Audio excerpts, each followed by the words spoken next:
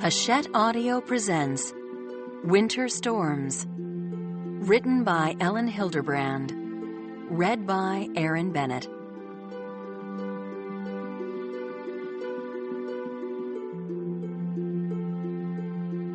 Dedication.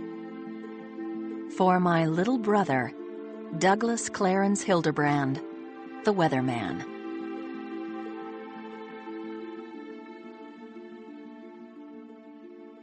Spring. Margaret. Here is a little-known fact about Margaret Quinn. She likes some news stories better than others. At the bottom of her list are terrorist attacks, random shootings, and the election. Margaret has to fight off her indifference on a daily basis. She has been on familiar terms with the past 3 presidents, and her overwhelming emotion toward them wasn't awe or admiration. It was pity. Being President of the United States is the most stressful, thankless job in the world, and Margaret can't fathom why anyone would voluntarily pursue it. End of topic. Margaret's favorite kind of news story is, would anyone believe this? The weather. The dull, the prosaic, the default, I have nothing else to talk about, so let's talk about the weather topic is, to Margaret's mind, a stunning daily phenomenon, overlooked and taken for granted. Margaret loves it all: hurricanes, tornadoes, blizzards, lightning storms, and the ultimate bonanza, an earthquake followed by a tsunami. This may seem sadistic, but even as she mourns any loss of life, she is intrigued by the science of it. Weather is a physical manifestation of the Earth's power. Margaret also likes that weather defies prediction. Meteorologists can get close, but there are no guarantees. The world, Margaret thinks, is full of surprises. Margaret's ex-husband, Kelly Quinn, has prostate cancer. He was diagnosed just before Christmas, which made for another muted maudlin holiday. Margaret was tempted to take a leave of absence from the network in order to manage Kelly's care, but Kelly's estranged wife, Mitzi, returned to the fold and is now very much in charge. After 20 years of barely concealed animosity, Margaret and Mitzi have come to a place of peace, bordering on friendship, and Margaret would like to keep it that way, so she's backed off. She gets updates every day or two from her daughter, Ava. Kelly's cancer is contained. It hasn't metastasized. He has been traveling back and forth to the Cape 5 days a week for his radiation treatments. Mitzi goes with him most days, although she's made no secret of the fact that she finds the radiation aggressive. She would prefer Kelly to treat his cancer holistically with herbs, kale smoothies, massage, energy work, and sleep. Margaret bites her tongue.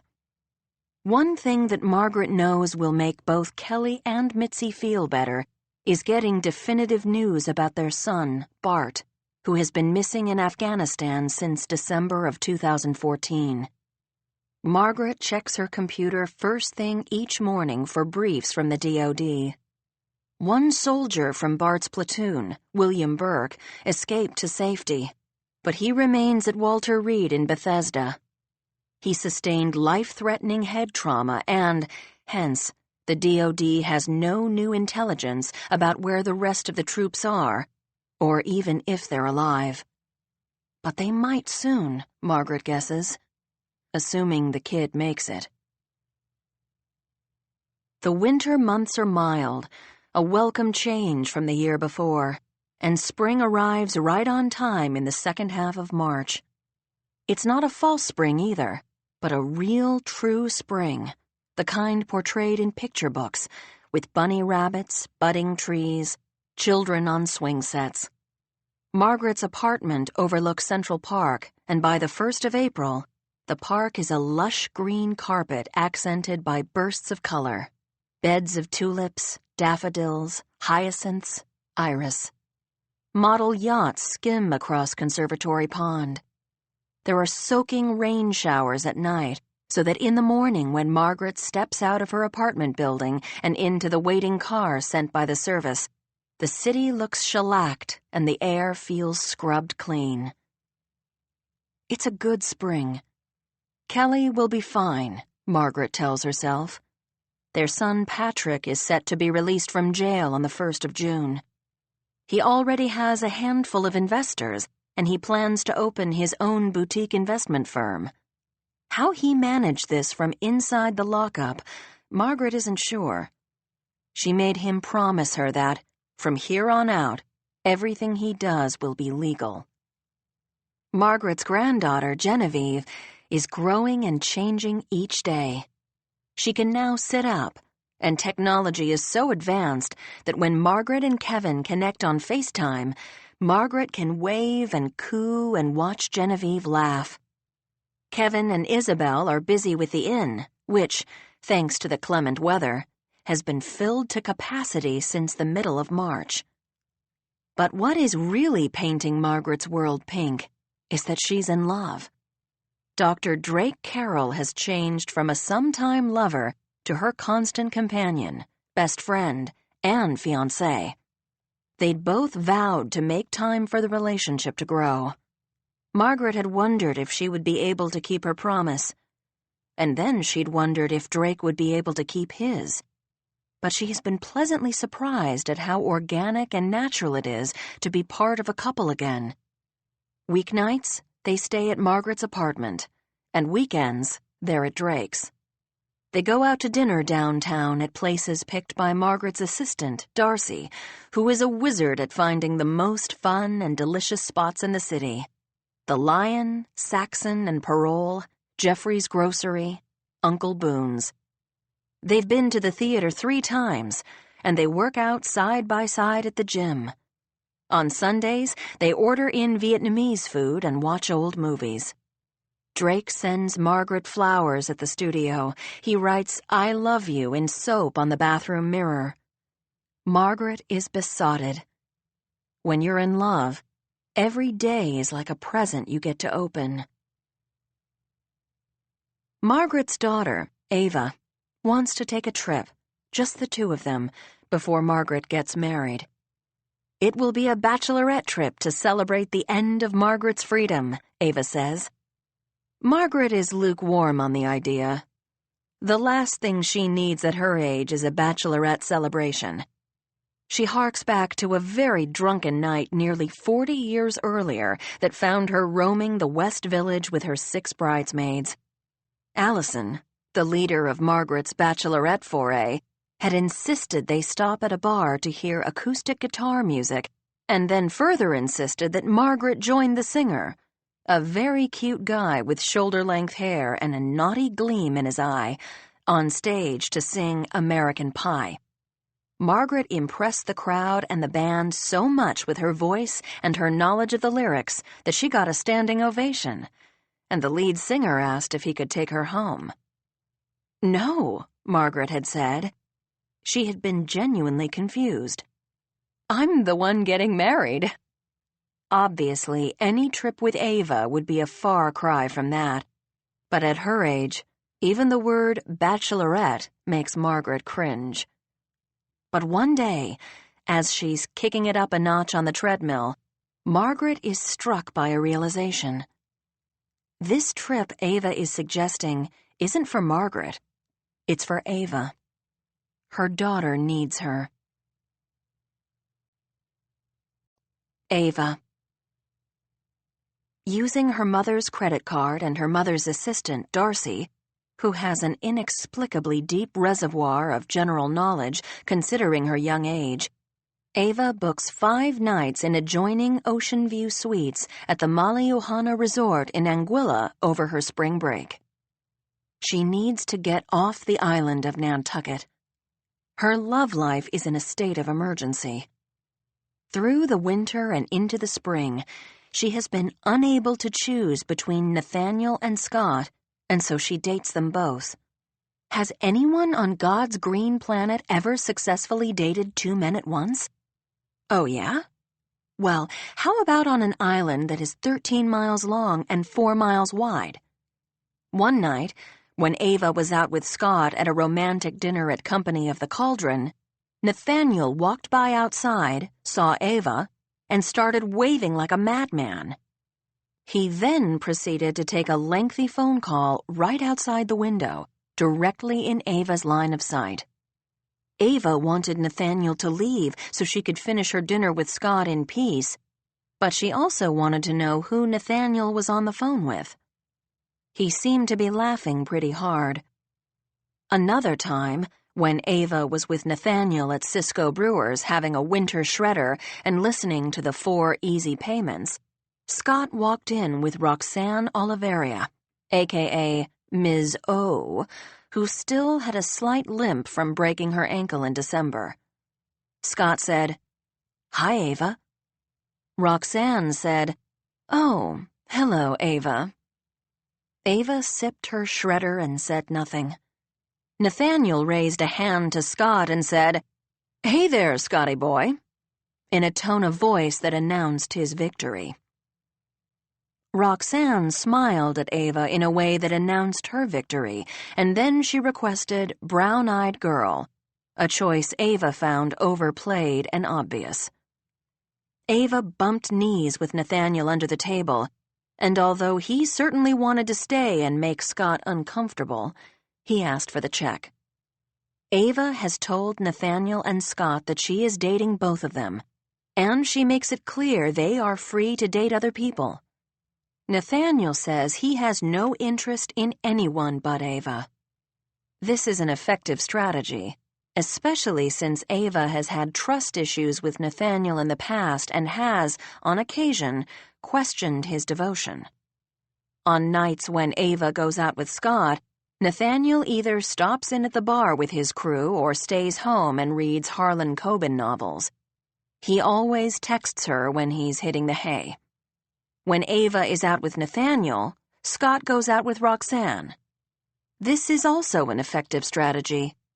Ava suspected that Roxanne was making a play for Scott, but she'd never believed Scott would fall for it.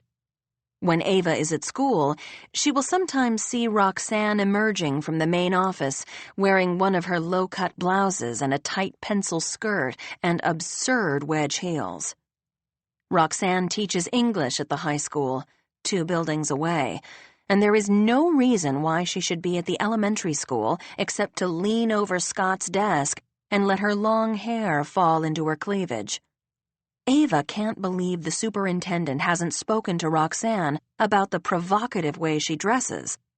And Ava can't believe Roxanne still insists on wearing heels even after she's broken her ankle on the cobblestones of Federal Street.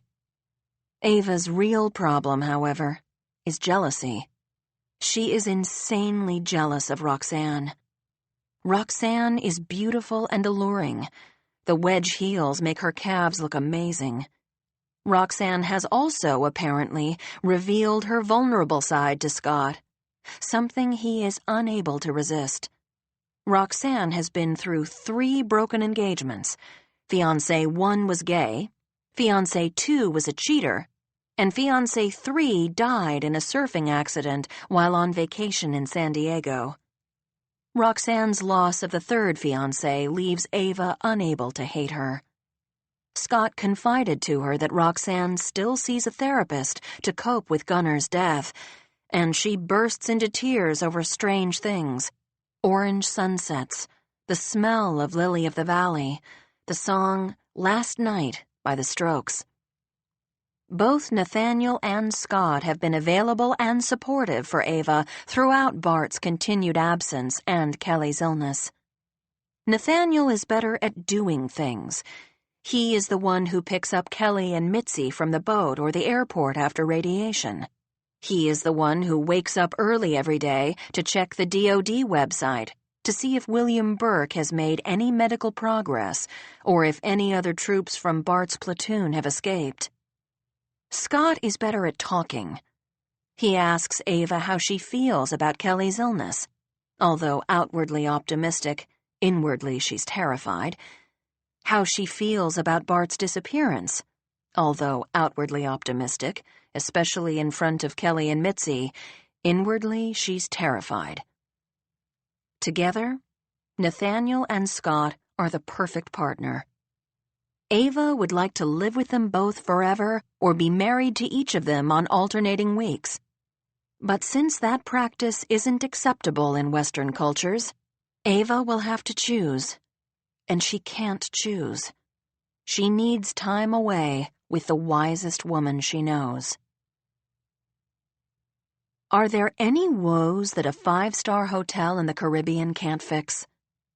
The Maliuhana Resort is set amid lush, impeccably manicured gardens that are silent but for the sound of a gurgling waterfall and birdsong. The spa is down one winding brick path, the fitness center down another. The lobby is Moroccan-inspired, with marble floors and rattan ceiling fans and gracious arches that frame the expansive view of the turquoise sea. Ava is further charmed by their connecting suites, pencil post beds with crisp linens and piles of fluffy white pillows, enormous soaking tubs, French champagne in the minibar, and a bright orange hammock chair on the balcony. Who needs Nathaniel? Who needs Scott? Here, Ava has to decide only between her Jane Green novel and her Anita Shreve, between the hotel's infinity pool and one of 3 secluded beach coves, between rum punch and a glass of chilled rosé. The first morning, Ava runs down the mile-long white crescent of sand that is Meads Bay. Then, at the Viceroy Hotel, she cuts in and runs another mile down the road. She passes a man, her age or a little older, who was wearing a Nantucket t-shirt and a hat from Cisco Brewers. Ava scowls. She can't get away. Nantucket is everywhere, even here on Anguilla. She gives the man a lame wave, then picks up her pace. Margaret has gone to the fitness center, and they meet for breakfast at 10 o'clock in the open-air restaurant, both of them still in their workout clothes. At the buffet, Ava piles her plate with pineapple, papaya, and mango, whereas Margaret dives into the French cheeses, the ham, salami, and pâté, and the warm croissants. The woman can eat whatever she wants and never gain an ounce. Ava sees the man in the Nantucket t-shirt sitting in the restaurant with a much older gentleman, probably his father or his uncle or his boss. Margaret notices the Nantucket t-shirt and says to him, "Oh, my daughter lives on Nantucket." "No, Mom," Ava says, but it's too late, of course. The man whips off his hat and stands up. He says, "You're Margaret Quinn." Ava closes her eyes.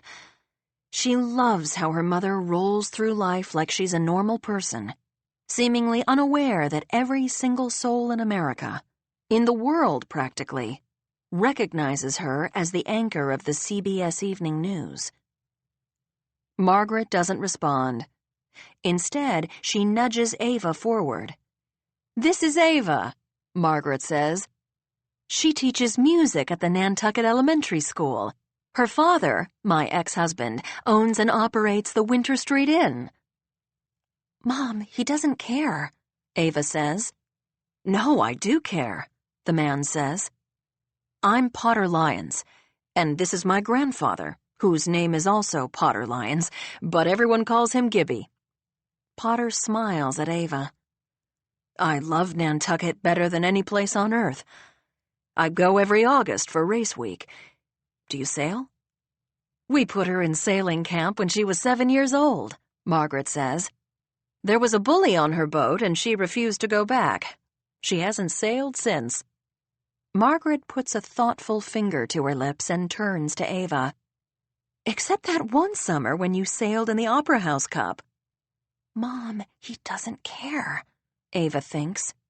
He's only appearing interested because it's Margaret Quinn talking, and she has a talent for making the mundane details of Ava's growing up sound like national news. Ava smiles at Potter and Gibby. "Confirmed," she says. The bully's name was Alex, and in 2009, I sailed in the Opera House Cup on the Shamrock.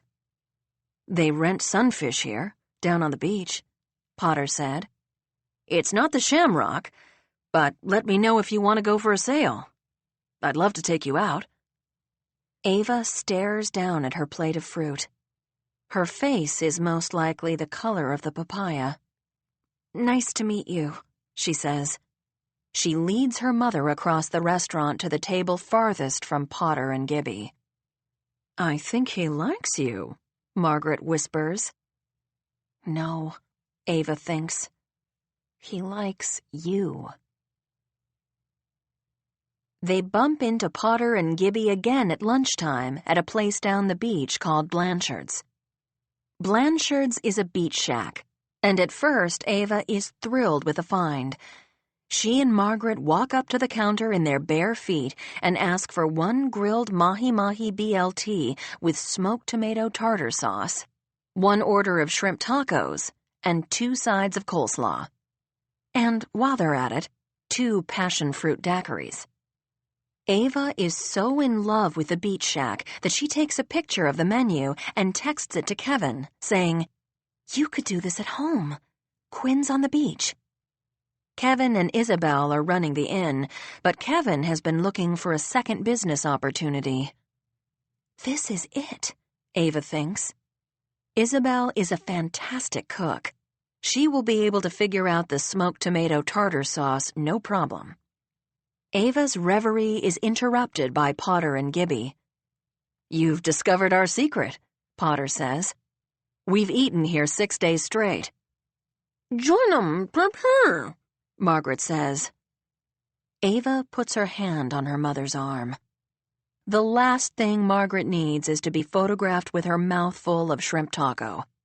She'll end up front and center in Us Weekly's Stars, They're Just Like Us. Talk with their mouths full. Besides, Ava fears Margaret was trying to say, "Join us, please." We're almost done, Ava says, though she's taken only 2 bites of her heavenly sandwich. Hey, do you want to go for that sail later? Potter asks. Ava looks up at him. He's wearing orange board shorts and a white polo shirt. He has a little bit of gray in his dark hair, and his eyes seem very blue, probably thanks to his tan. He's way too handsome for her. He must be pursuing her because she's Margaret Quinn's daughter. Let me see how I feel later, she says. The blue eyes light up. Great, he says. When he and Gibby walk away, Margaret says, You'd be a fool not to go.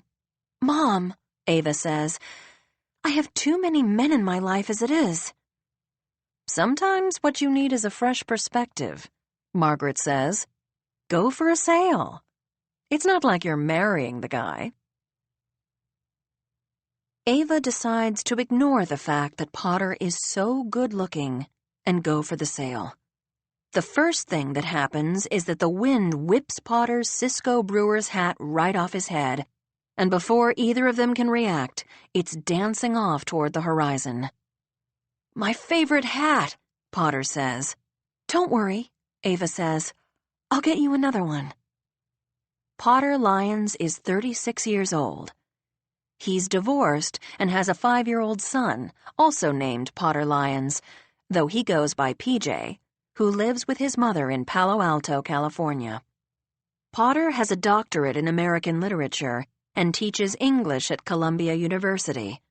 He wrote his dissertation on Jules Verne, 20,000 Leagues Under the Sea, and he teaches the most popular class in the department, which is entitled The Nautical Novel, From the Odyssey to Spartana. He lives in a 3-bedroom condo on the Upper West Side, only 10 blocks north of Margaret, and he owns a sailboat, Cassandra, which he keeps at the New York Yacht Club. Was Cassandra your wife? Ava asks. My grandmother, he says. Potter then tells her that his parents were killed in a car accident when he was in high school, and his grandparents, Gibby and Cassandra, took over raising him.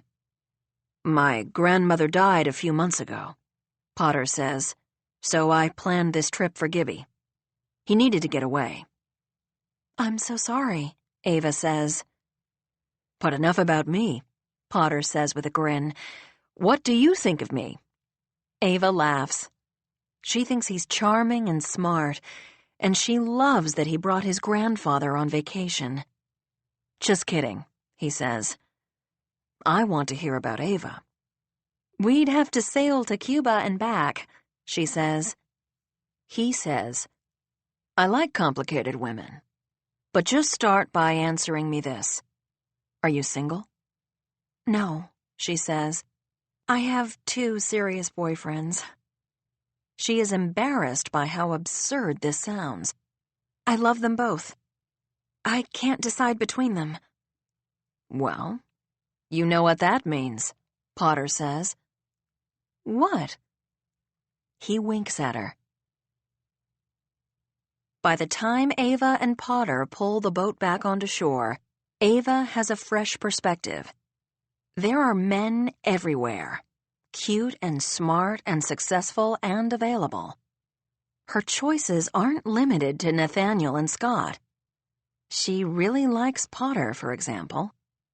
Do you want to meet for a drink later? She asks. It's our last night, Potter says. I think I'd better keep it just me and Gibby. Oh, Ava says. All right. She feels a little stung. How is this possible? She's been alone with this guy for only an hour. She wonders if she said something that turned him off. Possibly the thing about 2 serious boyfriends. She hastens back to the infinity pool, where she finds Margaret lying on her chaise, eyes at half-mast. Ava is very proud of her mother. She works at her laptop for only an hour in the early morning, and she calls Drake every night before bed.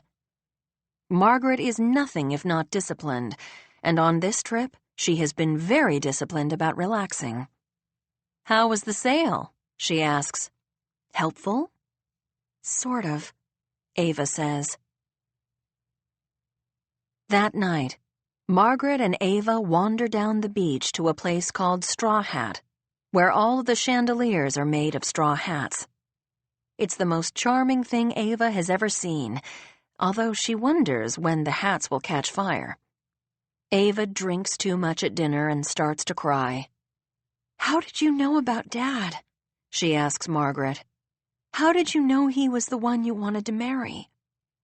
I was young and in love, Margaret says. I didn't think about it. When he asked, of course I said yes.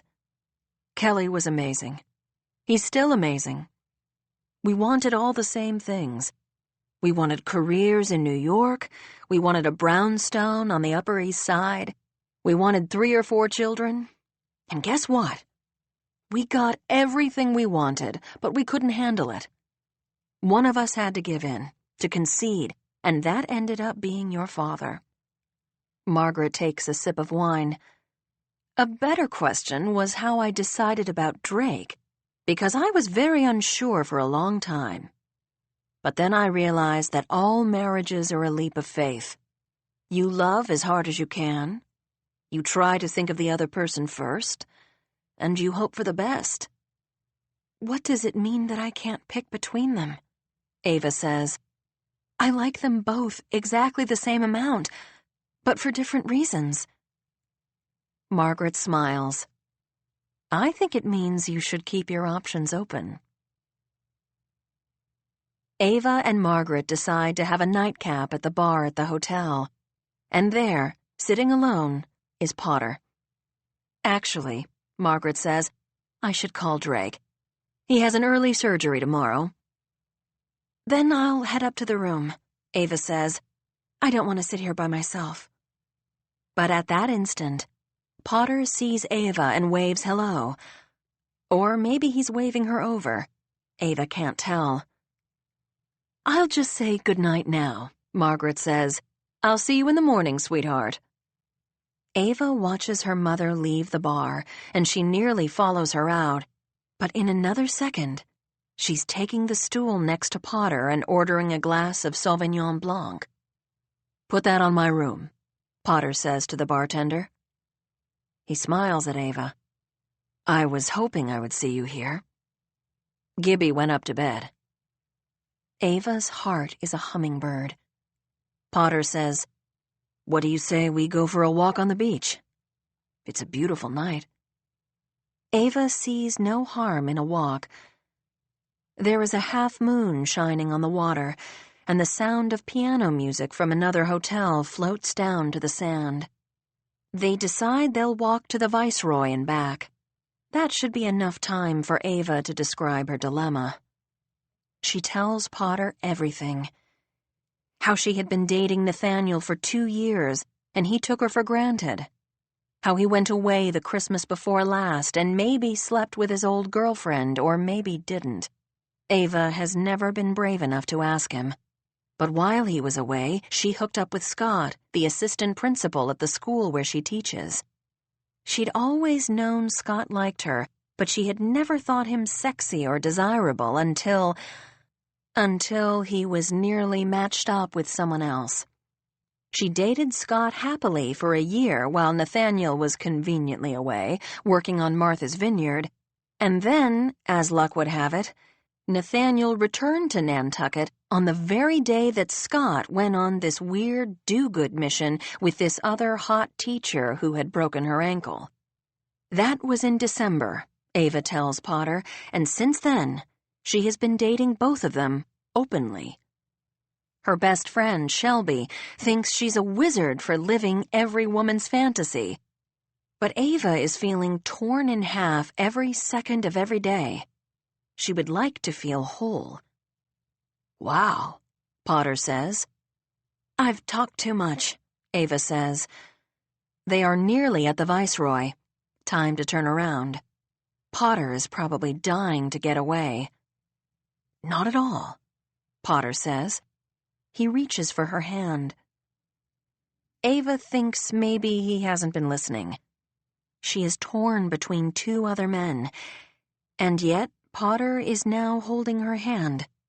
His hand is large and warm and strong, more like Scott's hand than Nathaniel's, although not really like Scott's hand at all. And holding it feels good. It feels like a fresh perspective. "Why did you and your wife split?" Ava asks. "We're both in academia," Potter says. "She's a Shakespeare scholar, which is not an uncrowded field, I'll tell you, and competition for spots is fierce. She got offered a tenure-track position at Stanford, and I had the same at Columbia. But since I'd been working there longer, my salary was nearly double hers. At the time, PJ was 2 years old and couldn't be separated from Trish, so he went with her. We both sort of thought we might be able to make a bi-coastal marriage work, but it didn't go that way. She fell in love with one of her teaching assistants." "Oh," Ava says. "Ouch." "He's British," Potter says. She loves the accent. They're almost back to the hotel, but Ava doesn't want the walk to end. She says, "Look, there's our sunfish." Potter says, "Would you like to sit for a minute?" Potter kisses Ava as she sits on the bow of the sunfish, just once, an exploratory mission, it seems. Then they kiss again, and again. Potter pulls away. "I'd love to see you the next time you come to the city," he says, "or this summer on Nantucket. Can I give you my number?" "Yes," Ava says, "and your address. I'm going to send you a new hat." Jennifer. She drives to exit 5 on Route 3 South, pulls into the parking lot of the Mayflower Deli, and waits. At 12:15, the black pickup drives up and parks beside her. Jennifer removes the envelope of cash from her purse and gets out of the car, scanning the lot for police or anyone who might be undercover. She casually walks to the driver's side. She hands Nora the envelope, and Nora hands Jennifer a bare aspirin bottle that contains 50 oxycodone pills. Nora says, "When does Patty get out?" "June 1st, Jennifer says. Nora's expression is sympathetic, and Jennifer softens toward her former sister-in-law. Gone are the days when Jennifer could claim some kind of moral superiority. Now, sadly, Nora is one of the most important people in Jennifer's life. Her dealer. Jennifer had meant to quit the Oxy after the holidays, but then she was faced with the quiet, cold weeks of January, and February brought Valentine's Day, and her husband was still incarcerated. Then came March, with its surprisingly beautiful weather. Everyone in Boston had spring fever. The sidewalk cafes were packed. Lovers held hands and lay on blankets on the Boston Common. Jennifer could see them from the window of her townhouse on Beacon Street. The sight depressed her. Then, in April, Jennifer took the boys away for spring break, to San Francisco to visit her mother. There was no way she could handle a week with her mother without pharmaceutical help. So now she finds herself in May still buying drugs from Nora. Meanwhile, she's trying to parent 3 boys and run her interior design business. Today, she has 2 large Kangxi blue and white porcelain vases, valued at over $25,000 apiece, in the back of her Volvo to deliver to a client in Duxbury. "So, will you be wanting any more, do you think?" Nora asks. Their implicit understanding has been that this new relationship of theirs will end once Patrick gets out of jail. Nora seems to be asking for confirmation of that. Does Nora possibly sense that Jennifer has become an addict? Well, yes, there is dependency, obviously, but is it permanent? Jennifer has blithely chosen to believe that once Patrick is back in the house, once he is back working, making money, helping out with the boys, and sleeping next to Jennifer in bed, there will be no need for the pills. Patrick's return will be her drug. Most likely, Nora is concerned only for her own welfare. Her lifestyle has certainly improved with this new line of work. Jennifer can hardly be her sole client. Nora is probably supplying pills to half the housewives between Mashpee and Mansfield. Her appearance has changed. She has started wearing Eileen Fisher in an eerie, or perhaps flattering, echo of Jennifer herself. Nora Vale, once all denim and leather, is now silk and linen. And she's got on earrings that Jennifer recognizes as Jessica Hicks. Wow. At this rate, Jennifer might soon be Nora's decorator. The thought isn't all that outlandish. Okay, Jennifer thinks. Time to leave. "I have to scoot," she says. "I have 2 Chinese vases waiting to meet their new parents." "So, this is it then?" Nora says. She eyes the front of the deli. "You don't want to go in and grab a sandwich real quick, do you?" Jennifer is touched, but also alarmed, mostly at her own feelings of fear and regret. She has grown to sort of like Nora now that their connection has nothing to do with the Quinn family, and she will miss their weekly meetings, in a way. "I'll call you the next time I'm on the island," Jennifer says. Nora's face falls. Both she and Jennifer know Jennifer will never call. Even if she wanted to, she couldn't. "Okay then," Nora says. "See you around." Kelly. The week after his final radiation treatment, Kelly returns to Mass General for an MRI to determine if his cancer is gone.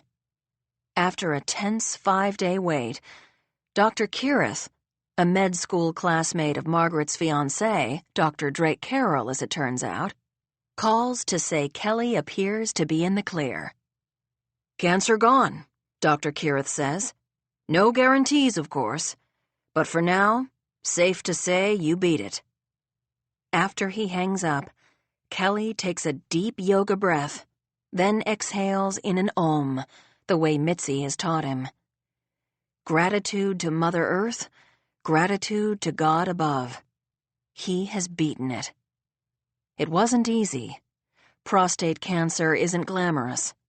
Kelly spent over a month in adult diapers, a fact he'd like to forget as soon as possible. And the radiation exhausted him. Thank God Mitzi had left George and come back to him. She took complete control of his treatment and made every decision. She brought Kelly breakfast in bed each morning, organic acai bowls with fruit and seeds and nuts, and every night she read to him. They got through the first 3 Harry Potters, books Kelly had longed to read. He loved magical fantasy stories, but back when they were published, his kids were far too old for them and his grandchildren not old enough. Mitzi has a wonderful reading voice, clear and expressive, and at one point, Kelly had rolled toward her and said, "Have you ever considered a career in broadcasting?" She glowered at him. "I'm Mitzi, Kelly, not Margaret." "I know that," Kelly had said, although he then realized he'd gotten mixed up for a second. That was another side effect of the radiation, mental confusion. Kelly had such intense dreams that he sometimes mistook them for reality. In the most vivid, the U.S. military made contact with members of the Afghan rebel group Belai, the faction that was holding Bart and his comrades prisoner, and asked what they would accept in exchange for the soldiers. The Belai had responded that they wanted Leonardo DiCaprio and 100 dozen Mrs. Fields chocolate chip cookies. The transaction had gone through and Bart had come home, whole and unharmed, unmarred except for a tattoo of a star on his cheek. Mitzi had screamed, her baby's face.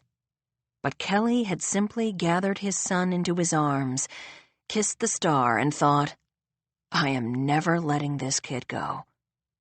When Kelly woke up, he'd experienced that particular elation one feels when something valuable that has been lost is returned.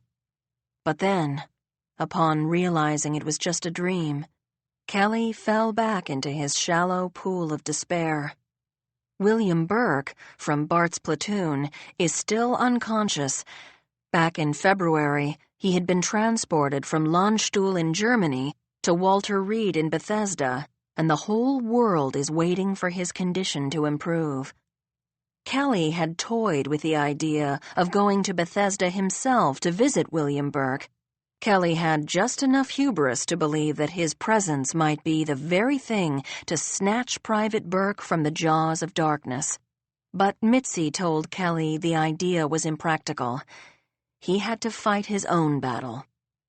He has fought the battle and emerged victorious. He will tell everyone the news soon enough.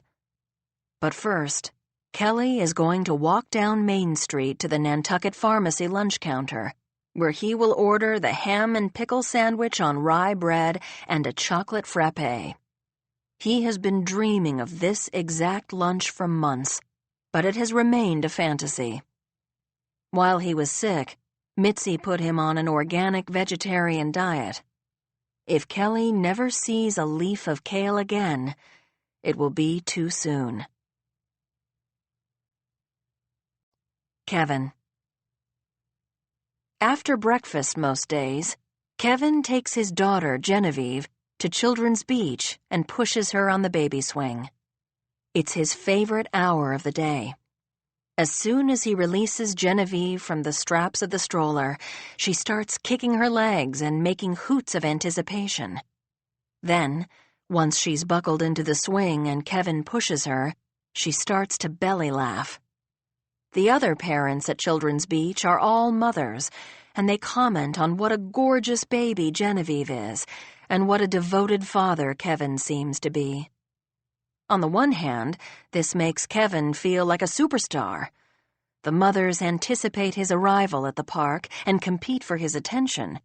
But on the other, it makes him feel like a loser. He's here at the park with the mothers. Their husbands are at work. Kevin, too, should be at work. For over a year, Kevin and Isabel have been running the Winter Street Inn. Kevin assumed Mitzi's duties when Mitzi left, and then when Kelly got sick, he took over Kelly's duties as well. But 2 weeks earlier, Kelly was given a clean bill of health. He and Mitzi are back together, and, suddenly, there are 3 jobs for 4 people. Isabel is indispensable. She is the cook and the housekeeping manager. All Kevin has proved useful for is taking the heavy loads of dirty linen down to the basement. Kevin needs another job. He toys with going back to the bar, but the day shift doesn't bring in any tips, and if he works at night, he'll never see Isabel. A few weeks earlier, Margaret and Ava went to Anguilla on vacation, and Ava texted Kevin a photo of a beach shack where they ate lunch every day. She said, "You could do this at home. Quinn's on the beach." Kevin had studied the menu. Grilled fish sandwiches, tacos, rice bowls, flatbreads, salads, frozen drinks, ice cream. Ava's right. Nantucket needs a place like this. There is the jetties on the North Shore, and what a gold mine that place has turned out to be. But the South Shore, which is where all the teenagers and college kids hang out, is a lunch wasteland. The shack on Surfside Beach used to sell hamburgers, hot dogs, and ice pops, but it shut down a few years ago. Could Kevin take over the lease and turn it into something better than it had ever been? It wouldn't hurt to find out.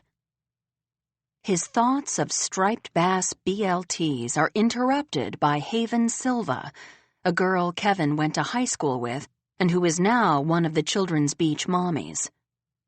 Haven has gained a lot of clout with the other mothers because she knows Kevin from another life. The 2 of them are in a private club of sorts. They both grew up on the island. Haven really grew up here, was born and raised, as opposed to Kevin, who summered on Nantucket from infancy to age 14 when he moved here year-round. Kevin marvels at how his fellow islanders feel like family to him. He remembers Haven with braces. He remembers that she left for boarding school at Tabor in their sophomore year, but was back by Christmas because her younger brother Danny had had a seizure during recess and died. Kevin had gone to the funeral. The whole island had gone to the funeral. After college, Haven returned to Nantucket. She waitressed at the Lobster Trap for a while, then took the office manager position at Don Allen Ford. Her mother died, and Haven moved back in with her father.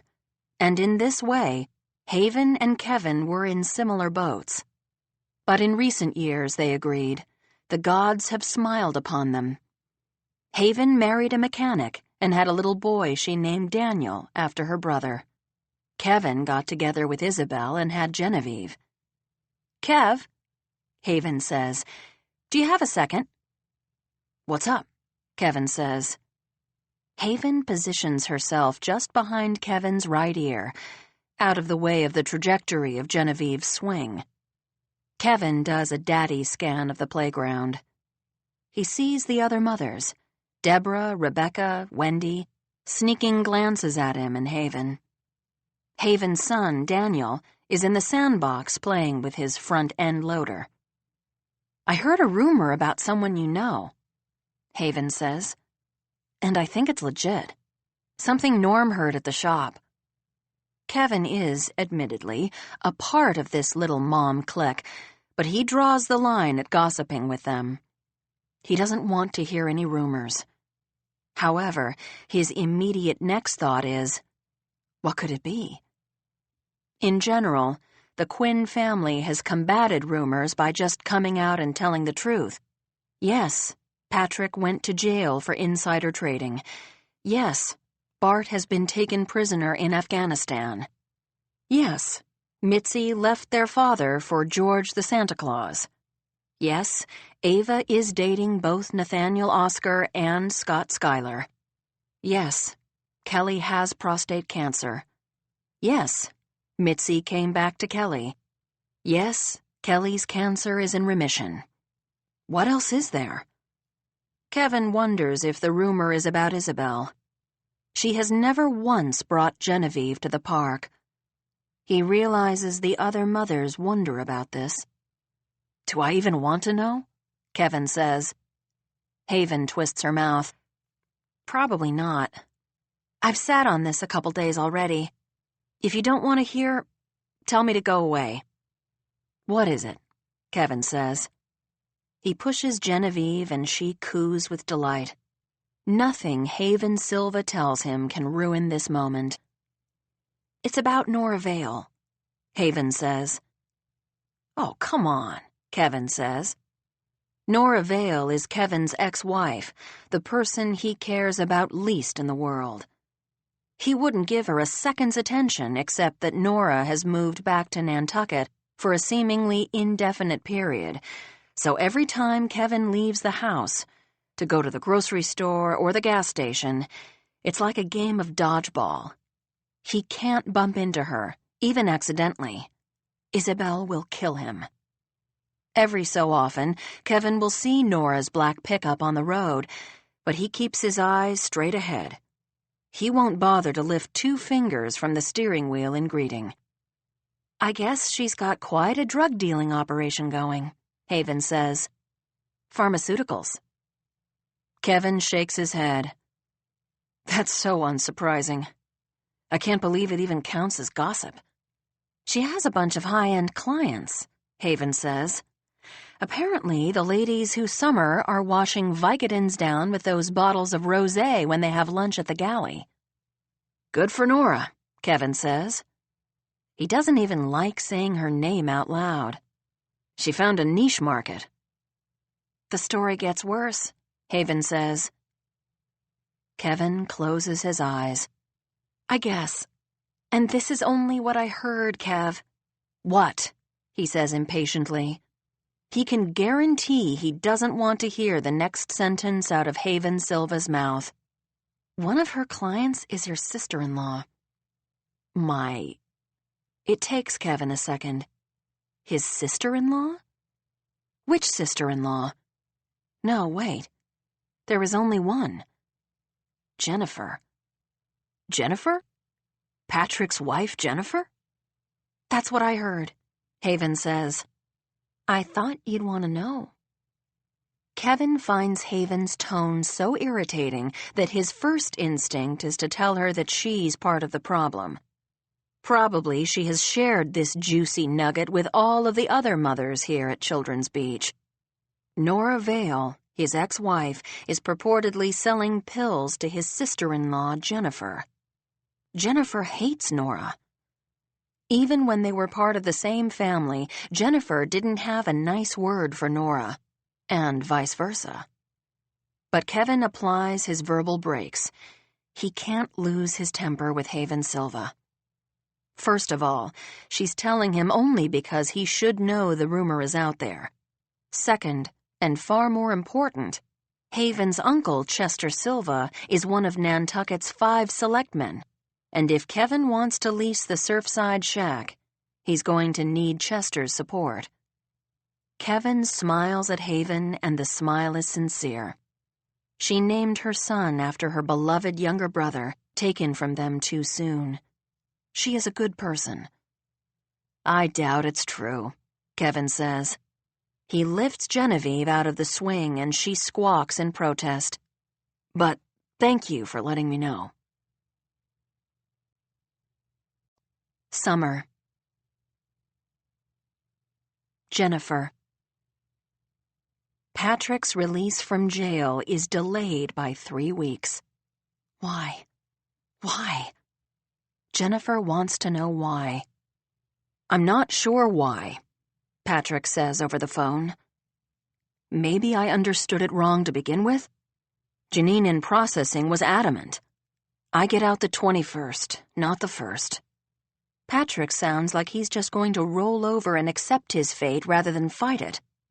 He has been in jail too long. He's become submissive. Where is her take charge, fix everything husband? Have you called Hollis? Jennifer asks. I called him, he knows, but there's nothing he can do about it. And even if there were something he could do about it, it would likely take the same amount of time I have to wait anyway. It's only 3 more weeks, Patrick says. I've gotten through 18 months. I can wait 3 more weeks. Maybe he can, but Jennifer can't. June 1 is decorated with a pink heart on her calendar. In her mind, the day is a starburst. She has rationed her energy and her patience to make it to June 1, not a day longer, and certainly not 3 weeks longer. She has already planned a family dinner for Patrick's first night home. Poached salmon with mustard dill sauce and the crispy potato croquettes that Patrick loves. And then the following 2 nights, Jennifer has farmed the boys out on sleepovers so that she and Patrick can have the house to themselves. She has bought new lingerie and new sheets. She has ordered a tin of Osetra caviar and chilled a vintage bottle of Verve. She has told Jamie, their youngest, that Patrick will make it to his final lacrosse game of the season. The plans are so embedded in Jennifer's mind that she can't shift them forward 3 weeks. She just can't. It sounds like you want to stay in jail, Jennifer says. Maybe you have a little romance going on with Janine from processing. Jennifer, Patrick says, please. Please what? Please try to understand. This isn't my fault. It isn't anyone's fault. It was a misunderstanding. A scheduling glitch. Jennifer nods into the phone, but she can't speak. She knows it's not Patrick's fault. She knows she should accept this news gracefully and adjust her expectations. She's an interior designer. She, of all people, understands delays. It happens all the time in her business. Carpets from India get stuck in customs. Quarries run out of a particular kind of granite. Her son Barrett gets walking pneumonia, and Jennifer has to postpone an installation by a week. Okay, she says. We'll see you on the 21st. That's my girl, Patrick says. Jennifer hangs up the phone. Immediately, she calls Nora Vale. It's June 20, the first day of summer, when Jennifer drives out to Shirley, Massachusetts, to pick Patrick up. She can't seem to control her nerves, despite eating 2 Ativan for breakfast. Her heart is slamming in her chest, almost as if she's afraid. Afraid of what? She went to visit Patrick a week ago Thursday and talked to him on yesterday afternoon. But this is different. He's coming home. He's coming home. Patrick is standing by the gate with his favorite guard, Becker, a man even Jennifer has come to know and appreciate. Jennifer barely remembers to put the car in park. She jumps out and runs into Patrick's arms. He picks her up, and they kiss like crazy teenagers until Becker clears his throat and says, "You all need to get a room." Patrick shakes Becker's hand and says, "Thanks for having my back, man. I'm gonna miss you." "No, you won't," Becker says with a smile. "Now get out of here." Patrick drives them home. He says, "It's like the world is brand new. I miss driving." "You hate driving," Jennifer says. "I'll never complain about it again," Patrick says. "I'll never complain about anything again." It's a good lesson about the things we take for granted, Jennifer thinks. Patrick re-enters the free world with the enthusiasm of a child. Jennifer says, "What do you want to do first?" He gives her a look as if to say, "Do you even have to ask that?" She swats his arm. "After that." "I want to hug my children," he says. "Obviously," Jennifer says. "After that." "I want to stop at the store and get a cold 6-pack," he says. "I want to smell a flower. I want to take a bath. I want to get into a bed with my head on 3 fluffy pillows. I want to swim in the ocean. I want to go to the movies and get popcorn with too much butter. I want a glass of water filled with ice. You have no idea how much I've missed ice. I want to walk across Boston Common and smell the marijuana smoke and get asked for spare change. I want to wear my watch. I want to download music. I want to watch the sun go down. I want to throw the lacrosse ball with Jamie. I want to meet my new niece. I want my electric toothbrush. I want to wear my shirts, my boxers, my loafers. He pauses. He seems overcome. There are so many things. There will be time, Jennifer says. I promise. She knows what he means. He's here, right here next to her. She puts her hand on the back of his head. She never wants to stop touching him. And you, Patrick says, you are amazing. You held everything together. You were so strong. You deserve a medal. I wouldn't have blamed you if you'd left me, Jenny. I would never leave you, she says. I don't know how you did it, he says. I don't know how you got through the days.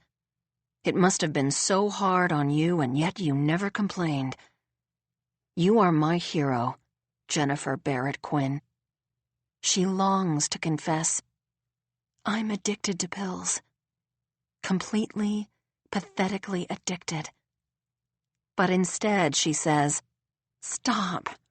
You're embarrassing me. Ava. June 20 is the first day of summer and the last day of school. Ava can remember only one other year when the two converged, but everyone finds it fitting, a seasonal passing of the baton. The day is sweltering, and, naturally, tradition dictates that the majority of the last day is spent with the entire school packed together in the gymnasium, the one room in the building that defies even the most powerful air conditioning. Ava has begged Principal Kubish to keep the two back doors propped open for ventilation, despite the fact that, in this day and age, it's a security violation. There is a pint-sized version of pomp and circumstance for the departing fifth graders, and Ava is overcome with nostalgia.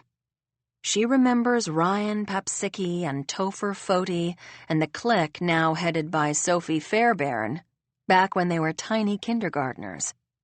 Today, Sophie has seen fit to wear a lace bustier and show off her double-pierced ears. She'll be a big hit in middle school. Ava herds the fourth graders into rows of chairs for their 3 minutes of fame.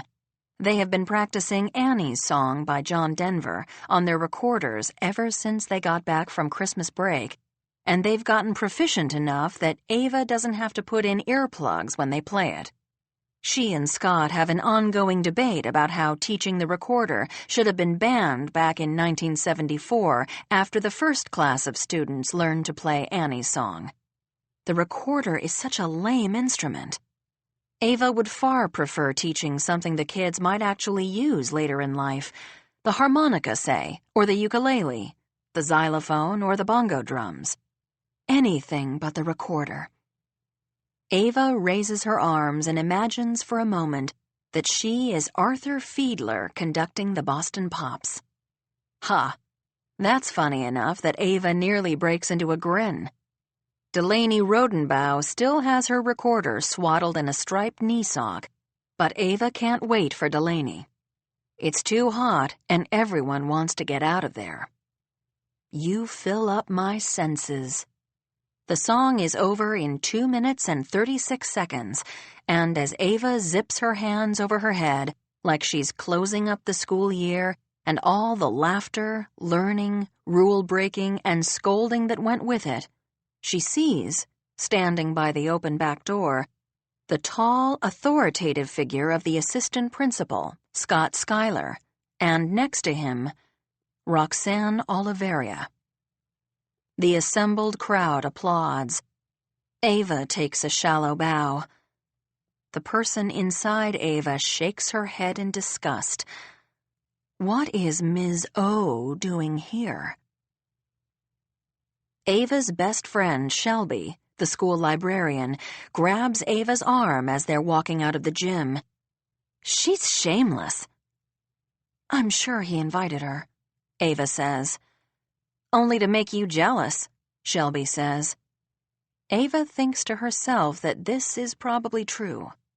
Somehow, Scott and Ms. O have teleported themselves from the back door of the gym to just outside the main office, where they are jointly waving goodbye to the students, like Mr. and Mrs. America on a parade float. Ava is so perplexed. What is Roxanne doing here? That she allows herself to be carried along on a wave of students, giddy with escape. She gets close enough that Roxanne can grab Ava's arm. "Congratulations," she says. "Thanks," Ava says. "This is my favorite day of the year," Roxanne says. Ava makes a face. Roxanne teaches high school English. The high school got out last week. For the past 7 days, Roxanne has been reading the new Nancy Thayer novel and catching up on Netflix. Whatever, Ava thinks. She wants to get away, but there are kids everywhere. Scott is involved in high-fiving all of the children from his special advisory group, kids who were considered at risk at the beginning of the year, but who are now contributing citizens. "Tuscany?" Roxanne says. Ava looks at her, alarmed. Is Roxanne still talking to her? "I'm sorry?" Ava says. "Did Scott tell you he's taking me to Tuscany?" Roxanne says. "We've rented a villa." Ava is too blindsided to bluff. "No," she says. "He did not tell me that." "We leave tonight," Roxanne says. Ava collects her things from her room. The previous year, on the last day of school, she and Scott had stopped at Henry's Jr. for sandwiches and Hatch's for beer, and then had driven Ava's Jeep up to Great Point, where they stayed until the sun went down. Tuscany. A villa. Ava had had drinks with Scott on Saturday night at the Jetties. Drinks turned into a dozen oysters at the bar, which turned into dinner. Marshall sat them at the table he called Romance Number 1, set apart from all the other tables and lit only by candles. They ordered a crisp white wine and the lobster pizza, and they'd listened to the guitar player do a pretty creative acoustic version of Paradise by the Dashboard Light. Ava went back to Scott's place afterward, and then in the morning, they'd gone to the Downey Flake for breakfast, where they saw half the school faculty. Ava told Scott how excited she was to work with Kevin at Quinn's on the Beach, 4 days a week, 11 to 5. Scott had kissed Ava and said, "But I'll never see you." "You can come visit," Ava said. "I'll make you a frappé." Scott had not said one word about taking Roxanne to Tuscany or renting a villa. Ava bristles. Scott has never taken Ava anywhere except to Tuckernuck, which is a whopping half a mile from Mattocket Harbor by boat. They had stayed 2 nights in the old schoolhouse, which was appropriate for 2 educators. The schoolhouse was home to field mice and spiders, and Ava had to relieve herself in a bucket. It was not a villa in Tuscany. She considers sending Scott a text. But what would she say? That she's hurt? Obviously, he realizes this. That he should have told Ava himself instead of letting Roxanne drop the news like a dirty bomb? Obviously, he realizes this as well. Next, Ava considers sending Shelby a text. But Shelby has a husband and a cute baby boy waiting for her at home. She claims she loves hearing about the drama in Ava's life, but she's lying. Ava slogs through the heat out to the parking lot. Silence will be her weapon of choice, she decides. Scott can go to Tuscany tomorrow.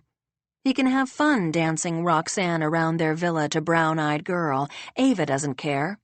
She won't call, she won't text. She will be a stone wall of impenetrable silence, a fortress of non-communication. Then Ava finds a dozen pale pink roses lying across the front seat of her Jeep. Her heart lifts briefly. Scott? There's a note on top. Congrats, babe. Meet me on the straight wharf tonight at 7:30 sharp. Love, N. Nathaniel. Ava can't help herself. She feels let down. She wonders if this means she's any closer to solving her quandary. Does she really love Scott? Or is it a false construct? She loves Scott only because Scott is taking Roxanne to Tuscany. She lifts the roses and inhales. She stands in the parking lot sniffing her lavish bouquet a little longer than she might have normally, hoping that Scott will come out and see her. His Explorer is 3 cars away from her car in the parking lot. Has Scott ever expressed any interest in going to Italy? Africa, yes. The Peace Corps, a lifelong dream. But Italy? Scott doesn't even like Italian food. After another few seconds, Ava feels like an idiot. She tosses the roses onto the passenger seat and drives home to the inn. At home, there is a bottle of Veuve Clicquot sitting on ice on the kitchen counter. For me? She wonders. That doesn't seem right. Ava's family is wonderful and nurturing, but would anyone have remembered that it was her last day of school and chosen to celebrate it? Mitzi and Kelly are both in the kitchen. Mitzi is reaching for the champagne flutes, and Kelly is pulling the blueberry brie out of the oven. Kelly never serves his blueberry brie to the guests. It's strictly a family treat. But what's the occasion? Hey, Ava says, I'm home. Just in time, Kelly says. He sets the brie on the counter, and Ava gazes at it longingly. What's going on? She asks, and then her eyes bulge. Have they found Bart? Your brother, Kelly says. Ava starts to shake. Her chest constricts. She has imagined Bart's return every day since he went missing. She's imagined the instant she hears the news. She imagines her wondrous relief, the anxiety being lifted off her shoulders by a host of angels. But no, she thinks. Mitzi isn't emotional enough. If it were Bart, Mitzi would be on her knees weeping. My brother? Ava says. Patrick, Kelly says. He got out of jail this morning. Right, Ava says. In a side pocket of her mind, she'd known this. Is he here? No, Mitzi says. He's at home with Jennifer and the kids, but we decided to celebrate anyway. Ava nods and accepts a champagne flute. She feels a twinge of irritation. They're celebrating the brother who broke the law and ended up in jail, while the brother who set out to defend the country's freedom is, best case scenario, imprisoned by enemy forces. But, okay, they're the Quinns. Ava supposes she should just drink her champagne, eat the most delicious cheese on earth, and celebrate Patrick's release. Kevin, Isabel, and Genevieve stroll into the kitchen. Kevin swings Genevieve between his legs. You're going to dislocate her shoulders, Mitzi cries. She's tough, Kevin says. Then he lifts her up and kisses her cheek. My tough baby girl. The time with her family does wonders for Ava's mood. After a glass and a half of champagne and 2 crostini smothered with a gooey, fruity cheese, Ava repairs to the shower. She'll meet Nathaniel on the straight wharf, and she will wear a knockout dress and put her hair in a loose bun the way he likes it. Are you going out with Scott or Nathaniel tonight? Mitzi asks as Ava heads out the back door of the inn. Nathaniel, Ava says. Scott is going to Tuscany with Roxanne. Oh, Mitzi says. Oh my.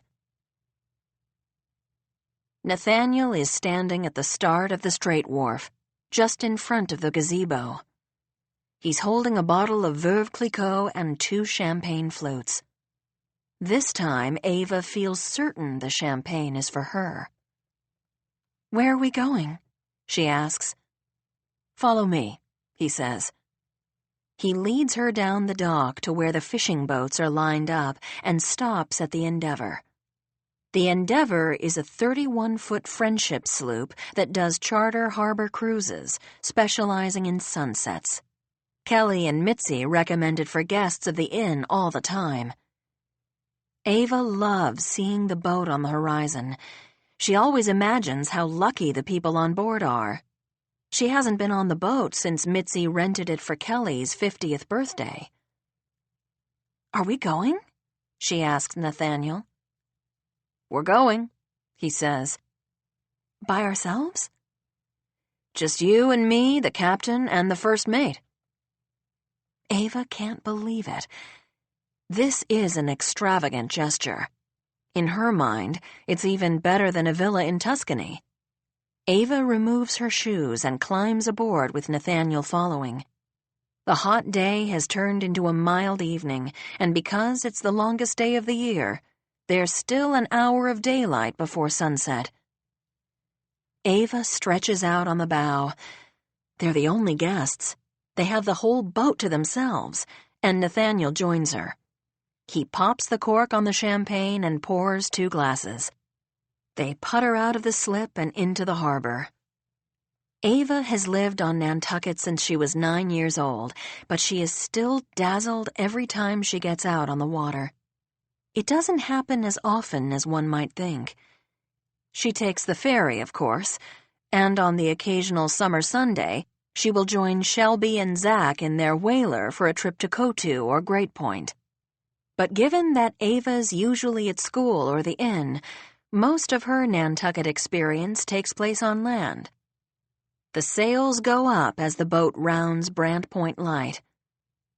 There are a couple of kids on the beach collecting horseshoe crabs.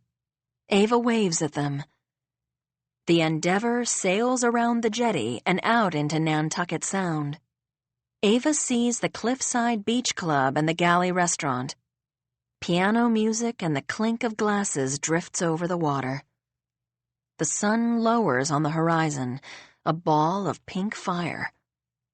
Nathaniel is wearing a white linen shirt and the faded Madras shorts that are her favorite. Nathaniel's a builder and works outside, so he's already very tan, and he's let the scruff on his face grow for 3 days. Ava loves it this way. He is so handsome, she thinks, and talented and funny. He can have any girl he wants. She looks at the water. "This is," Ava says. She's worried that by choosing a word, any word, she will be limiting the magnificence and beauty of the night. "It's..." "Ava," Nathaniel says. She turns. He's holding a black box. He opens the box. Diamond ring. "I want you to be my wife," he says. "Will you marry me?" Ava blinks. She looks at the ring sparkle. She looks into Nathaniel's green eyes, notices the slightly nervous set of his smile, and then casts her gaze up. Across the darkening sky are the contrails of an airplane. Ava imagines it's Scott and Roxanne's plane, heading to Tuscany. "Yes," she says. Nathaniel stands up on the bow and raises his arms in a V. "She said yes!" he shouts. "She said yes!" Ava laughs. She gets to her feet and kisses him. From behind the wheel, the captain calls out, "Congratulations!" "Thank you," Ava says. Her eyes follow the trajectory of the contrails until they fade away. Later, over a dinner of oyster sliders and lobster rolls at Crew, Nathaniel says, "I signed on for a new job today." Yeah, Ava says, as Mr. Ava Quinn. She can't stop looking at the ring on her finger. She feels like a completely different person, a person who has been proposed to, and in the most romantic way possible. Well, yeah, Nathaniel says. And I also got a new building job. It's a compound like nothing I've ever seen. A 6,000-square-foot main house, a pool house, a 4-car garage, and 3 guest cottages for the kids. Wow, Ava says. She greatly respects Nathaniel's skills as a carpenter. He is held in very high esteem professionally. But where work is concerned, she has more in common with Scott. She has to stop comparing them, she thinks. She's made her decision, right? Nathaniel. She looks at the ring.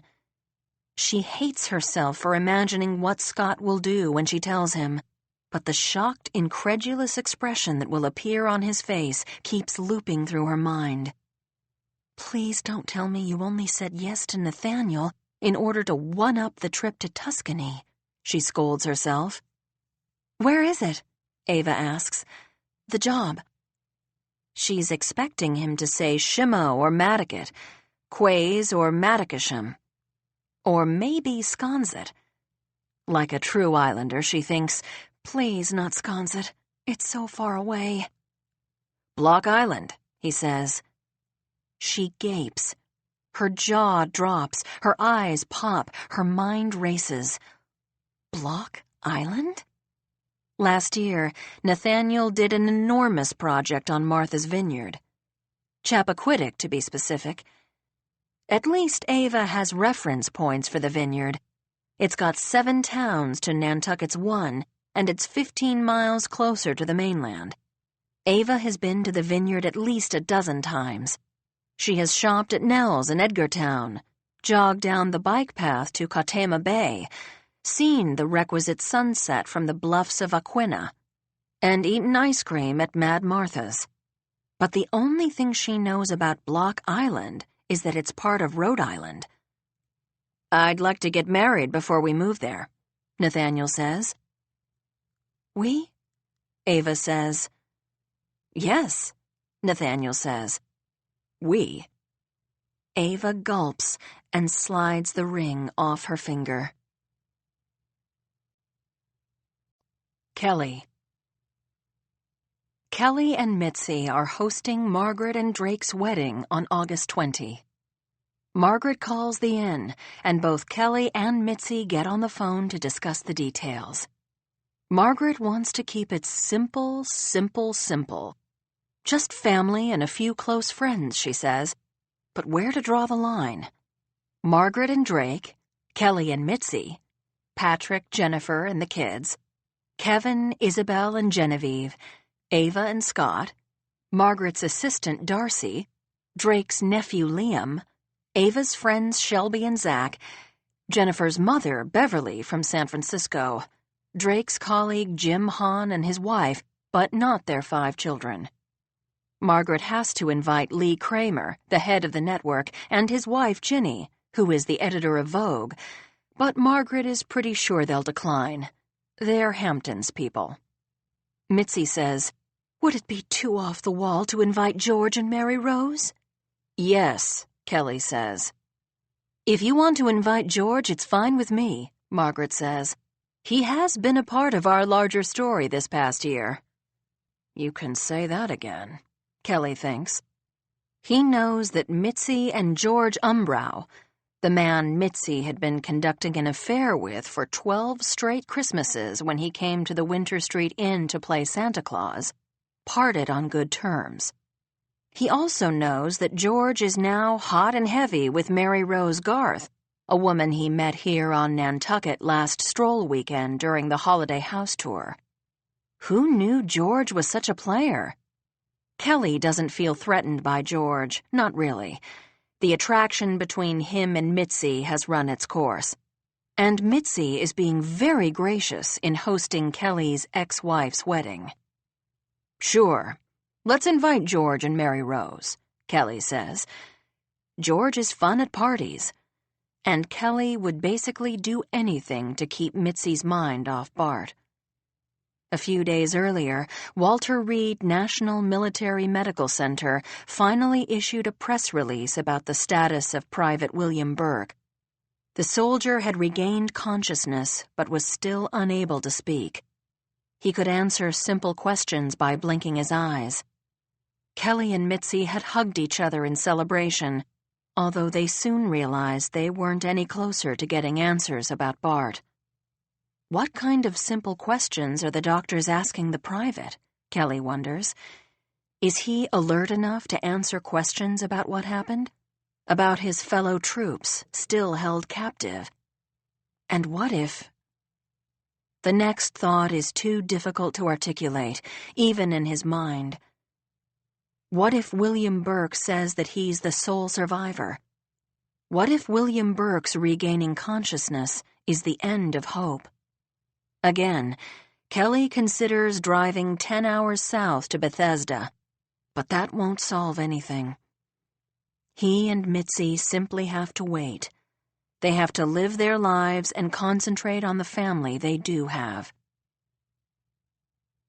Margaret and Drake's wedding will be held on the beach out at Eel Point. Catherine, the town clerk, will marry Margaret and Drake, and there will be a harp player, a trumpet player, and a cellist. But Margaret keeps adding surprises. At the beginning of August, Margaret and Drake had dinner at the club car.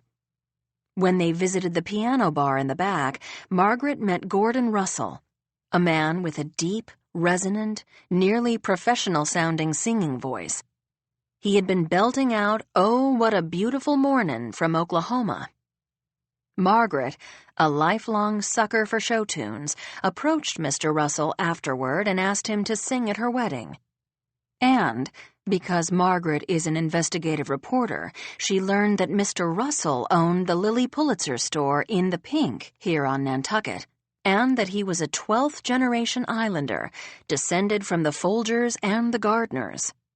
In all ways, Gordon Russell is a valuable, interesting addition to the group. "What song is he singing?" Kelly asks. "The wedding song," Margaret says casually. This gives Kelly pause. The wedding song? The old chestnut sung by Paul Stookey of Peter, Paul, and Mary that was so in vogue 40 years earlier when Margaret and Kelly got married? Hadn't he and Margaret wanted Kelly's brother, Avery, to sing the wedding song at their wedding?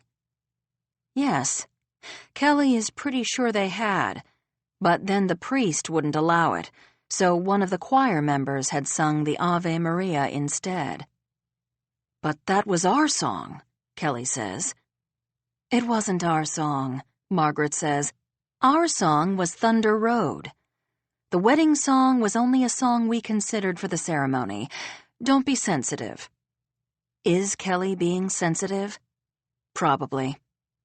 What does it matter if Margaret is recycling their first choice of song?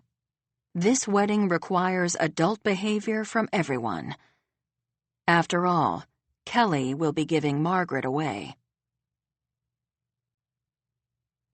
Kevin. Quinn's on the Beach is a gangbuster success, a beyond his wildest dreams money-making machine. Kevin hasn't slept since Memorial Day, but by the end of 4th of July weekend, he is able to pay Kelly and Margaret back the money they lent him to get the business up and running. From the time the shack opens at 11 o'clock in the morning until it closes at 5, there is a line all the way through the parking lot to the road. Quinn's on the Beach is written up in N Magazine, the blog Man About Town, and the Inquirer and Mirror. People are crazy about the striped bass BLT made with Bartlett's Farm tomatoes, gem lettuce, and lemon herb mayonnaise and presented on a soft pumpernickel roll. On an average day, he sells 200 sandwiches at $15 apiece. If Kevin weren't so bone-tired, he would be ecstatically happy. Finally, at the age of 38, he has done it. Found his calling. He is no longer slinging drinks at the bar. He is no longer working for his father.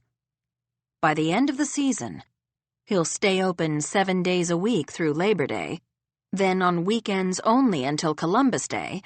He reckons he'll have enough money that he, Isabel, and Genevieve can find their own place to live. There are many things Kevin loves about Quinn's other than the money. For example, he loves working with Ava. He figures that could have gone either way, but the two of them turn out to be an outstanding team. Ava is brilliant at taking orders and manning the register. He loves to hear her banter with the kids, especially her students from the elementary school. She also excels at the upsell: lobster tacos instead of beef tacos, frappes instead of sodas. And she has phenomenal taste in music. For the shack, she made a variety of playlists. There's the tropical playlist: Buffett, Bob Marley, Michael Franti. The classic rock playlist: Stones, Clapton, Zeppelin. And the acoustic playlist: Coldplay, James Taylor, some long-lost Springsteen tracks. Kevin sees every person he has ever known, and he meets new people every day.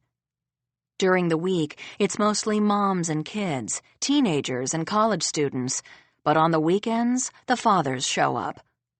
"I really wish you sold beer," they all say. "Me too," Kevin says. "Next year." As soon as the place closes for the season, he'll figure out whose ass he has to kiss to get a liquor license. Isabel brings Genevieve every day at 4:30, and Ava takes the baby while Isabel finishes with the customers and tallies the day's receipts. Isabel isn't as good with people as Ava is, but it's important for Isabel to get the exposure and practice her English. One day, Haven Silva comes through the line with her son, Daniel. Kevin flashes back to their conversation that spring about Nora selling pills to Jennifer, and he hopes and prays she doesn't bring it up. If she were to mention it to Ava, Ava would have a cow. She would call Patrick and Jennifer as soon as she got home and demand answers. That's because Ava likes to deal with problems head-on, whereas Kevin prefers to bury them in his mind at the bottom of the pile known as Quinn Family Dirty Laundry. Haven orders lobster tacos, a kid's bacon burger, and 2 frappes. She grins at Kevin and gives him an enthusiastic thumbs up. "I'm happy for you." Phew, he thinks. But then, sometime during the insanity that is the second week of August, when all the residents of the eastern seaboard have crammed themselves onto Nantucket, the inevitable happens. Nora Vale comes through the line. Ava has run to the ladies' room, so Kevin is a sitting duck. "Hey, Kev," Nora says. The line behind Nora is 2,000 people long. Kevin doesn't have time for any kind of scene or breakdown. If it were legal, he would have a sign on the front of the building reading, "Open to the public, except Nora Vale." "What can I get you?" he asks. Nora scans the menu behind his head, but it feels to Kevin like she's trying to read his mind. "You got your own place," she says. "Proud of you." "Thanks," he says. "What can I get you?" "I'll have the fish BLT," she says. "Extra mayo, side of coleslaw, and a coffee frappe, please." Kevin scribbles the order down. Where is Ava? He's so flustered by Nora's presence that he can barely do the math. It's only 2:15, which is right in the middle of Genevieve's nap time, so there's no chance Isabel will show up and see Kevin talking to Nora. But still. "How's your family?" Nora asks. "That'll be $21.60, Kevin says. Nora pulls out her wallet and makes a show of flipping through a wad of cash. Hundreds and hundreds of dollars, it seems. So the drug dealing part is probably true. "Hey, Kev, I'll take over here." Ava is back, thank God. She squeezes his arm. "Hello, Nora." Ava, Nora says, I was just asking after your family. Everyone good? Good, Ava confirms. She takes $25 from Nora and gives her change, which Nora stuffs into the tip jar. That'll be 8 to 10 minutes, Ava says. How's Jennifer? Nora asks. Kevin freezes. Jennifer? Ava says. Nora, Kevin says. Come on, we're busy. Nora shrugs. I was just wondering, she says. Ava. Nathaniel has been away on Block Island since July 5, and quite frankly, Ava is too busy with her new job at Quinn's on the beach to miss him too much. And she certainly doesn't wish she'd gone with him. Block Island is 1/10 the size of Nantucket. It wouldn't have provided Ava with the stimulation she requires. If things with her family ever settle down to where Ava feels like she can leave Nantucket, she will go someplace bigger, not smaller. She was right to let Nathaniel go. She had had the world's shortest engagement. When Scott got back from Tuscany, he called Ava almost immediately. When can I see you? Apparently, a week in Tuscany with Roxanne hadn't been as romantic as Ava had feared. I was sick of her before the plane landed in Florence, Scott said. It was a very long week. I missed you like crazy. Did you miss me? Nathaniel proposed to me on the Endeavor, Ava said. Silence from Scott, which Ava savored. What did you say? Scott asked. I said yes, Ava said. Silence from Scott. The silence was delicious, like vanilla ice cream with hot caramel sauce, like the feel of silk sheets on her skin, like the first ocean swim of the year. So, you're getting married? Scott said. Really? No, Ava said. He asked me to move to Block Island with him because he accepted a long-term job there. I said no. We broke up. Wow, Scott said. For a second there, I thought I'd lost you forever. Is Ava any closer to solving her quandary? Yes, much. She and Scott see each other nearly every night, although Ava is aware that when Scott isn't with her, he's with Roxanne. Roxanne is fragile, Scott says, and especially lately. He can't break it off completely. He's afraid of what she'll do. Ava rolls her eyes. She has created her finest playlist yet. A new 1980s mix, Modern Love by Bowie, Tainted Love, Life in a Northern Town. She and Kevin dance and sing into imaginary microphones as they feed the masses. Men at Work, Wham, Loverboy. It's a good day, a very good day. It's made even better when Ava sees Shelby in line with her baby, Xavier, strapped to her chest in a baby Bjorn. Shelby gives Ava wide eyes and she mouths something, but Ava is bopping around to Cyndi Lauper and can't make out what Shelby is saying. When it's her turn to order, Shelby says, I have to talk to you. After work? No, Shelby says, right now, this instant. There is an expression of extreme urgency on her best friend's face. Bart? She thinks. Her stomach drops. But would Shelby be the one to deliver news about Bart? No. It can't wait? Ava asks. It can't wait, Shelby says. I'm not even hungry. I just stood in this line so I could talk to you. I've texted you 10 times already. Okay, meet me out back, Ava says. She grabs Kevin. Watch the register for a minute? What? He says. Please, Ava says. Out behind the shack, Shelby reaches out to hold both of Ava's hands.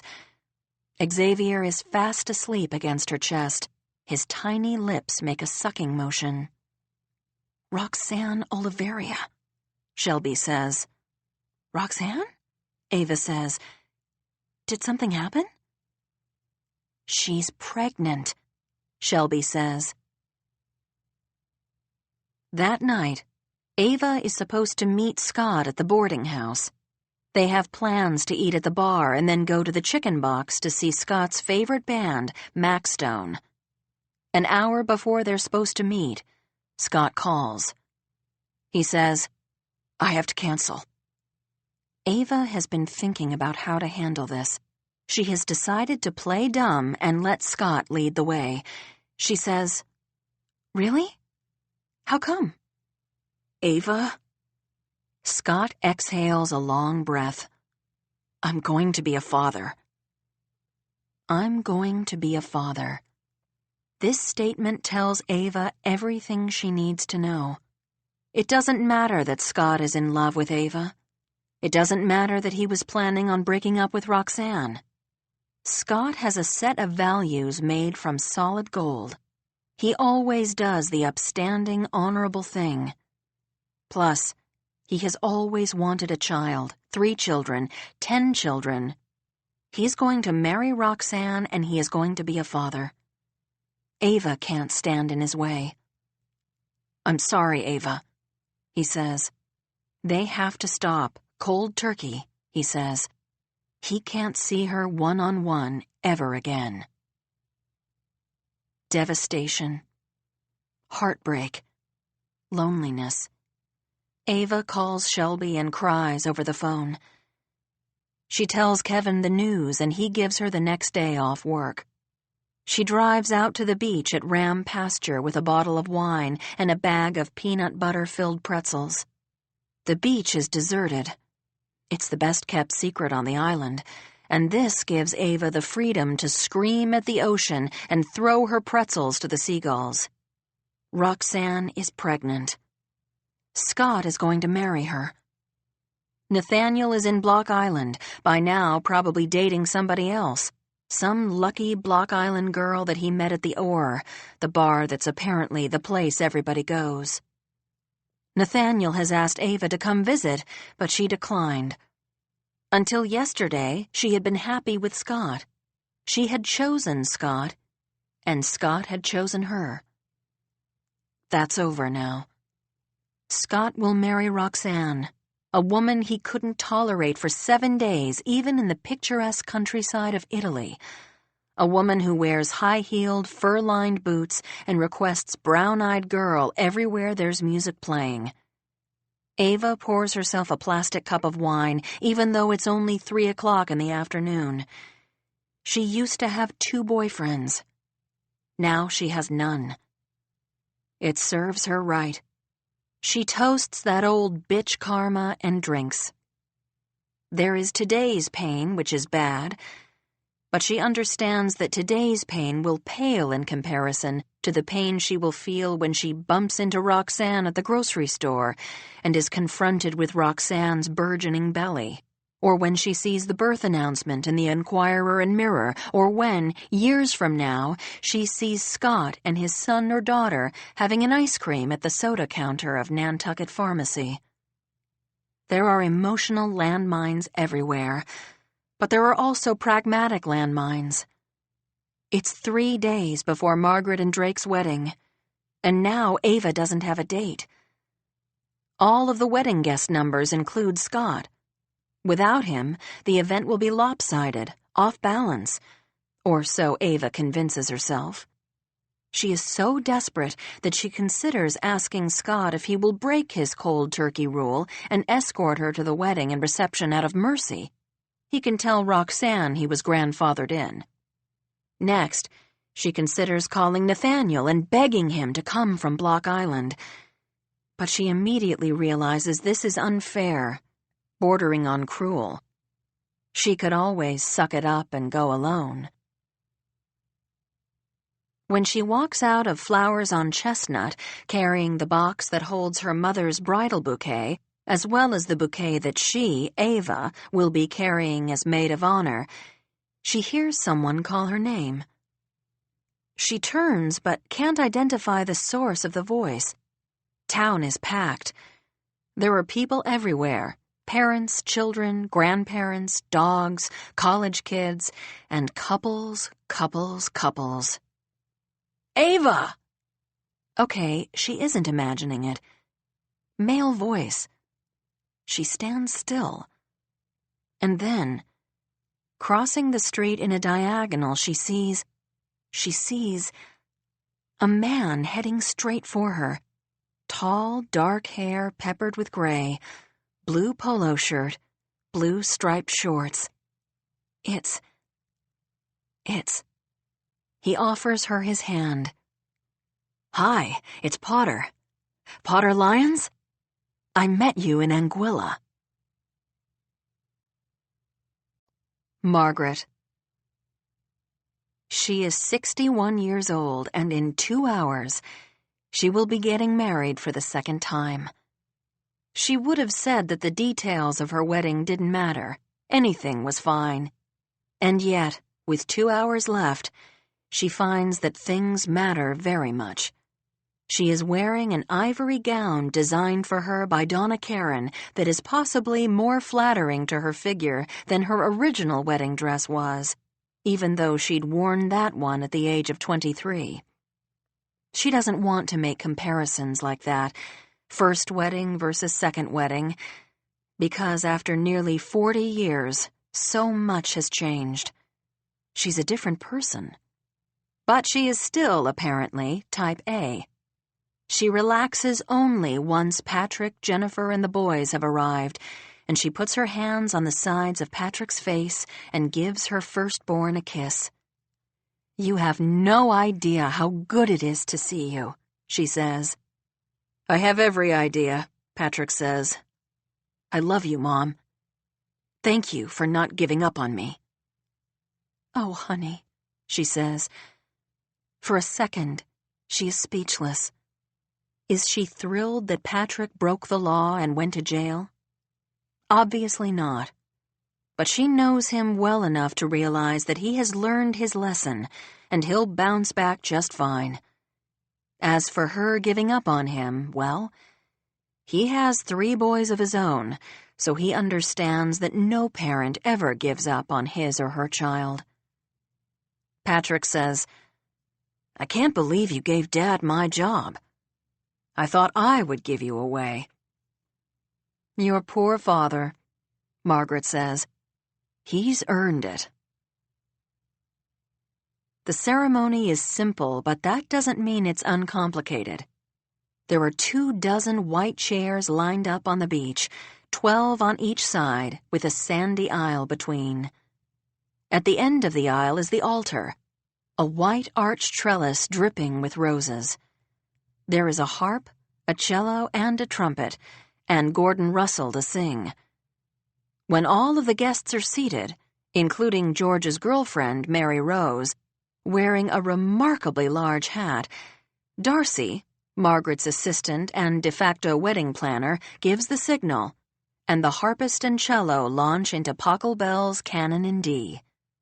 Ava, Kelly, and Margaret are standing on top of the dune, watching the action below. Ava advances down the aisle, looking beautiful in a pink silk sheath that is exactly the color of her flushed cheeks. Do you think she's okay? Margaret asks Kelly. Ava broke it off with Nathaniel back in June, and then with Scott only a week ago when she discovered he'd gotten the other woman he was dating pregnant.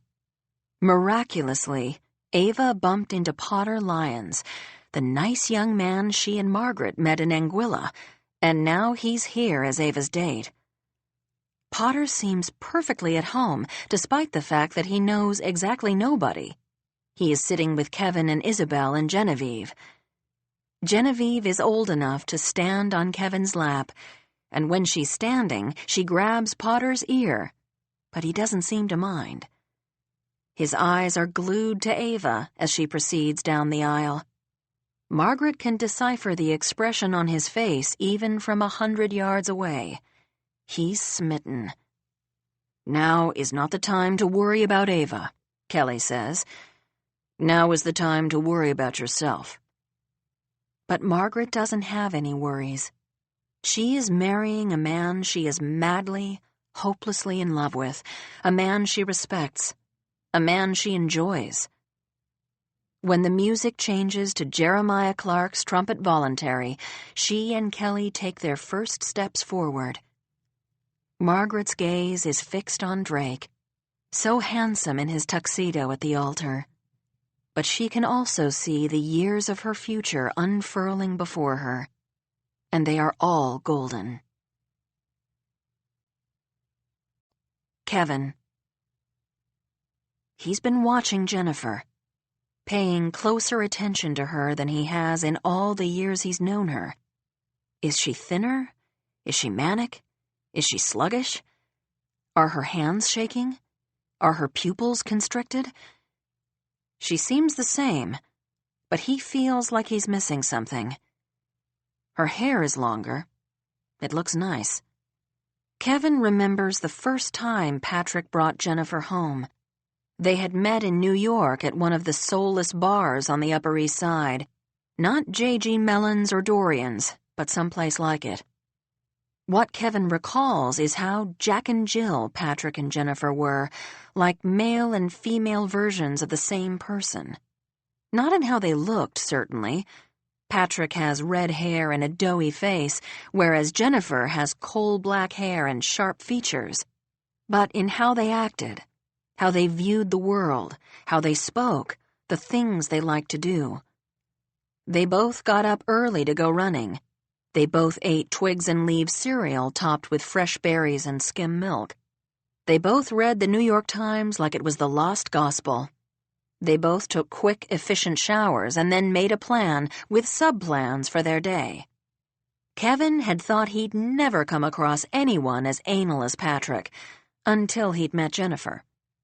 Together, they were almost too much, with their achieving and their problem-solving, their loquaciousness, their eagerness to discuss this foreign film, that Argentinian steakhouse, if Franzen was losing his touch, what the best use of 40 million Starwood points was, which was higher on the bucket list, New Orleans for Jazz Fest or the Kentucky Derby.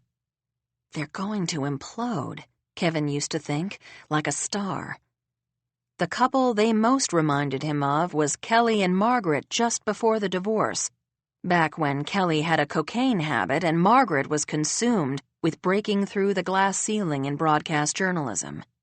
But Patty and Jennifer had made it, an impressive feat, especially considering this most recent set of circumstances: indictment, jail time, public humiliation, and separation for 18 months. Maybe Jennifer did buy pills from Nora once or twice. Could anyone blame her? But she certainly isn't an addict. This isn't something Kevin needs to worry about. The ceremony is stunning in its elegant simplicity.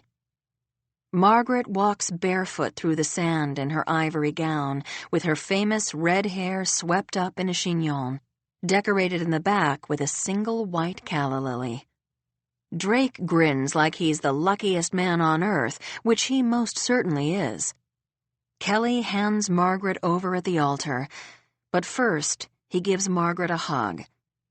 Kevin has never cried at a wedding in his life, but he feels tears prick his eyes when he sees the embrace between his mother and his father. They were married for 20 years. They had 3 kids and a brownstone in New York City, and friends and traditions and a life together. And although that life didn't last, here they are. Friends, best friends, more than best friends. They love each other. They want each other to be happy. It's a beautiful thing, Kevin thinks, the relationship between his parents. Anyone can fall in love, but not just anyone can achieve forgiveness and acceptance and real, deep respect for his or her former partner the way those two have. Kevin would never give Nora Vale away. Nope. Not in a trillion lifetimes. After the ceremony, there's a reception on the beach. Kevin had offered to cater it, but Margaret didn't want him working on her wedding day. She hired Nantucket Catering Company to do an old-fashioned beach picnic. Hamburgers, hot dogs, fried chicken, potato salad, deviled eggs, pickles, watermelon, and grilled corn on the cob. Patrick has brought a football that he throws to his sons at the waterline. Genevieve is being passed around. Everyone wants a chance to hold her, which gives Kevin the opportunity to make a plate. When he turns around to sit, he can't find Isabel. He sees Mitzi talking to George and Mary Rose, Ava introducing her date, Potter, to Lee Kramer, the head of CBS, Kelly chatting with Shelby and Zach. He notices Jennifer heading up over the dune by herself, which is odd. Maybe Isabel has gone that way too? Kevin checks on Genevieve. Margaret's assistant, Darcy, is holding her. Kevin sets down his plate and trails Jennifer. When he crests the dune, he sees Jennifer on her phone. He can tell by her body language that this is a clandestine call, and whereas normally Kevin would give Jennifer her privacy, today he gets right up on her. "Okay," Jennifer says, "I'll see you tomorrow at 9 at your place." She hangs up, and when she turns around, Kevin is in her face. She gasps and nearly loses her grip on the phone. "Kevin!" she says. "Who was that?" Kevin asks. "Excuse me?" Jennifer says. "Who were you on the phone with?" Jennifer's expression travels from shocked to indignant with a brief detour through fear. Kevin sees the fear, just a flicker, and knows she's hiding something. "Nobody?" she says. "Nobody," he says.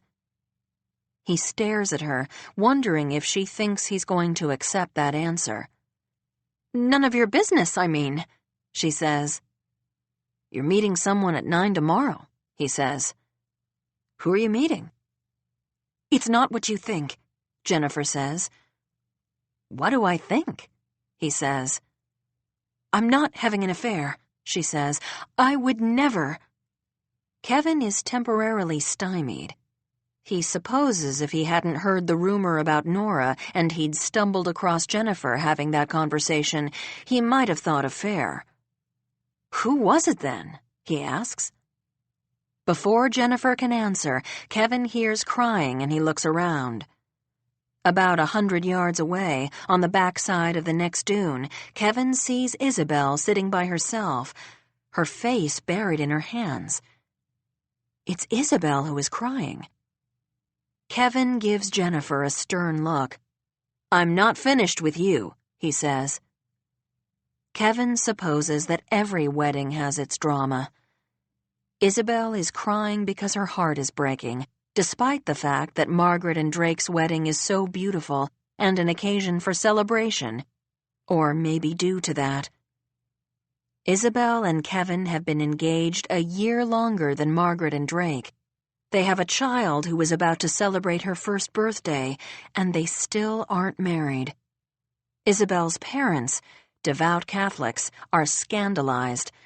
They have been waiting and waiting for Isabel to tell them the date and send them tickets to America so they can see their grandchild. It is understood that they will come only once, on the occasion of Isabel's wedding. "Oh, sweetheart," Kevin says. "I'm so sorry. I've been such an idiot."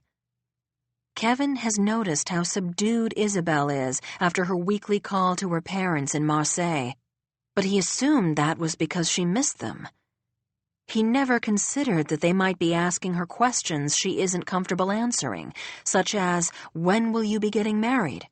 When will your baby be legitimate?" Kevin has been so wrapped up with his own family that he never considered Isabel's family.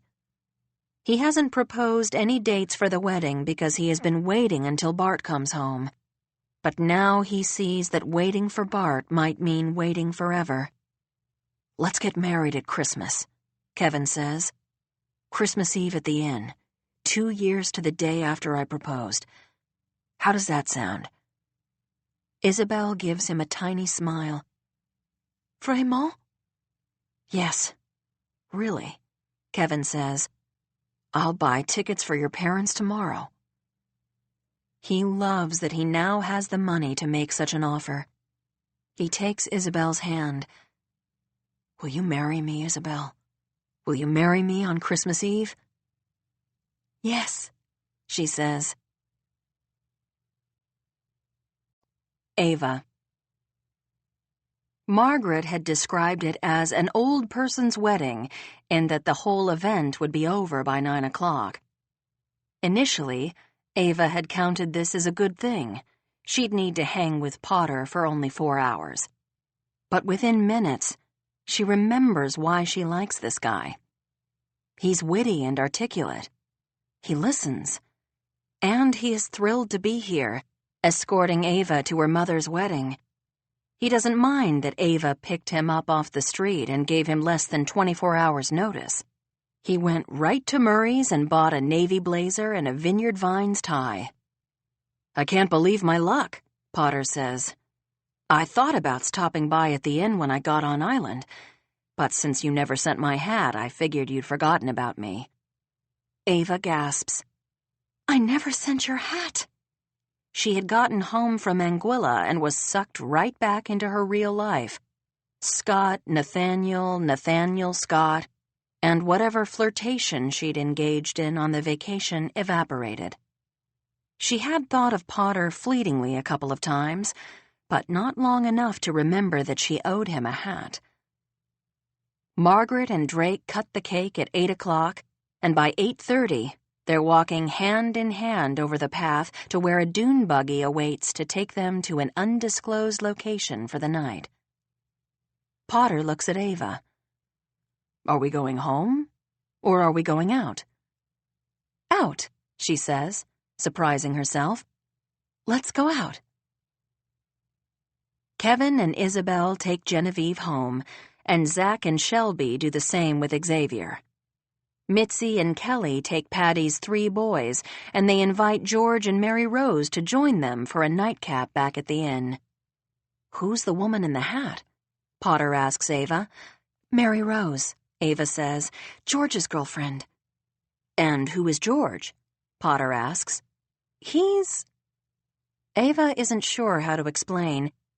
He's our Santa Claus at the inn every year. Okay, Potter says.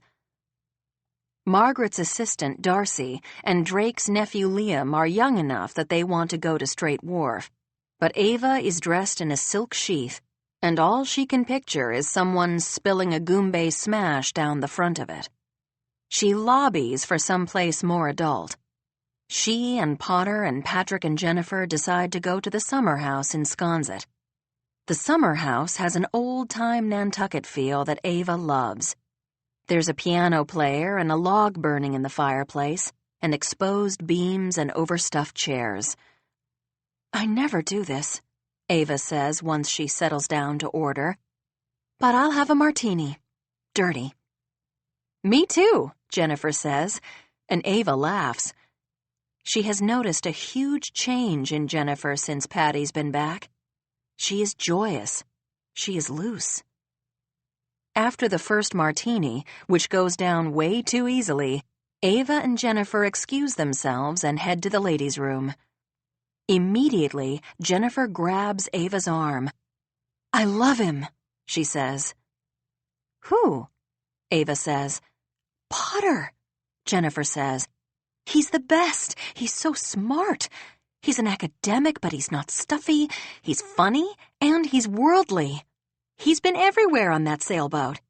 And he has emotional depth. That story about losing his parents and being raised by his grandparents had me in tears. He loves his grandfather. Gibby, Ava says. Potter has mentioned Gibby twice that evening. Apparently, Gibby isn't doing well, and Potter is worried about him. It does give him soul, Ava thinks.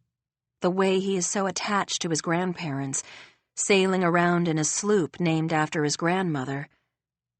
And he is smart, intellectual even. but without making Ava feel stupid. I don't know. When I met him, I thought he was too good-looking.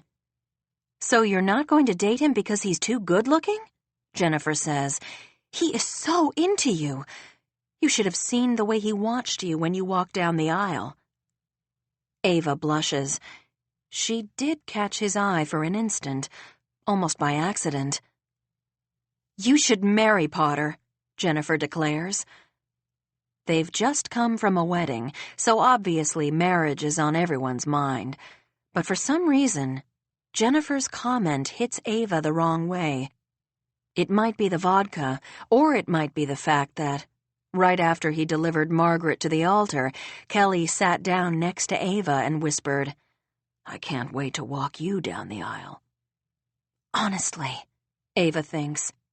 It's as if Ava doesn't count as a person until she has settled down with a husband. I'm not marrying Potter Lyons, Ava says to her sister-in-law. I'm not marrying anybody. From the summer house, they take a taxi to the bar, where Maxstone is playing. It's Scott's favorite band, but Ava tries not to dwell on this as they walk in. They are able to sidle in through the back door, avoiding the long line, because Kevin managed the bar for almost a decade. Wow, Potter says. In all the years I've been coming here, I've never been able to pull this off. Patrick slaps Potter on the back. While Ava and Jennifer were in the bathroom at the summer house, Patrick and Potter found they had 500,000 friends and acquaintances in common. The most amazing discovery being that Potter was a fraternity brother of Patrick's boss, great guy Gary Grimstead. And Potter has sailed with guys who went to Columbia Business School with Patrick. Ava begins to see Potter as just another version of her older brother. But then Potter takes her hand as he leads her through the crowd at the bar. It's the first time he's touched her all evening. And although the circumstances couldn't be more different, Ava has an instant sense memory of walking along the sand in Anguilla and the 3 kisses on the beached sunfish. Potter must be having the exact same memories because he stops and pulls Ava close to him. He takes her face in his hands and he bends down to kiss her. It's wonderful. They are surrounded on all sides by people drinking and laughing. The bar is pulsing with live music, and Ava feels young and wild for a second. It's late, she's drunk, and she's kissing a near-perfect stranger. It's been a while since she has experienced this particular trifecta. Potter stops kissing her as Patrick approaches with their beers. Don't let me interrupt, he says. Ava accepts her beer. Out of the corner of her eye, she sees a guy sitting at the bar who looks like Scott. Is it Scott? His shoulders are hunched, and he appears to be holding his head off the bar with his palm. His eyes are at half-mast. In front of him is a highball glass of brown liquid. Ava blinks. She doesn't trust her eyes. Could that be Scott? Visibly drunk and looking like Eeyore with a whiskey in front of him? She has never known Scott to drink whiskey. He's a 3 beers and done man. It's not Scott, she tells herself. And even if it were Scott, they've ended the relationship cold turkey, and so it's not as though she can go up and say hello. Nope, even that is off limits. But it can't be Scott, because what would Scott be doing at the bar at midnight when Roxanne is at home and pregnant with their child? Do you know the guy in the green shirt? Potter asks. He's staring at you. Kiss me again, Ava says. Potter doesn't have to be asked twice. Ava breaks away, breathless. Let's go dance, she says. George. When Mitzi told George that Margaret Quinn's boss was married to the editor of Vogue and that both would be attending the wedding, he knew he had to RSVP yes, despite Mary Rose's objections. I feel funny, Mary Rose had said when the invitation arrived.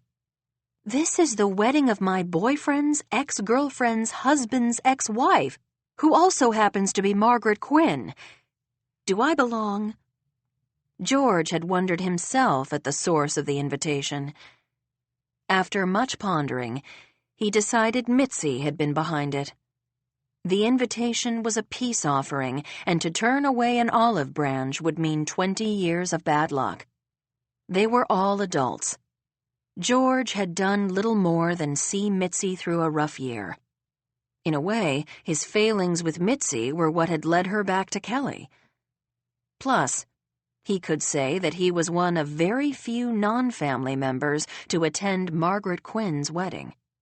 Yes, they had to go. And George would design Mary Rose the hat of a lifetime. They wouldn't stay at the inn, George decided. That would be too awkward, returning to the lodging and possibly even the room where he had conducted his affair with Mitzi for so many years. Instead, George booked a room at the castle down the street. The castle had a large, brand-new fitness center, which was a bonus, as both George and Mary Rose have been on a health kick since the first of the year. George has lost nearly 30 pounds. By Christmas, he hopes to be a very skinny Santa indeed. All of George's gambles have paid off. The night before the wedding, George and Mary Rose wander the streets of town. It's the first time Mary Rose has been to the island in the summer. They stroll the docks and ogle the great yachts that are in Nantucket for race week. They have a romantic dinner on the beach at the galley. And then, in the morning, at Mitzi's invitation, they swing by the inn to enjoy one of Kelly's famous breakfasts, lobster eggs Benedict, made especially for the wedding guests. George had feared the initial interaction with Kelly and Mitzi would be strained. There was nothing like welcoming your wife's former lover into the fold, but it was surprisingly joyous. Kelly and Mitzi greeted George and Mary Rose like old friends. A stranger watching might have thought George and Kelly had once been college roommates, or that the four of them had forged a lifelong bond on a cruise to Alaska. And the hat. Well, the hat makes quite a splash. No sooner has Mary Rose taken her seat at the ceremony than a murmur ripples through the assembled guests. They are talking about the hat, a classic boater made from finely braided leghorn straw with a 12-inch brim and a lime green satin band that trails halfway down Mary Rose's back. At the reception, Mary Rose is approached by none other than Ginny Kramer, the editor of Vogue, who asks who designed the hat. "Why, my boyfriend, George Umbrow," Mary Rose says as she tugs on George's arm. "He's a milliner." "I'd love to feature his hats in the magazine," Ginny says. She hands George her card. "Send me a few samples?" "Of course," George says. He can't believe his good fortune. His hat business has just hit a plateau after 2 years of upswing, thanks to a selection in Oprah's favorite things. And he's been wondering how to reinvigorate sales. A feature or even a mention in Vogue will do the trick. He is in his late 60s and ready to retire. He would like to sell his business to a large retailer such as Talbot's or Ann Taylor, and he'd like to get a good price, so that he and Mary Rose can travel the globe in style. After the wedding reception, George and Mary Rose catch a ride back to town with Kelly and Mitzi, and George tells them about his stroke of good fortune. "It's not good fortune," Kelly says. "She recognizes your talent." George can't believe how generous Kelly is being with his praise. He feels almost embarrassed. "They're beautiful hats, George," Mitzi says. George thinks about how Mitzi had gamely tried on several styles before admitting to him that she hated to wear hats. He had known then that things would never work out between them. Mary Rose is a woman who would sleep in a hat if she could. "Well, thank you both," George says as Kelly pulls up outside the castle. "It was a most delightful evening." "Yes," Mary Rose says. "Thank you for including us." "The pleasure was ours," Kelly says. He gets out of the car to help Mary Rose to the curb and to shake George's hand. "I want to let bygones be bygones. I don't see why the four of us can't be friends. Would you guys consider coming back and staying with us at Christmas? Maybe don the red suit one more time?" "I'd love to," George says. He can't believe how happy the offer makes him. He dresses as Santa for a variety of Lions Club events in Lenox, but nothing gives him more pleasure than playing Santa on Nantucket. "With your new svelte physique, you'll have to get the suit altered," Kelly says. "Or I could fatten him up by Christmas," Mary Rose says, and she and Mitzi laugh. As Kelly and Mitzi drive away, Mary Rose and George wave goodbye. Then George leads Mary Rose by the hand up the stairs of the castle. He imagines his hats being featured in the windows of Bergdorf Goodman. "They're such a nice couple," Mary Rose says. "I can't believe you nearly broke them up. Shame on you, George." Jennifer.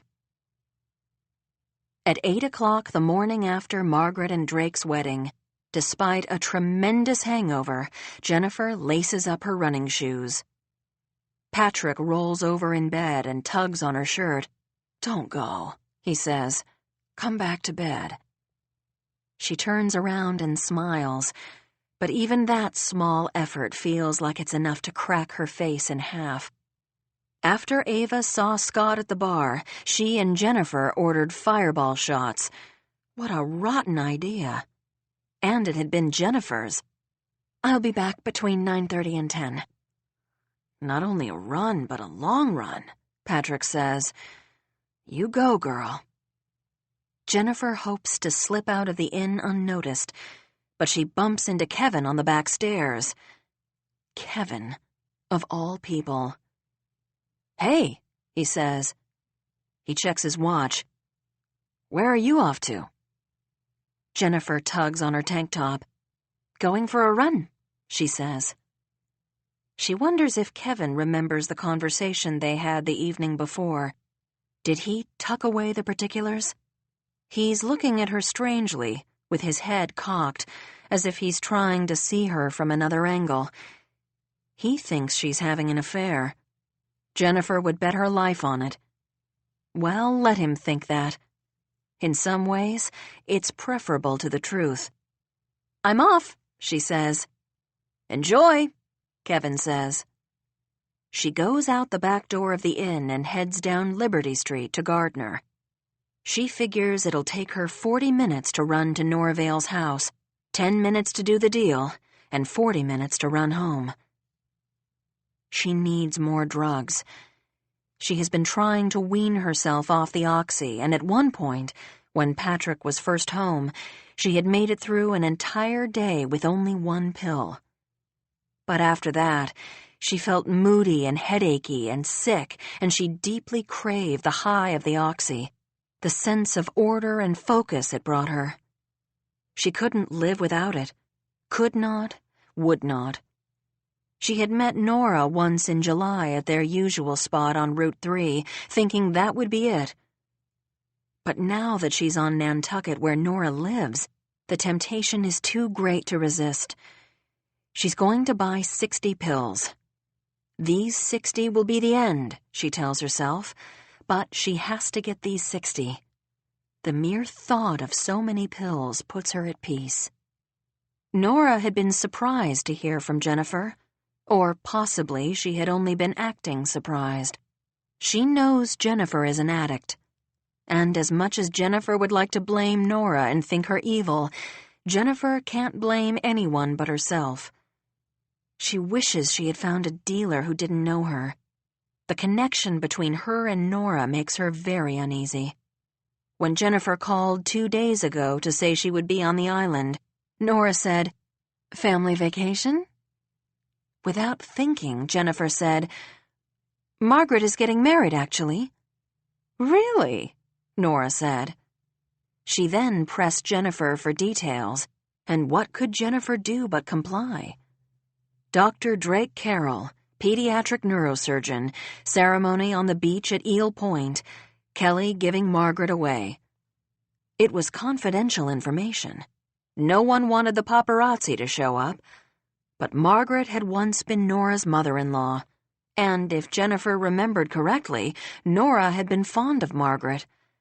And Margaret had been kind and gracious with Nora because Margaret was kind and gracious with everyone. "Wow," Nora said wistfully. "I bet it will be a beautiful wedding." Jennifer actually felt badly that Nora hadn't been invited, which was crazy.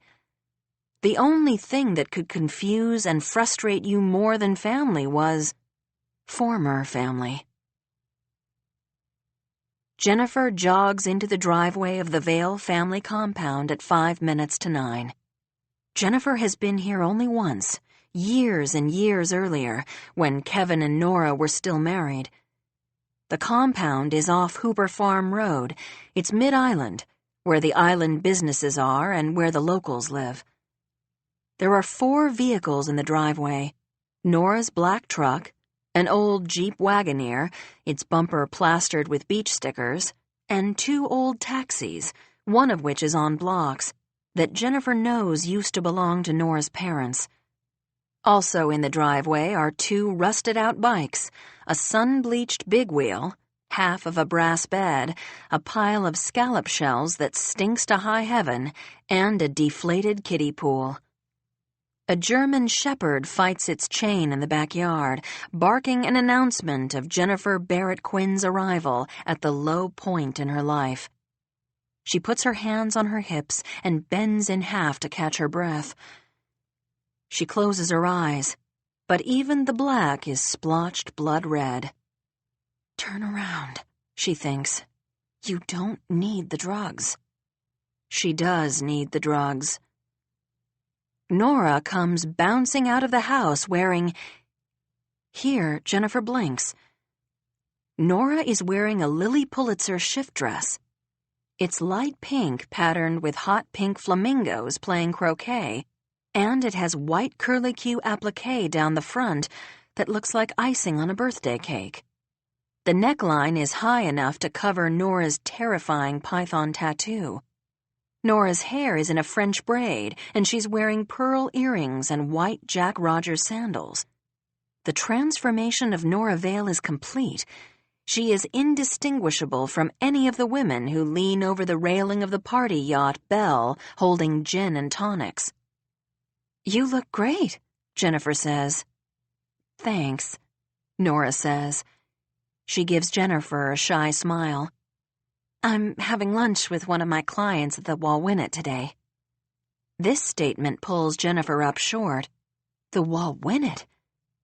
Even Jennifer and Patrick don't splurge on lunch at the Wawinnet. And when Nora says client, she means another woman she sells drugs to, right? It seems wrong somehow. Jennifer is an interior designer. She has clients. Then Jennifer realizes that, in some ways, she and Nora are doing the same thing. Jennifer is selling women Persian rugs and nautical prints, antique chests and silk drapes, things they don't need but that they buy for the high, she supposes, the high of owning beautiful things. Jennifer can't dwell on this. She is not a drug dealer. And yet, any favorable comparison of herself with Nora fails at this moment. Nora looks successful and put together, whereas Jennifer looks like a sweating, jonesing junkie. She pulls a wad of cash out of the back zipped pocket of her Lululemon shorts. "Here you go." Nora hands over the pills, this time in a jar of multivitamins. Smart girl. She knows Jennifer is going back to the inn. Jennifer takes the pills and feels a wave of relief and elation, and all is right with the world. 60 pills. Nora's eyes float over Jennifer's right shoulder, and before Jennifer can do anything more than blink, Nora turns and runs. Jennifer swivels her head to see Kevin's white pickup pull into the driveway. Did he follow her here? Jennifer wonders. Instinctively, she tucks the vitamins into her waistband. She will come up with an explanation. Kevin gets out of the pickup, and then, so does Patrick. No, Jennifer thinks. No, this isn't happening. Jennifer? Patrick says. Ava. She and Potter dance in the front row of the bar until closing. The band plays Add It Up by the Violent Femmes as their last song, but then the crowd chants, "One more song! One more song!" And the band obliges and plays Just Like Heaven by The Cure. Potter spins Ava around and dips her, and she is as carefree as she has ever been in her life. "Let's go find your brother," Potter says. "I'm sure he left," Ava says. Patrick is the responsible stick-in-the-mud of the family. There's no way he's still hanging around the bar at 1:30 in the morning. As Ava and Potter weave and wend their way through the crowd, someone grabs Ava's arm. It's Scott. "Can I talk to you for a second?" he asks. Before Ava can answer, Potter steps in. "Hi there," he says. "I'm Potter Lyons. Is there a problem?" "No problem," Scott says. His lip curls in a way that makes him seem surly. What is wrong with him? Ava is pretty sure Scott has never struck anyone as surly in all his life. "I'd just like a chance to talk to my girlfriend, if you don't mind." Potter holds his palms up and takes a step back. Ava says, "Your girlfriend? I am no longer your girlfriend, Scott. Your girlfriend is at home, pregnant with your child." "Whoa," Potter says. "I'll be at the bar. I'm going to grab a glass of water. Come find me." He disappears, and Ava glances up at Scott. He still doesn't look like himself. "I can't do this right now, Scott. I'm sorry." "I need to talk to you. I need to tell you something. Something bad."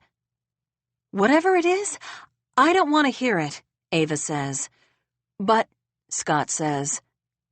Ava raises a hand like a traffic cop. "This is what cold turkey feels like, Scott. Cold."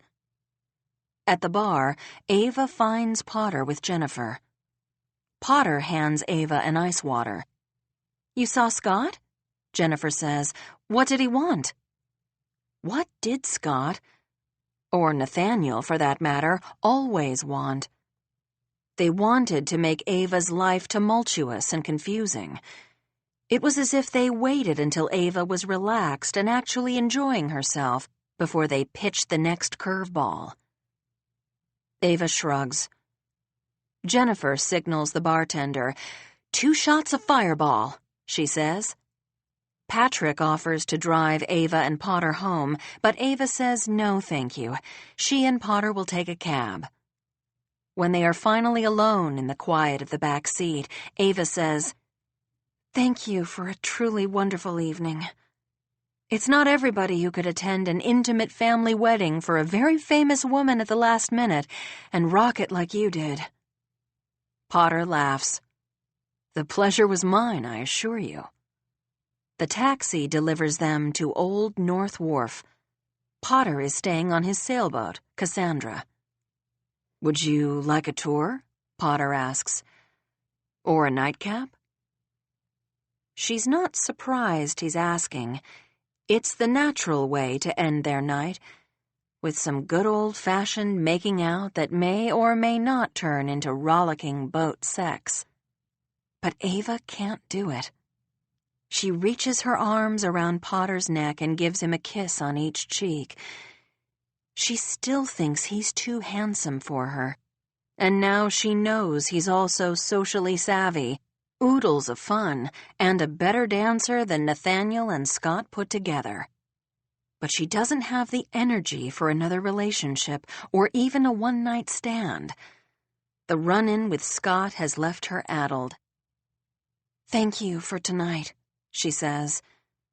He nods slowly, understanding her. "How will you get home?" "I'll walk," she says. "I need to clear my head." He holds her face and gives her one soft but insistent kiss on the lips.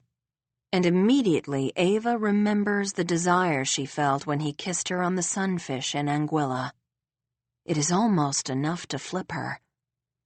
"Text me when you get home so I know you're safe," he says. "And Ava?" She raises her eyebrows. Those blue eyes. Whoa. "Come see me in New York." Margaret. She has asked for one thing discreetly, as a wedding present from her 3 children, and that is a lunch at something natural, just the 4 of them. She thinks about how selfish it is for her to request this. No Drake, no Isabel, no Jennifer, no grandchildren, no Kelly or Mitzi. But Margaret doesn't care. She wants an hour eating sandwiches in the sunshine with her children. Not on Sunday, when everyone will be hungover and exhausted. Margaret wants to spend Sunday with Drake alone, but on Monday at noon. Margaret bikes to something natural all the way from her and Drake's hideaway in Sconset. She wears a hat and sunglasses so as not to be recognized. Ava is already waiting for Margaret, sitting on the steps in front of the sandwich shop. "I got us seats," she says, pointing to a picnic table tucked in the back corner of the property, partially under the shade of a giant elm. "Shall we wait for the boys before we order?" Margaret asks. She can't believe how excited she is about this lunch date. It's the most difficult for Kevin, she knows, who has had to leave Quinn's on the beach in the hands of his newly appointed assistant manager, Devon, 2 of the past 3 days. Both he and Ava will head to Quinn's as soon as lunch is over. "They were right behind me," Ava says. And sure enough, a few seconds later, Kevin's white pickup pulls into the already congested driveway. He squeezes the truck into a spot between 2 Range Rovers, and then both he and Patrick shimmy out through their open windows. Patrick has lost a lot of weight in jail. Margaret noticed that on Saturday. They all get in line and order their sandwiches. Margaret gets the Sheila's favorite on oatmeal. Ava gets avocado, cheddar, and chutney. Kevin orders smoked turkey, Swiss, and tomato on herb bread. Patrick gets the lobster salad on pumpernickel. Margaret adds chips, Nantucket nectars, and 4 huge chocolate chip cookies to the order. "I've had a rough 24 hours, Patrick says. "The kids?" Margaret asks. "The wife," Patrick says. "Jennifer?" Margaret says. "She's the only wife I have," Patrick says. "Although there were some guys in prison who wanted the job." He smiles wanly. "I'm kidding. It wasn't that kind of prison. And if it were, I wouldn't tell you." Margaret is surprised to hear that there's a problem with Jennifer. She single-handedly ran the family for a year and a half and, as far as Margaret can tell, she did it beautifully. She cared for the boys, kept their routines, loved and nurtured them. She stayed true to Patrick, visiting him at every chance, calling every week, sending letters and non-contraband care packages. She ran her business and held her head high in the community, and that couldn't have been easy. Patrick married Jennifer Barrett because she was strong and an achiever like him. But as Margaret has learned, it's easy to be strong when life unspools as it should. Kids, house, cars, vacations, money. And another thing when the man you love lies to you and everyone else, loses his job, and disgraces his name by going to prison for fraud. Fraud. Margaret loathes the word now. It chills her. Margaret can't imagine Jennifer giving Patrick a rough time, but if she has, she should be forgiven.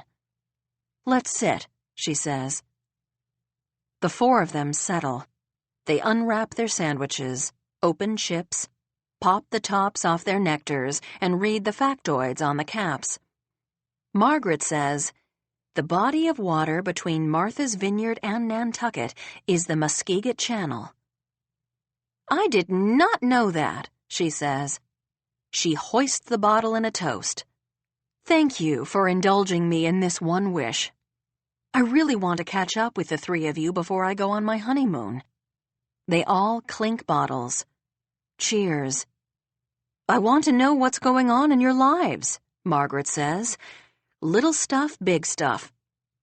"Let's start with the overlooked, underappreciated middle child," Kevin says.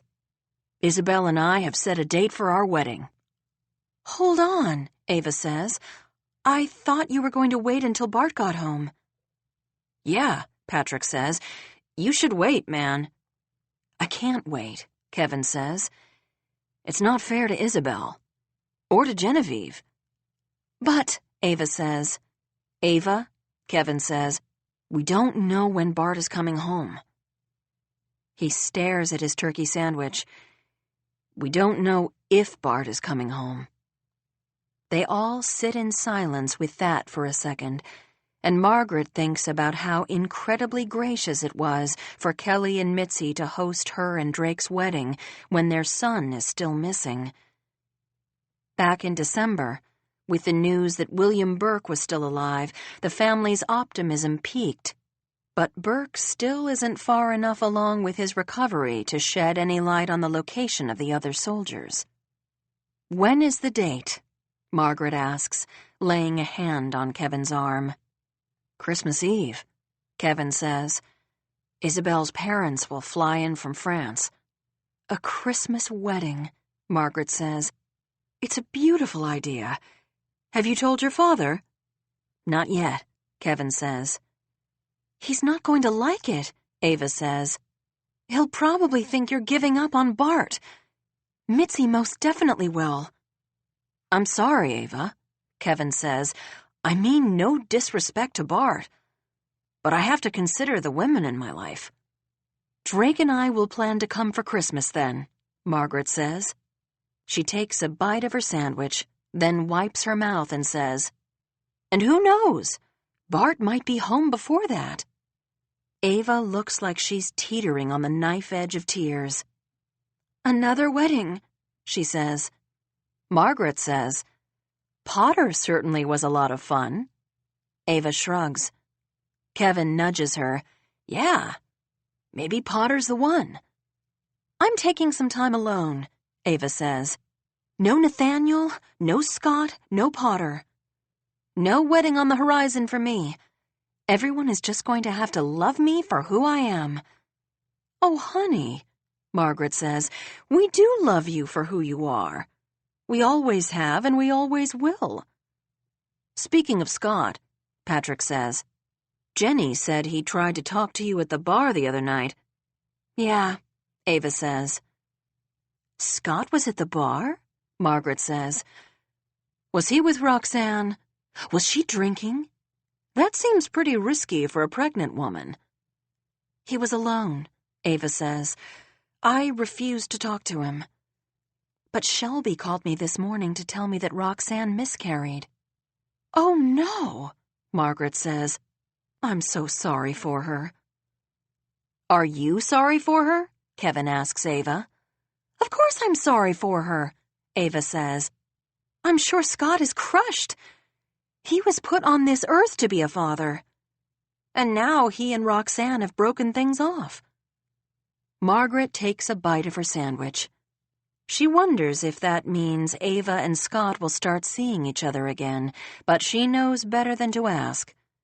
In the former matchup between Nathaniel and Scott, Margaret was on Team Scott. Scott is responsible, solid, steady, and clearly besotted with Ava, whereas Nathaniel seems a little more like Peter Pan and a little more cavalier with Ava's affections. Margaret had frankly been shocked when Scott started dating the hot-to-trot English teacher. Patrick says, "Well, I have some news, but it's not very good." Kevin says, "Patty, man, this is neither the time nor the place." Patrick shrugs. He lifts his sunglasses to the top of his head so Margaret can see his whole face. There are crow's feet around his eyes. He looks old. And if her child looks old, what does that mean for Margaret? Nothing good, she's sure. "What is it, honey?" she says. "Jennifer is addicted to pills," Patrick says. "Oxy and Ativan." "Oh, Patty," Margaret says. Immediately, Margaret flashes back to this past December, stroll weekend, the lunch at the Sea Grill after Genevieve's baptism. Jennifer had become completely unhinged, and Margaret had thought, hadn't she, that Jennifer seemed like she was on something. Her behavior had reminded Margaret of Kelly back in the late 80s when he was snorting cocaine night and day. "You're kidding," Ava says. "Jennifer? I always thought Jennifer was, I don't know, perfect." "That's the problem," Patrick says. "Everyone always thought both of us were perfect. Then I proved I wasn't, and Jennifer, well, she's human too." She needed something to help her cope. Her friend Megan, the one who had breast cancer, gave her a couple of Ativan to take the edge off, then a couple of Oxy to pep her up. And when those were gone, Jennifer found a dealer. "A dealer?" Ava says. "I can't believe you just used the words Jennifer and dealer in the same sentence." Margaret noticed Kevin bow his head. "It gets worse," Patrick says. Margaret finishes the first half of her sandwich. She's not sure she wants to hear about worse. Her dealer is Nora. "Nora?" Ava says. "Nora Vale?" Good God, Margaret thinks. She closes her eyes and wishes she were back on the porch of her and Drake's romantic, rose-covered cottage in Sconset, enjoying blissful ignorance. Fall. Kelly. Columbus Day marks the end of the busy season, and Kelly plans a leaf-peeping trip for Mitzi to take her mind off the fact that 10 months have passed, and not only has there been no new information about Bart, but the doctors at Walter Reed National Military Medical Center are reporting that Private William Burke is suffering from memory loss. Kelly would like to quiz the doctors himself. How much memory loss? Can he answer the most basic of questions? Are the other soldiers alive? Will his memory ever come back? Has he handed over any intelligence about where he was being held? Hasn't modern medicine advanced enough that the doctors can tease information from Private Burke's mind? Isn't there some kind of sophisticated, secret mind-reading software? Bart. Kelly and Mitzi read the news about Private Burke's amnesia together. Kelly scanning Mitzi's expression, searching for a clue to her reaction. She was quiet for a while, then said, in a matter-of-fact tone that shocked Kelly, "It might have been so awful he blocked it." Together, they sigh. Mitzi's general demeanor has improved by leaps and bounds since she moved back in. The time in Lenox with George proved to her how much she loved Kelly. When Kelly was given a clean bill of health, Mitzi began living in a state of sustained gratitude. She now practices yoga daily, engages with the guests, and is willing to leave the inn to go on dates and outings with Kelly. They have hiked Sanford Farm. They have slurped oysters at Crew. They have gone swimming at Steps Beach. And Mitzi has even relaxed her no red meat rule and enjoyed a couple of Kelly's expertly grilled burgers. But will Mitzi be okay with leaving the island for a vacation? Kelly gives the planning everything he's got, both strategically and financially. He rents a Jaguar, the height of luxury, and fast, Kelly thinks. They will drive to Boston, have dinner at Alden and Harlow in Cambridge, and stay at the Langham, Mitzi's favorite hotel. Then in the morning, after breakfast in bed, they'll drive to Deerfield, Massachusetts, and meander through the 300-year-old village. From Deerfield, they'll head to Hanover, New Hampshire, to have lunch at Dartmouth. Mitzi's father, Joe, played basketball for Dartmouth in 1953, and Mitzi has always felt an affinity for the place. And then they'll drive to Stowe, Vermont, and stay at the Top Notch, a resort. From Stowe, it's up to Vermont's Northeast Kingdom to spend the night in St. Johnsbury. From there, they'll go to Franconia Notch State Park, where they'll ride the Cannon Mountain aerial tramway for the ultimate in foliage viewing. They'll end with a night in charming Portsmouth, New Hampshire, a town Kelly thinks is possibly the best-kept secret in America. He has arranged for a couple's massage in front of the fire, for them to go apple-picking, on a hayride, out to dinners at fine country inns where bottles of champagne will be chilled and waiting on the tables, and for a personal yoga instructor in Stowe and then again in Portsmouth.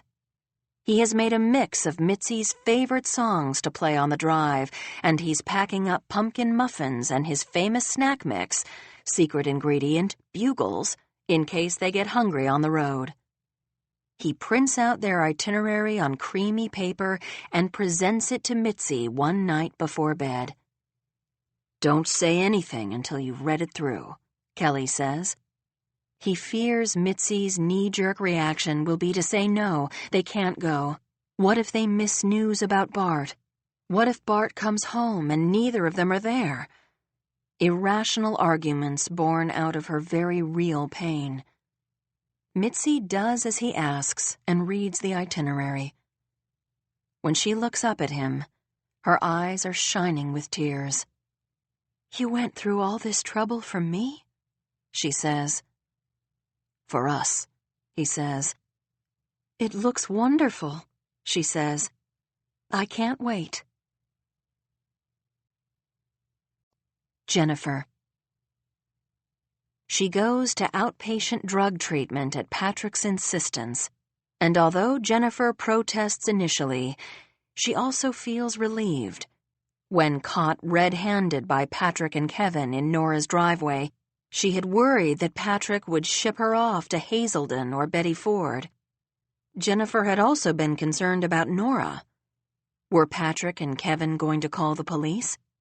Patrick told her not to worry about Nora, to worry only about herself and getting out of the grip of drugs. Yes, okay. Jennifer has excelled at everything her entire life, and she decides she's going to excel at rehab. She goes through the lectures and the therapy, but it's harder than anyone can imagine. Jennifer feels like her body hates her. She can't keep food down, she can't sleep, she can't wake up. She shakes, she sweats, she feels she feels ick. Patrick is a champion at the beginning. He is the person Jennifer was when Patrick first went to prison, steadfast, supportive, kind. He checks in with her every few hours. He picks up the slack with the kids. But after a few weeks, he seems to believe the problem is solved, the war won. Jennifer is off drugs. Her therapy decreases from every day to twice a week to once a week. She pees in a cup. She is pronounced clean. Patrick is busy trying to get his hedge fund up and running.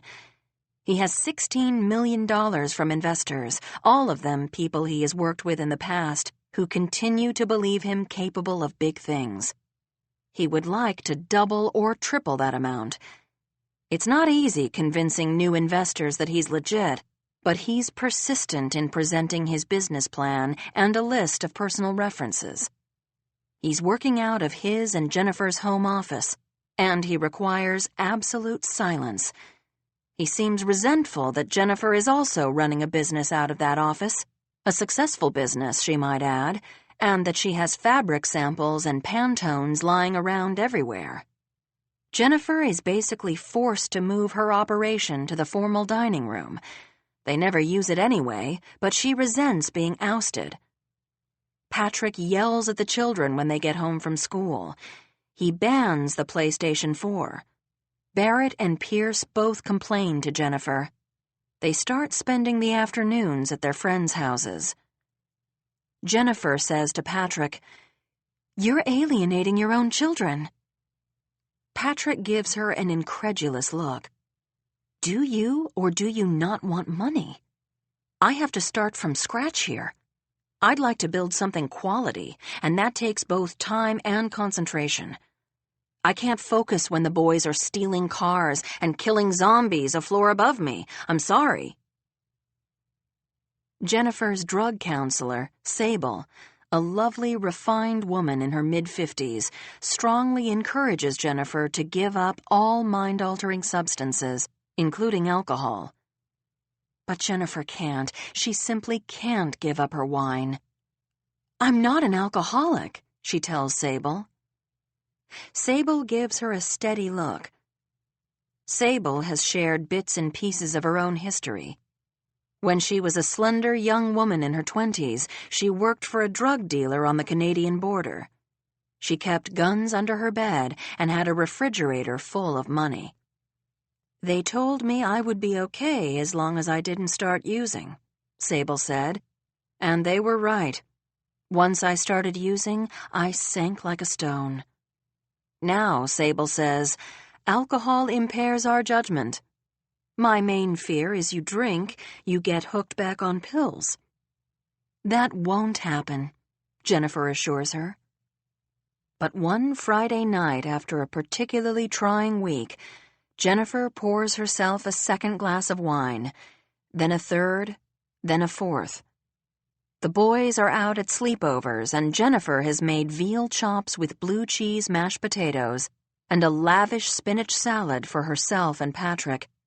But at 8 o'clock, Patrick is still locked in their office, working. After her fifth glass of wine, Jennifer pounds on the office door. Patrick opens it. He's on the phone, but she doesn't care. "Hang up!" she screams. "Hang up!" What follows is the worst fight of their 16-year union. Everything comes out. Jennifer hates what Patrick did, hates the besmirching of their family name, hates that all the parents at the kids' schools look at her and the kids askance. People say they don't judge, but of course they do judge. They think Patrick is a cheater and a fraud, and that Jennifer is guilty by association. Then it's Patrick's turn to retaliate. He can't believe Jennifer let herself fall prey to the allure of pharmaceuticals. "It's so predictable," he says. He doesn't understand how she could lose control that way when she was in charge of their children. "Don't you dare," Jennifer says. "Don't you dare imply that my parenting was in any way compromised." "Wasn't it?" Patrick asks. "Be truthful with me. Be truthful with yourself. Did you ever drive the children while you were high?" Jennifer fishmouths. She wants to be indignant. Wants to say she would never, ever have done such a thing. But she can't lie. There were some moments when she parented while high. She got lost driving home from one of Pierce's away lacrosse games and ended up in Revere. Revere, of all places. While on Oxy, she lost her temper with Barrett, used some atrocious language, had an accident in the kitchen. While on Ativan, she fell asleep reading to Jamie more times than she could count, sometimes not even making it through a single page. She starts to cry. "I failed you," she says. "No," Patrick says.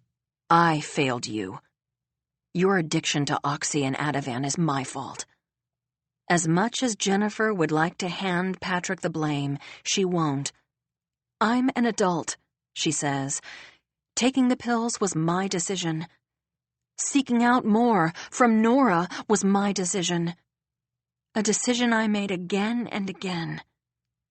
They are no longer angry. Now they are sad. Patrick opens his arms. Jennifer crawls into them. They make love, possibly the fiercest, most passionate love of their marriage, and Jennifer thinks that maybe, just maybe, everything is going to be all right. Later, they eat the blue cheese mashed potatoes out of the pot while standing in front of the stove. Patrick gnaws on a veal chop while Jennifer attacks the spinach salad. He says, "I don't want to ruin our beautiful détente, but we have to talk about my mother." Jennifer closes her eyes. Margaret Quinn is now Jennifer's least favorite subject. Jennifer has over a dozen voicemail messages from Margaret, but she hasn't been able to listen to a single one. "You can't avoid her forever," Patrick says. "She's my mother. She's the boy's grandmother." "I know," Jennifer whispers. "She doesn't think any less of you," Patrick says. "She isn't like that." Jennifer spears a cherry tomato, then a slice of white button mushroom. There's no way to make Patrick understand how mortified Jennifer is that Margaret knows about her addiction. Telling her own mother and Mitzi and Kelly wasn't great, but it was better than admitting her addiction to Margaret Quinn. The shame of what she's done and how she's done it has frozen the previously wonderful relationship Jennifer had with her mother-in-law. Jennifer can't bring herself to call Margaret back, and texting feels like a cop-out. She has considered writing Margaret a letter, but she doesn't know what she would say. Margaret doesn't think any less of Jennifer. That's a bold-faced lie. Of course Margaret thinks less of her. Jennifer has striven for perfection in every aspect, and especially in every aspect Margaret can see. Jennifer has never valued anyone's opinion or sought anyone's approval as much as Margaret's. But now, Jennifer has blown it.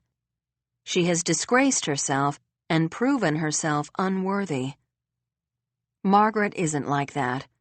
True, she isn't like that. She was very restrained in expressing her disappointment with Patrick. She couldn't have liked the situation, but she remained supportive and non-judgmental. Jennifer realizes Margaret will probably be understanding. Jennifer was dealing with a lot. Her circumstances made her vulnerable. But in her most honest, most secret, and forever thoughts, Margaret will see Jennifer as weak. "I can't call her," Jennifer says. "I just can't." "Every day you wait makes it worse," Patrick says. "Call her right now. Get it over with." "I can't," Jennifer says. "I've been drinking." Patrick nods. "In the morning, then." "Okay," Jennifer says. She sets down her fork. She has lost her appetite. In the morning, Jennifer and Patrick make love again, and Jennifer hopes the act is distracting enough that Patrick will forget about Jennifer calling Margaret. But only seconds before he steps into the shower, he turns to Jennifer, who is at the sink brushing her teeth, and says, "My mother. Do it now. You promised." She knows for a fact that she didn't promise. She knows she said, "Okay?" with a question mark in her voice. She had said, "Okay?" only to put the topic to bed. Was he really going to hold her to her okay? She nods, spits, shuts off the water, and leaves the bathroom. She sits on her bed holding her cell phone. She has never dreaded anything in her life as much as she dreads dialing Margaret's number. But putting it off means having it hang over her head, which is stressful enough to make Jennifer crave an Ativan. Vicious cycle. She will not fall prey to it. She dials the number, brings the phone to her ear. It's 9 o'clock on Saturday morning, so Margaret won't be working, but she may still be asleep or at the gym, or making Drake an omelet. "Hello," Margaret says, sounding fresh and awake. "Margaret?" Jennifer says. Her heart is slamming in her chest. "It's Jennifer." "Jennifer?" Margaret says.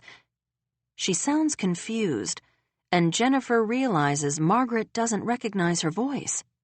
Margaret must know 500 Jennifers, including Lopez, Lawrence, and Aniston. "Your daughter-in-law," Jennifer says. She squeezes her eyes shut.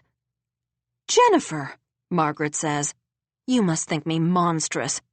Drake tells me I shouldn't answer my phone without checking the caller ID, but I can never find my glasses. And I'm supposed to be interviewing a woman named Jennifer to be my new assistant. I thought maybe you were her." "New assistant?" Jennifer says. "What's happening to Darcy?" "Darcy will be leaving in a month or so," Margaret says. "CNN is making her a full producer. She's moving to Atlanta. Isn't that the most awful thing you've ever heard?" "Yes," Jennifer says. "Darcy is... she is... my right hand," Margaret says. "I don't know about this other Jennifer. She graduated summa cum laude from Princeton, and she sounds very tightly wound. How are you, my darling?" "Oh," Jennifer says, her breath coming more easily now. "I'm okay, I guess." "Well, there's something I wanted to talk to you about," Margaret says. Here it comes, Jennifer thinks.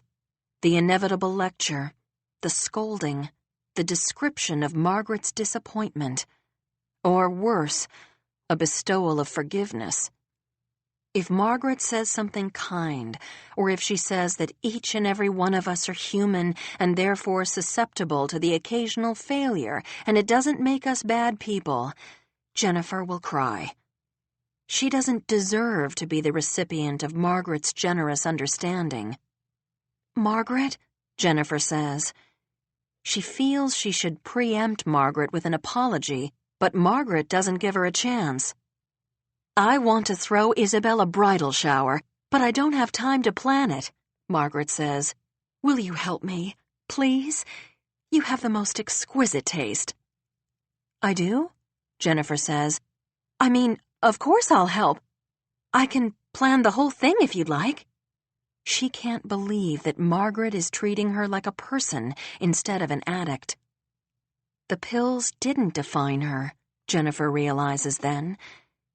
Tears come, but they are tears of relief, not sadness, and Jennifer wipes them away. "That would be such a help," Margaret says. Thank you, darling girl. You're the best." Ava. Most people make their resolutions in January, but Ava decided to do it on the first day of school, and now, nearly 2 months in, she has stuck to them quite admirably. 1. Learn to be happy alone. 2. No men. The second resolution was put there to reinforce the meaning of the first. In order for Ava to be happy alone, she can't have a boyfriend, and she can't date. She refuses Nathaniel's repeated invitations to visit him on Block Island. "You'll love it," he says. It's like Nantucket, he says, except smaller, only 10 square miles, and simpler. There are only 108 children in the school district, and everyone in the 7th grade has to play in the band. "Isn't that great?" Nathaniel says. Ava is sure it's charming, but she doesn't want anything simpler than Nantucket. Recently, she's been having city dreams. Every once in a while, she'll get a text from Potter that says, "NYC this weekend?" It's tempting, but Ava wants to stick to her resolutions. As she tells Shelby, "I've been in a relationship with either Nathaniel or Scott for the past 3.5 years. Before that, you dated Ben, the visiting art teacher," Shelby says. "Oh, that's right," Ava says. Ben, the visiting art teacher, was a real character with his beret and his goatee. He knew about matcha before it was a thing. Mitzi had loved Ben, the visiting art teacher. That in itself spoke volumes. Before Ben, there was Moose, a bouncer at the bar. Moose was 6'6", a man of very few words and of very simple tastes. That relationship had lasted only 4 months, just long enough for the novelty of his size to wear off. It's even worse than I thought. I haven't been single in 6 years. I can't remember who I used to be, Ava says now. I bet you can't make it to Christmas without getting back into a relationship, Shelby says. I'll take that bet, Ava says with a bravado she does not feel. Shall we say dinner at the club car? With caviar? You're on, Shelby says. Avoiding Nathaniel and Potter is one thing. They live elsewhere. But avoiding Scott is quite another matter. Ava has to see him every single day. She keeps the interaction to a nod of the head. If she has any administrative questions, she goes directly to Principal Kubish. Ava is amazed at how much leisure time she has without a boyfriend.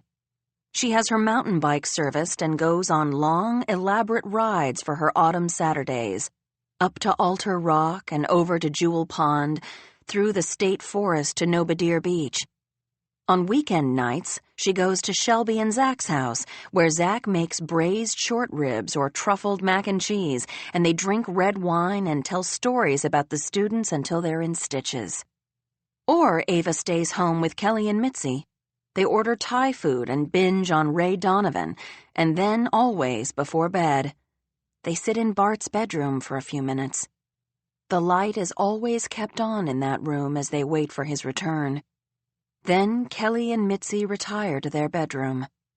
Ava has noticed how much older Kelly looks since his illness, and he has slowed way down. Mitzi looks older too, but in a more settled and relaxed way.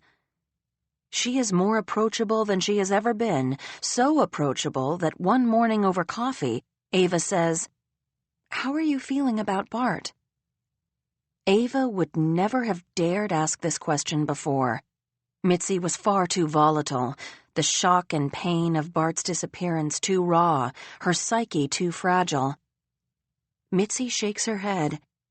I know I should fall further into despair with each day that passes. Every day there's no news. That was what happened last year, when I was with George, and it nearly ruined me. I work very hard on my positive visualization and my faith. In my bones, in my gut, I feel that Bart is alive. That boy, Private Burke, when he regains his faculties, is going to give the military the information they need. Ava would like to believe this. Private William Burke is conscious and making great strides every day, but he suffers from amnesia. Amnesia? Ava thought this was a fictional condition used as a plot device in the movies, but apparently it's real. Private Burke has no memory of the events that brought him to the hospital. He remembers landing in Afghanistan and climbing aboard the convoy. That's it. The rest is a blank. The doctors aren't sure if the memory loss was caused by the head trauma he sustained or by the things he experienced while in captivity. Perhaps they were so grisly that his mind erased them as a defense mechanism. He sees therapists every day. Ava imagines these counselors as locksmiths trying to insert the key that will free his memory. Plus, Mitzi says, the DOD is still searching, every day. Eventually they're going to find those boys. They're going to find Bart. Find Bart. Now that Ava is finished with men, she has more time to dedicate to thinking about Bart. One afternoon following her bike ride, she slips into the 5 o'clock Mass at St. Mary's. She's wearing her yoga pants and sneakers, and so she sits in the last row, hoping God will be happy she actually attended church of her own accord, and so will forgive her attire. When Ava was growing up, Margaret had 2 steadfast rules for church: no jeans and no eating an hour before Mass. She prays for Bart. She prays for Mitzi and Kelly. She begs for forgiveness, She has been so absorbed with the drama of her romantic life that she has, at times, forgotten that her brother is missing, ignored that fact that he is, most likely, suffering. He's cold, he's starving, he's dehydrated, he's emaciated, he's being beaten or tortured. He's worried about all of them worrying about him. Bart. Ava lights a candle after Mass. She imagines the flame warming Bart, igniting hope inside him. "We will find you," she thinks. "You will be returned to us." Mitzi practices positive visualization. She has done this as long as Ava has known her. Mitzi used to visualize parking spots in town. She visualized Patrick getting accepted to Colgate. She visualized Nora deciding to have her python tattoo removed. Sometimes her visualizations worked, sometimes they didn't. But why not give it a shot? Ava visualizes a special forces team rescuing Bart. She sees him staggering forward and falling into the soldier's arms. He will be exhausted and hungry and injured. He will shed his first tears since he's been captured. And then, the trip home.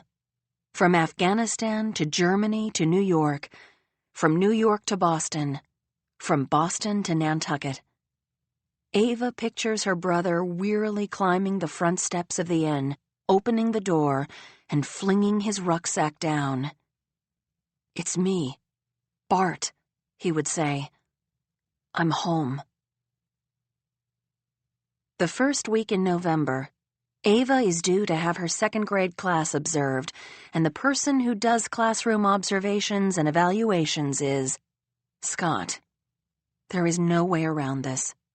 Ava is going to have to endure 40 minutes with Scott Schuyler sitting in the back of the class with his clipboard. Last year, Scott observed Ava with her most obnoxious class of fifth graders. Ava had complained about this particular class all year long. All of the teachers had. But with Mr. Schuyler in the back of the class, every student had behaved. Even Topher Foti, even Ryan Pepsicki. Ava remembered feeling in awe of the influence Scott had with the kids. He had power. He had always been Ava's hero, but during that class, he had been a superhero. She will not allow herself to feel that way this year. This year, she will teach an inspired lesson about keeping a beat, using woodblocks to demonstrate. She will pretend Scott doesn't exist. This is easier said than done. Scott enters the classroom, and the second graders, a darling, sweet group, all gather around him, clamoring for his attention, especially the little girls. Ava suffers an unfortunate image of Scott as the father of all of these children, the kind of magnetic, involved father that every child dreams of. She notices that he's wearing the blue checked shirt she bought him for his birthday, and his Vineyard Vines tie printed with cartoon images of fish tacos. Did he wear that shirt and tie on purpose? Of course he did. The more pressing problem is that as soon as he sets foot in the music room, the air smells like him. Scott always smells deliciously of this certain maple soap that his mother sends him from Vermont. The scent is sweetly reminiscent of pancakes, but also contains a tang of evergreen. It's distracting. Ava claps her hands and asks the second graders to please use their indoor voices and take their seats. "Mr. Schuyler is here to see if you're better behaved than Ms. Colby's class." "We are," they say, and they sit and zip their lips, as Ava has taught them. After Ava escorts the second graders back to their classroom, she is to meet with Scott to go over the highs and lows of the lesson. This is the part Ava is really dreading. 30 minutes alone with Scott in her room, the door closed to preserve the confidentiality of his evaluation. She enters the room and gives him a tight smile. She is wearing a black turtleneck, a black and white giraffe print skirt, and high black suede boots. Since she gave up men and started riding her bike so much, she has lost 12 pounds. "You look great, Ava," Scott says. "I can't get over how great." "Is that part of my evaluation?" Ava asks. "The Massachusetts Board of Education wants to know how I look?" "Ava, please," Ava says. "Don't be unprofessional." Scott nods once, sharply, then proceeds to go over his notes. He has given her a 5 out of 5 in every category, and as an anecdotal he has written, "Ms. Quinn continues to offer her students a strong and engaging education in music by using innovative, hands-on lesson plans that not only teach students the basic elements of composition, but allow them to make music themselves. Ms. Quinn's classroom management is superlative. Her students respect her, they listen and obey classroom rules. I have no suggestions for improvement. Ms. Quinn would be well advised to, in the words of Bob Dylan, keep on keepin' on. Her skills are obvious, her demeanor admirable. She is a credit to our school and sets a high bar for instruction." Ava blinks. Is he expressing his honest opinion or just kissing her ass? She doesn't care. The evaluation is glowing. Ava is free from this torture for another year. "Okay," she says. "Thank you." Ava. The bell rings. It's her lunch period. Tuesday means tuna salad on wheat and clam chowder. The culinary class up at the high school makes the chowder from scratch, and it's some of the best on the island. "I have to go," she says. "Just give me 5 minutes," he says.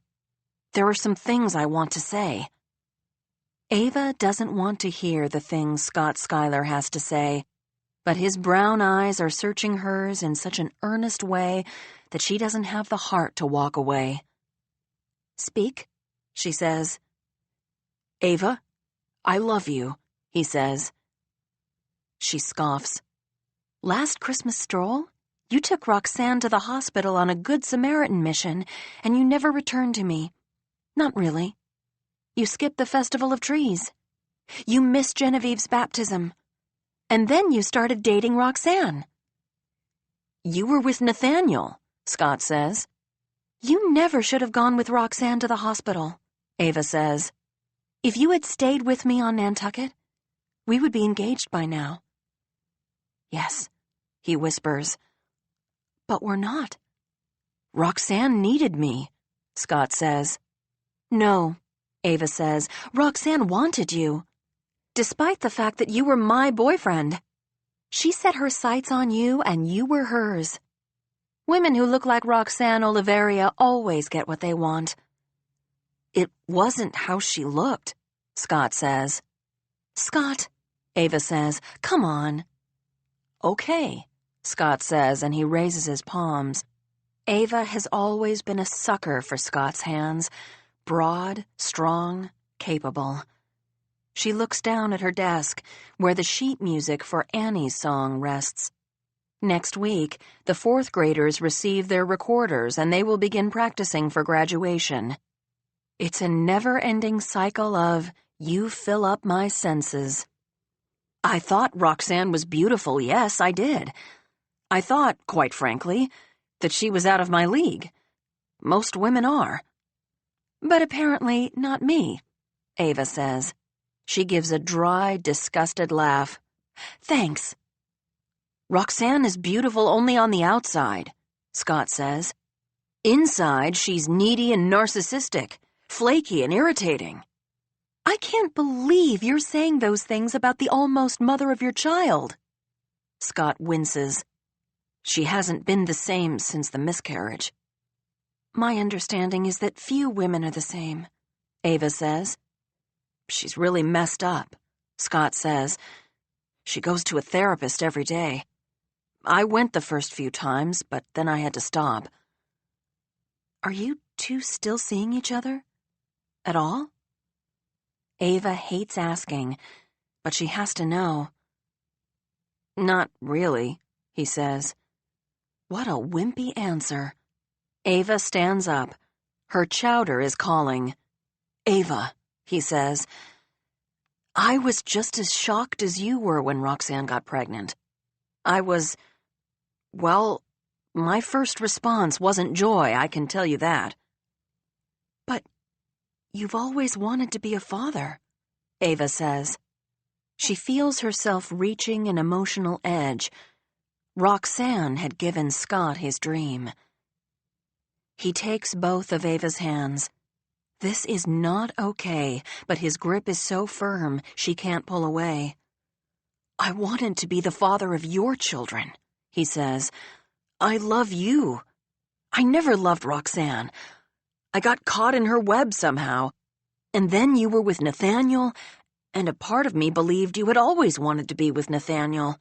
"Don't make this my fault," Ava says. "I didn't let Nathaniel get me pregnant." "He proposed," Scott says. "You accepted." "You were in Tuscany with Roxanne," Ava says. "What does that have to do with anything?" Scott says. They are both on their feet now, glaring at each other over Ava's desk. It's a standoff. Scott capitulates. "I love you, Ava. I want to be with you now. I want to be with you forever."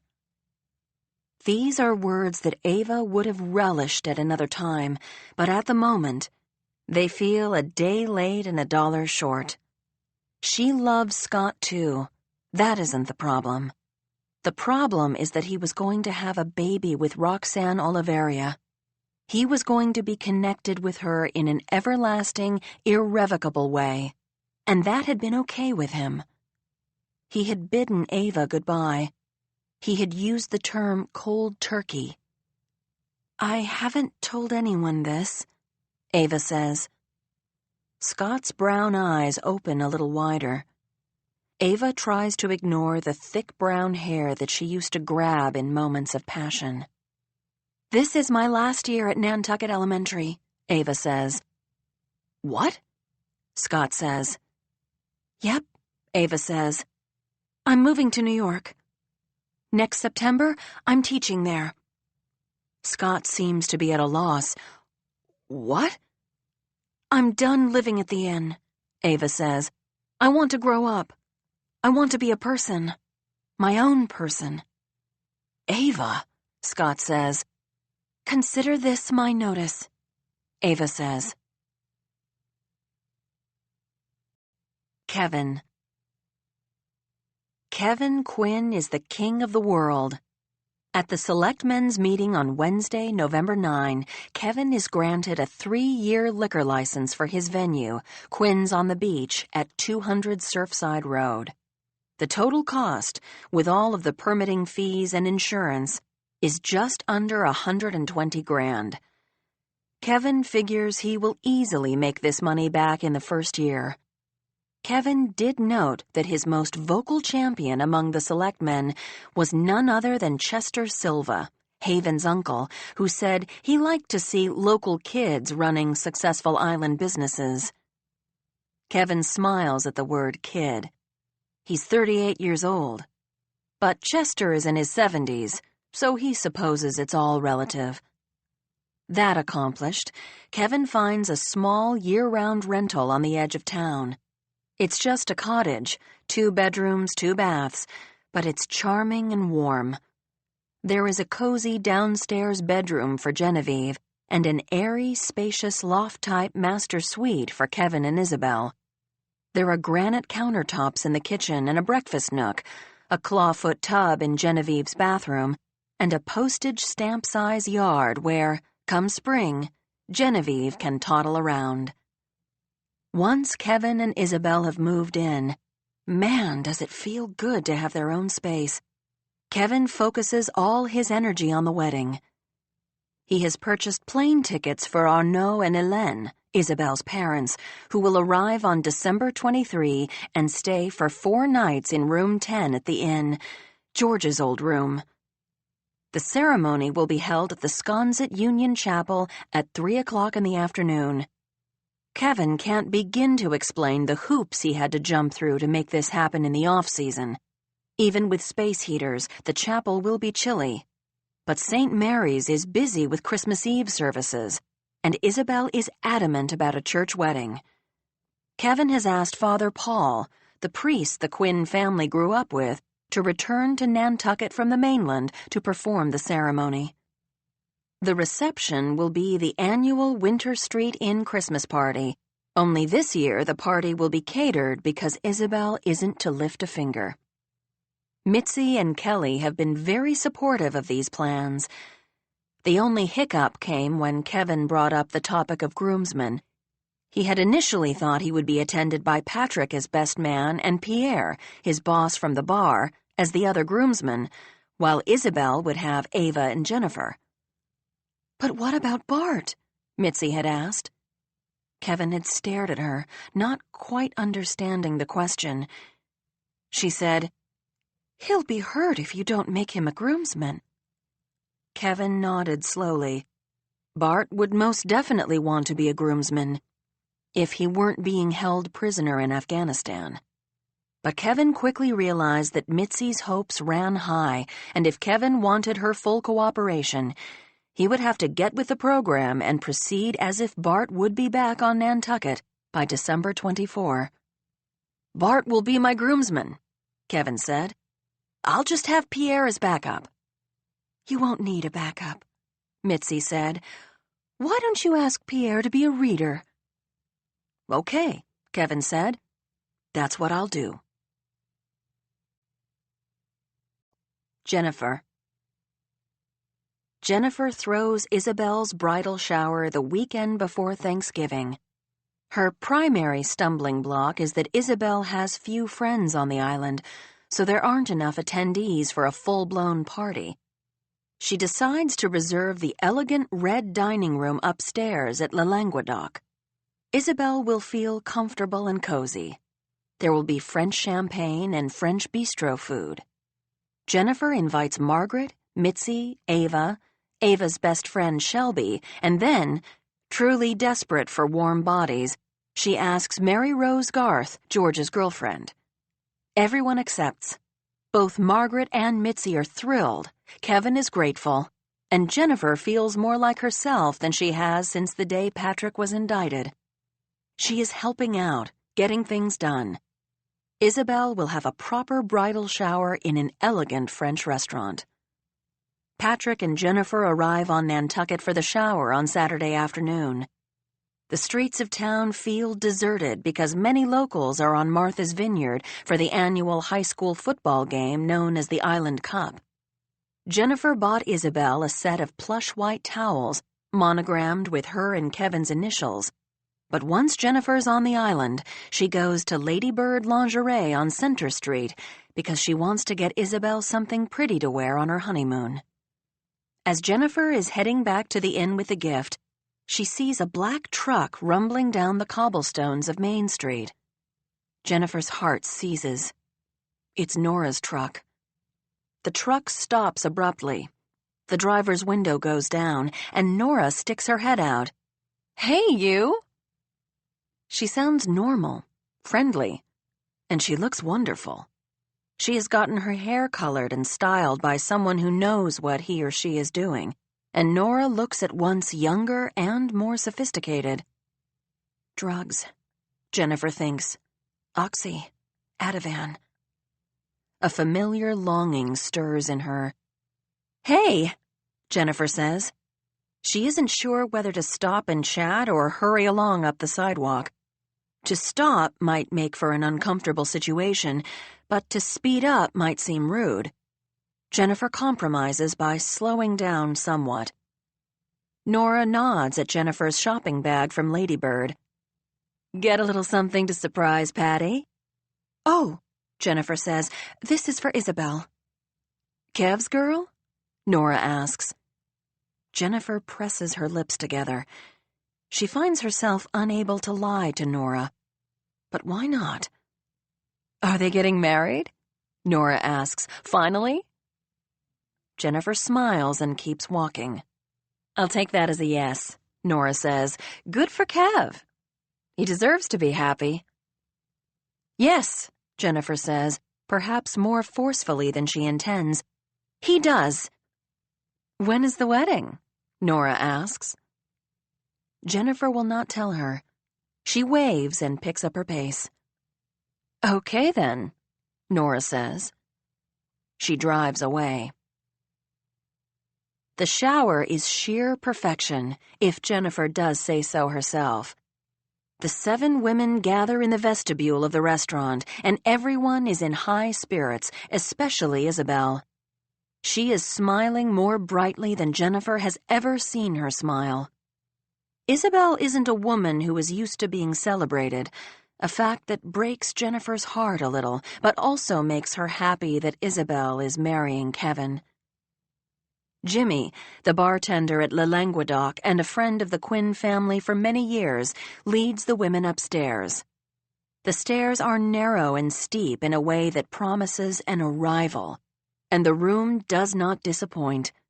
It is hushed and elegant, the table exquisitely set with white linen, silver, china, crystal, and a low, wide bouquet of fall flowers, a gift from Kevin.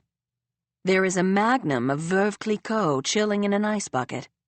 At everyone's place sit 2 gifts: a wrapped copy of Elin Hilderbrand's Wedding on Nantucket novel, Beautiful Day. Isabel's copy is in French, and obtaining it took a bit of logistical gymnastics on Jennifer's part, and a small blue box from Tiffany, tied up with white satin ribbon. Mary Rose gushes as she takes her seat, marked by a calligraphed place card. "I've never been to a shower where I got a present," she says. Margaret squeezes Jennifer's arm. "You did a beautiful job, sweetie," she says. "You went above and beyond." That was by design. Jennifer had badly wanted to impress Margaret and restore herself in her mother-in-law's good graces. Plus, staging moments like this was Jennifer's job. She had built a career on making her clients' homes gracious and comfortable, practical yet inspiring. Essentially, she created set decorations to encourage happy, productive, peaceful lives. But what actually happened in the rooms Jennifer curated was, of course, beyond her control. Inside each Tiffany box was a heart-shaped silver bookmark engraved with the guest's initials. "Inspired," Ava says. She grins at Jennifer. "I'm never getting married, but if I do, I want you to plan my shower." It is one of the most convivial and relaxed evenings Jennifer has had in a long, long time. The service at Le Languedoc is seamless, the food sublime. Isabel is thrilled with the escargot and the steak frite. Jennifer orders the chopped salad and the pan-roasted lobster over soft polenta, which she can't finish and so decides to take it home for Patrick. He'll be thrilled.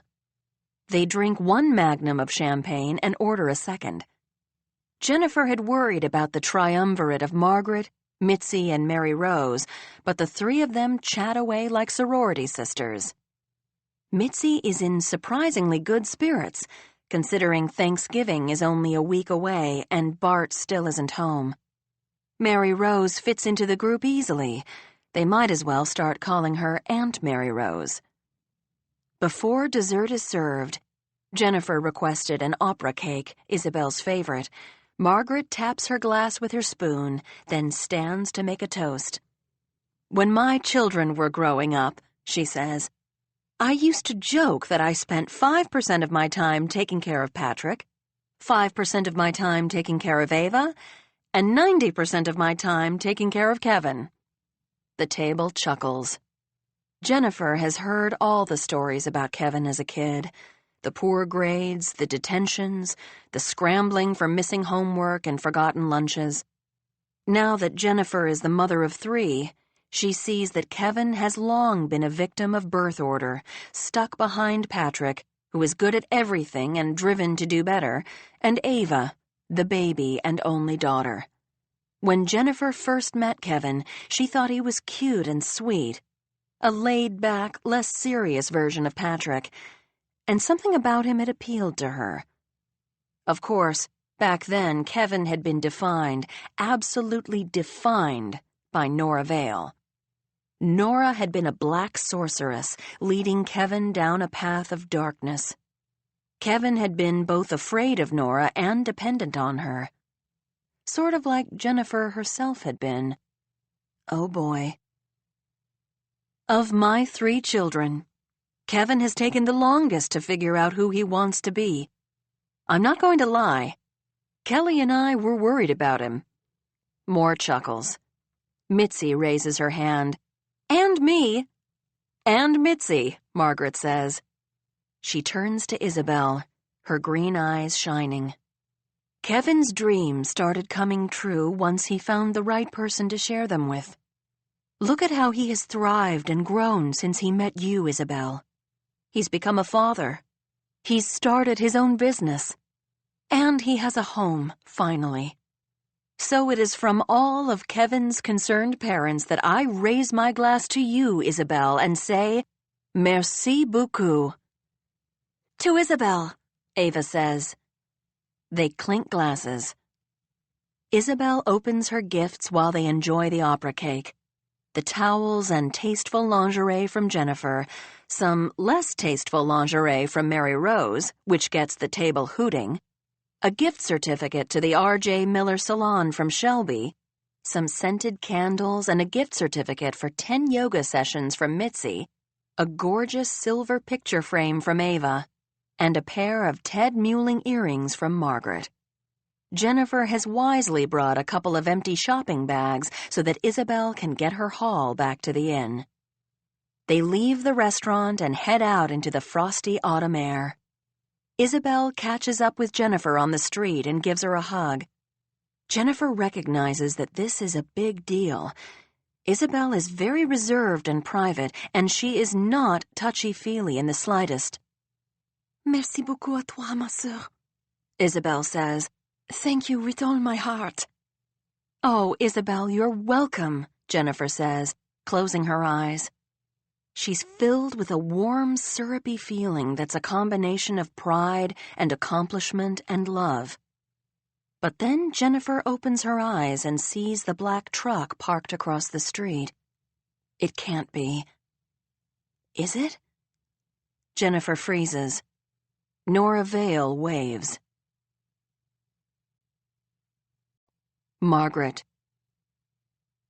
Margaret had hoped her frenetic schedule might calm down a bit after the election, but the short week before Thanksgiving is jam-packed with activity. Margaret and Ava leave Nantucket together the day after Isabel's bridal shower and head back to the city. Ava has interviews at 4 Manhattan private schools, 3 on Monday and 1 on Tuesday. Ava, it seems, is moving to the city. Margaret will not let herself get too excited, although it's difficult. A piece of her has yearned for Ava's daily presence since Kelly moved the 3 kids up to Nantucket 20 years earlier. Now, the joy of possibly having her daughter in the city on a permanent basis crowds out all other thoughts. It becomes all Margaret wants, and she has to keep herself from offering Ava the moon. She will buy Ava her own apartment. She will hire Ava a driver. She will pay Ava's gym membership at Equinox. She and Ava will go to the theater every week and brunch at Le Bilbequet every Sunday. Margaret thinks back to when Patty and Kevin were small and Ava just a baby, and how drained she had felt, how shackled. All she had wished for was freedom to pursue her career. Then, when she did pursue her career, she was encumbered with debilitating guilt. It was the challenge of working mothers everywhere, she supposed, wanting to be in 2 places at once. Margaret had struggled to raise her children while still nurturing herself. Back then, Margaret could never have guessed that, at 61, the people she would most want to spend time with, aside from Drake, are her grown children. Ava moving to the city is too much to hope for. It's like an iridescent soap bubble. If Margaret touches it, it will pop. Ava may get to the city and find it noisy and overwhelming, chaotic and dirty, and run back to the safe, close-knit community of Nantucket, where she is a big fish in a small pond. Manhattan can be an intimidating place even when every door is open. Margaret kisses Ava goodbye on Monday morning. Ava is wearing a blue and white DVF wrap dress and a pair of nude Manolo heels, both borrowed from Margaret. She looks beautiful and professional. "Are you sure you don't want Raoul to take you around?" Margaret asks. "He's happy to do it. He'll welcome the change." "I'm sure," Ava says. "I can walk, and if it starts to rain, I'll take a taxi." "Okay," Margaret says. "We'll see you at 8 o'clock tonight at Café Cluny." "West 12th Street," Ava says. "Yes," Margaret says. She picked that restaurant because it's close to Drake's apartment, and the plan is, if Ava moves to the city, she will live in Drake's apartment until she saves enough money to get a place of her own. But downtown can be confusing. If you want, you can meet me at the studio. "Mom," Ava says, "stop worrying about me. I'll be fine." Ava looks better than fine at 8 o'clock at Café Cluny. She is already seated when Drake and Margaret arrive. She has changed into jeans, boots, a shimmery top, and a suede fringed jacket.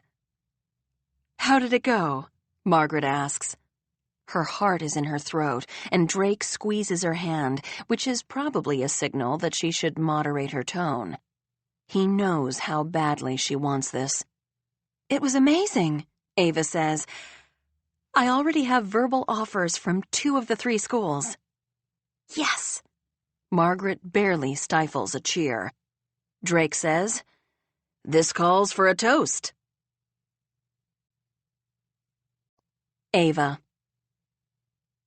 She has never been one for princess fantasies, but her first day seeking a new life in New York makes her feel like Cinderella.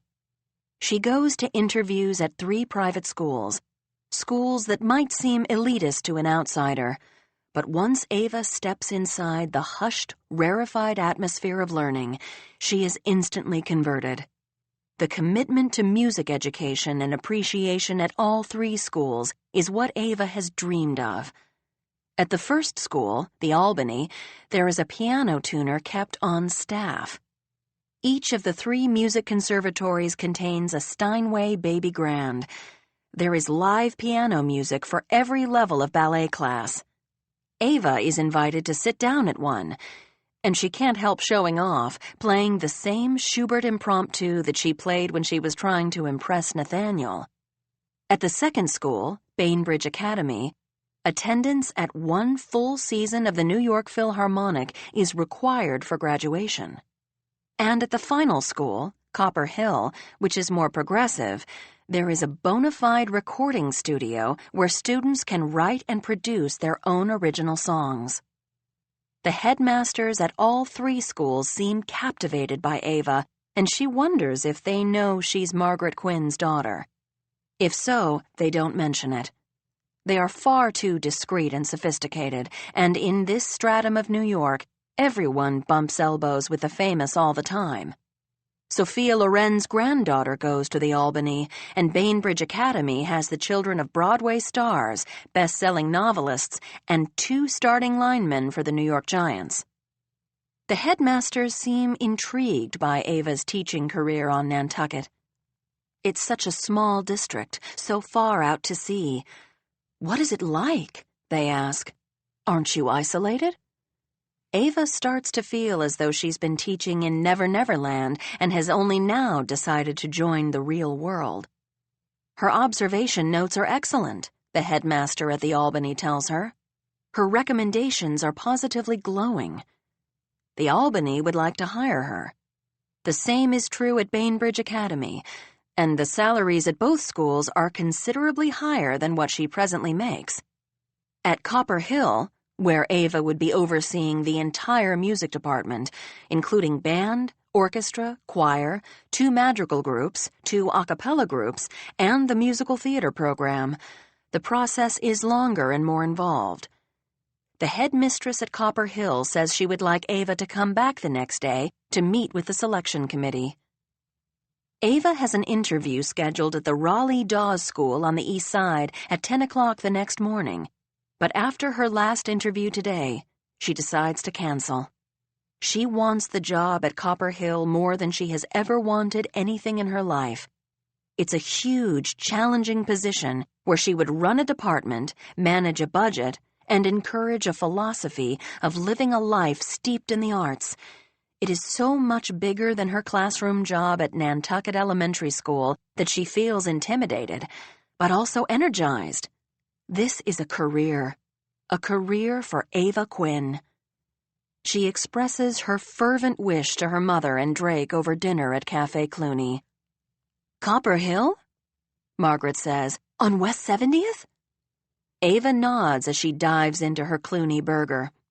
This place is adorable and the food is delicious, and Ava is pretty sure Darcy picked it out when Margaret told her she needed somewhere that would make Ava feel excited about moving to New York. It does boggle Ava's mind how great this restaurant is, but there are 30 others just as good in a 10-block radius. The variety, the choices.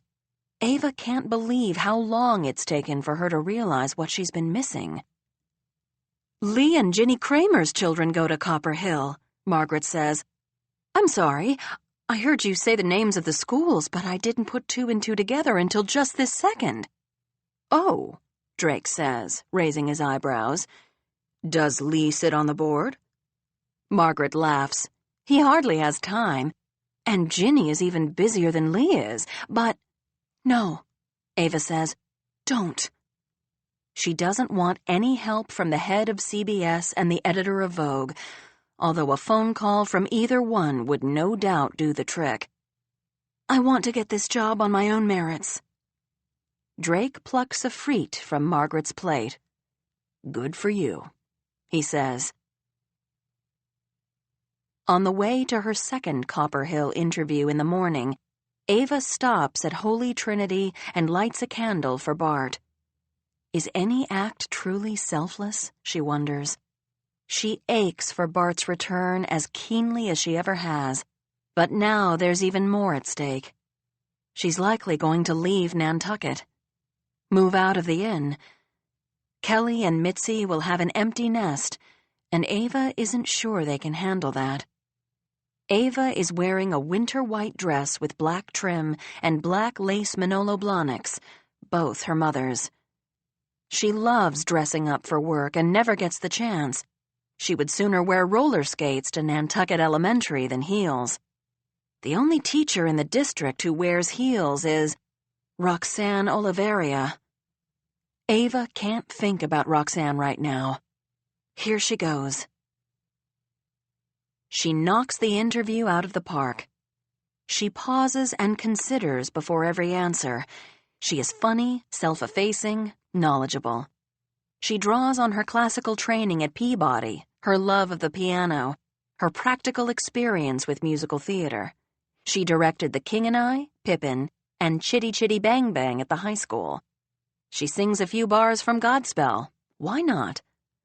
And when they ask if she has anything to add, she says, "My father moved us from Manhattan to Nantucket when I was 9 years old.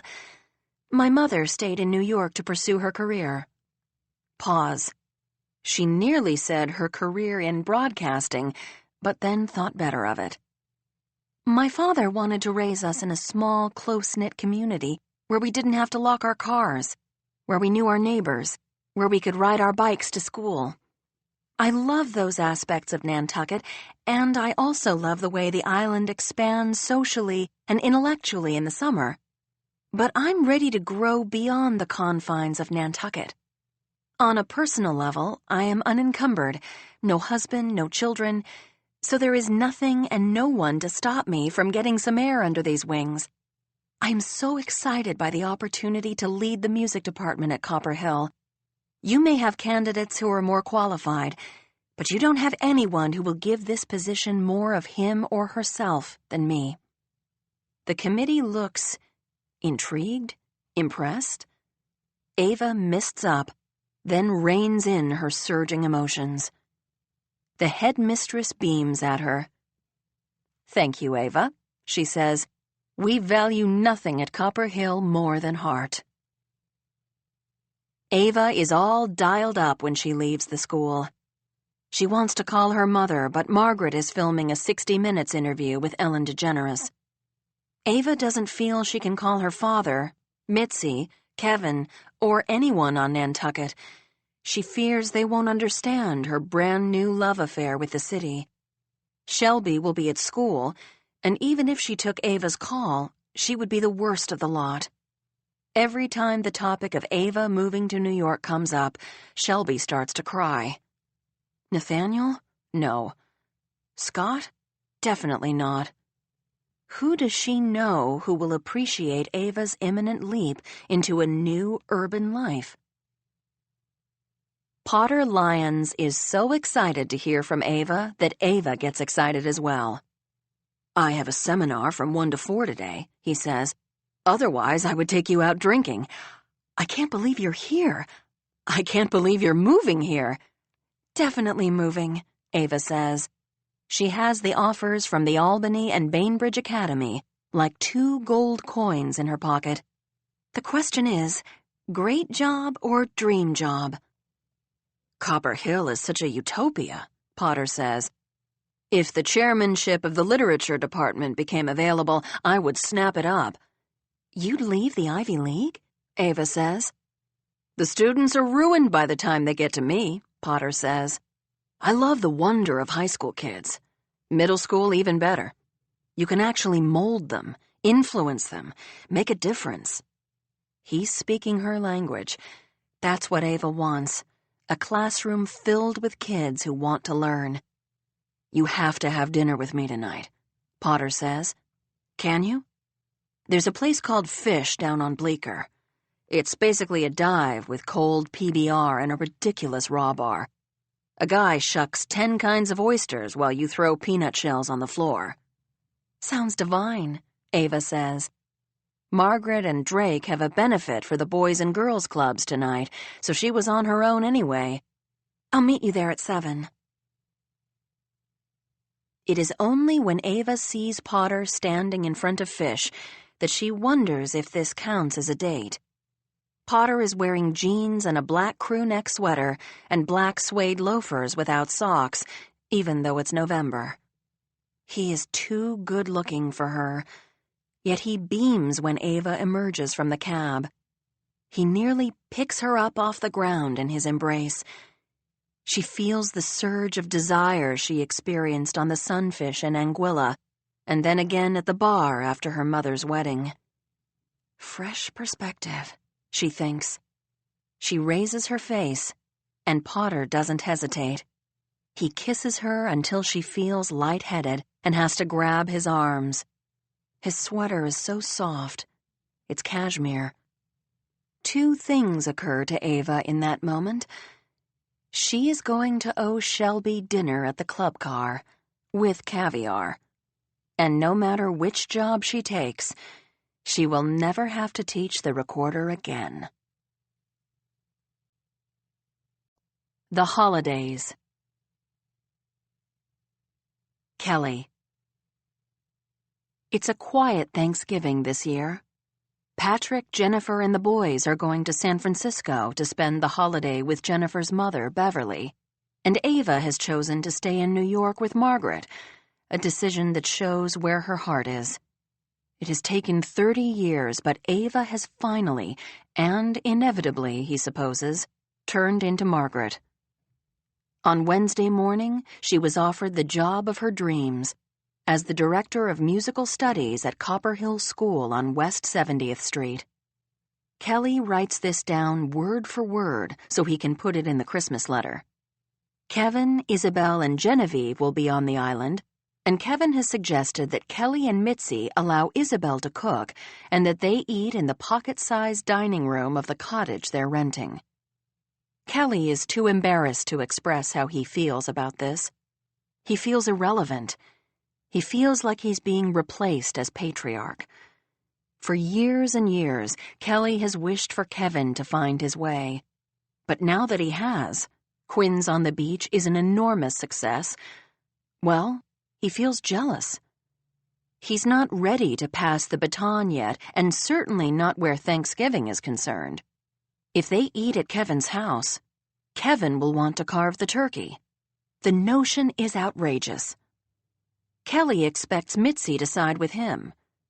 She will say no way to eating at Kevin and Isabel's. Mitzi loves Thanksgiving.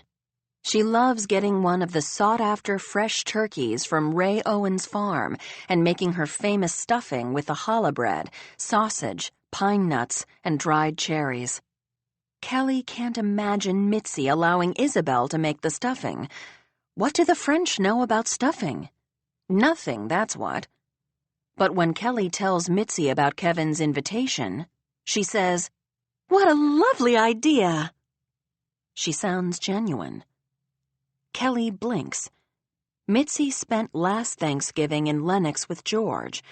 It was the nadir of her depression, and she couldn't bring herself to boil a potato or end a bean, and so they ended up going out to the Old Heritage Tavern, where Mitzi cried into her cranberry relish.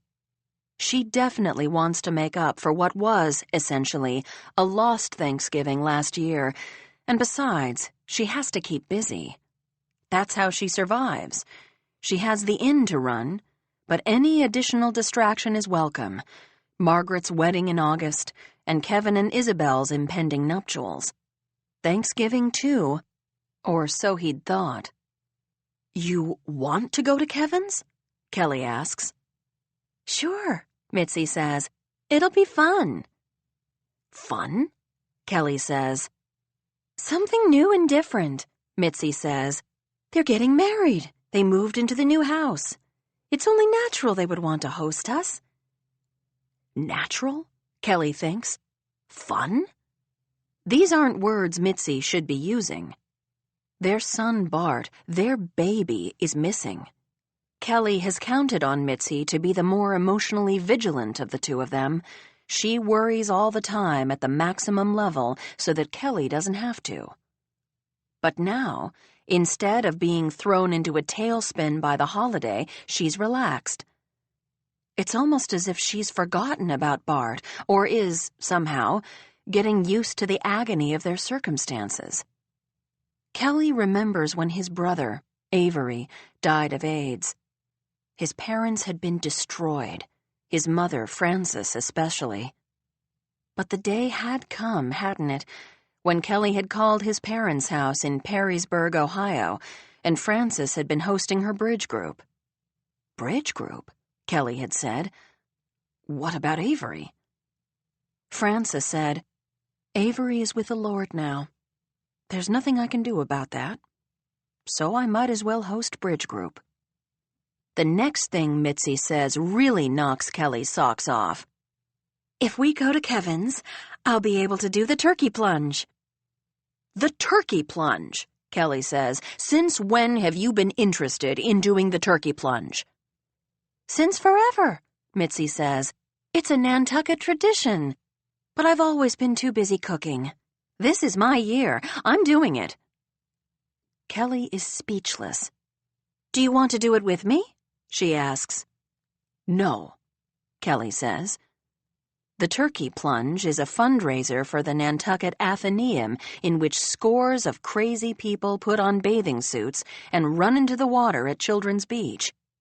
Nothing sounds less appealing to Kelly.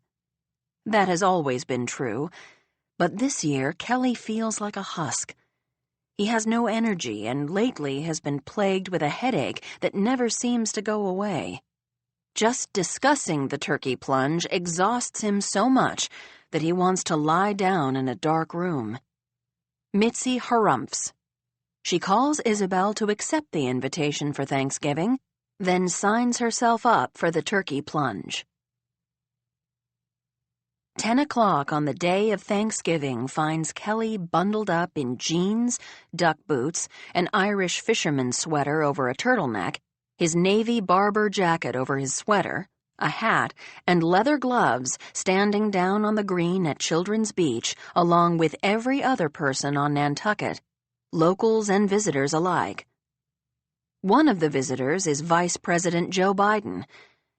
Kelly has heard that Biden comes to Nantucket every Thanksgiving, but he's never seen him in person until today. Kelly would love to bend the vice president's ear about Bart and the other missing Marines, but the man is surrounded by a crowd 10 people deep. He seems to be more popular than ever now that he's about to be replaced. If Margaret were here, Kelly would have her make the introduction, but she's not. And besides, it's Mitzi's big moment. She is out and about, chatting and schmoozing with people and reminding them all about the Christmas Eve party at the inn, which will also serve as Kevin and Isabel's wedding reception. "We're moving all of the furniture out of the living room," Mitzi says, "and getting a band." The spirit of the turkey plunge is convivial and festive, the weather freezing cold but sunny. Kelly sees people he has known for so long they feel like family. Mitzi pulls off her Lululemon yoga pants and her jacket and gives them to Kelly to hold. She's in an orange one-piece that Kelly has never seen before. "That's a great suit," he says. "Bought it just for today," she says. She kisses him on the lips and runs to line up with all the other hardy souls on the beach. The gunshot sounds, and the swimmers charge into the water, laughing and shrieking. Mitzi is easy to pick out in her pumpkin-colored suit. Her curly hair flies out behind her as she runs, then high steps through the water, then submerges. Kelly winces, imagining the shock and burn of water that cold. He gets Mitzi's towel ready. When she approaches, dripping and shivering, he wraps her up and gives her a squeeze. "You are a very brave woman," he says. "Now I see where our son gets it." Mitzi asked Kelly which of her Thanksgiving dishes he can't live without, and his answer was, all of them. He loves the stuffing, the sour cream mashed potatoes, the corn pudding, the creamed onions, the butternut squash, the Fiesta cranberry sauce, the snowflake rolls. But if he has to pick one, he'll pick the corn pudding, made with Bartlett's Farm corn that Mitzi bought and froze this past summer and topped with buttery Ritz crackers.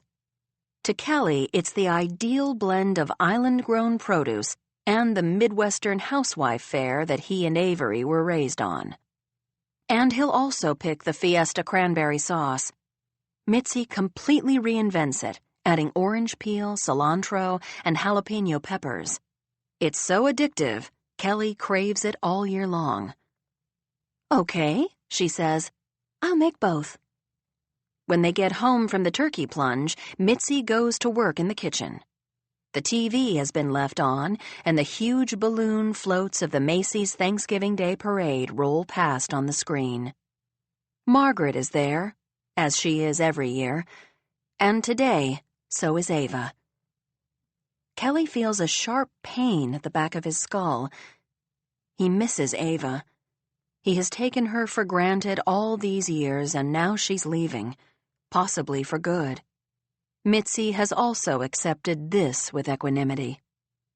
Ava's breaking up with Scott and Nathaniel is the best thing she ever did, Mitzi says now. Ava needed to find Ava, and the Ava she found wants to move to the city. I lived in the city when I was young, and so did you. The good news is, she's teaching. I'm sure she'll come home every summer. Summer isn't enough, Kelly thinks. He knows how unreasonable he sounds, how rigid. His head is splitting. He tells Mitzi he needs to go take a nap. Good idea, Mitzi says. I'll cook and watch a little pregame, then I'll come wake you. Isabel wants us at 3. Kelly has one of his dreams. He and Bart are in a car. Kelly is driving. They are in a desert. It looks like pictures Kelly has seen of the American Southwest, but Bart keeps telling Kelly they're in Australia. Australia? Kelly says. That doesn't sound right. Shouldn't we be in Afghanistan? No, Bart says. They got it all wrong. Everyone thought we were in Afghanistan, but we weren't. Kelly drives to the edge of a cliff. Far, far below are jagged red rocks. Is this a gorge? Kelly asks. Bart gets out of the car. He starts to walk away. Kelly? Kelly! Kelly opens his eyes. His head is killing him, and that's not a euphemism. It feels like his head is trying to pull away from the rest of his body. Kelly! With effort, Kelly sits up. Mitzi?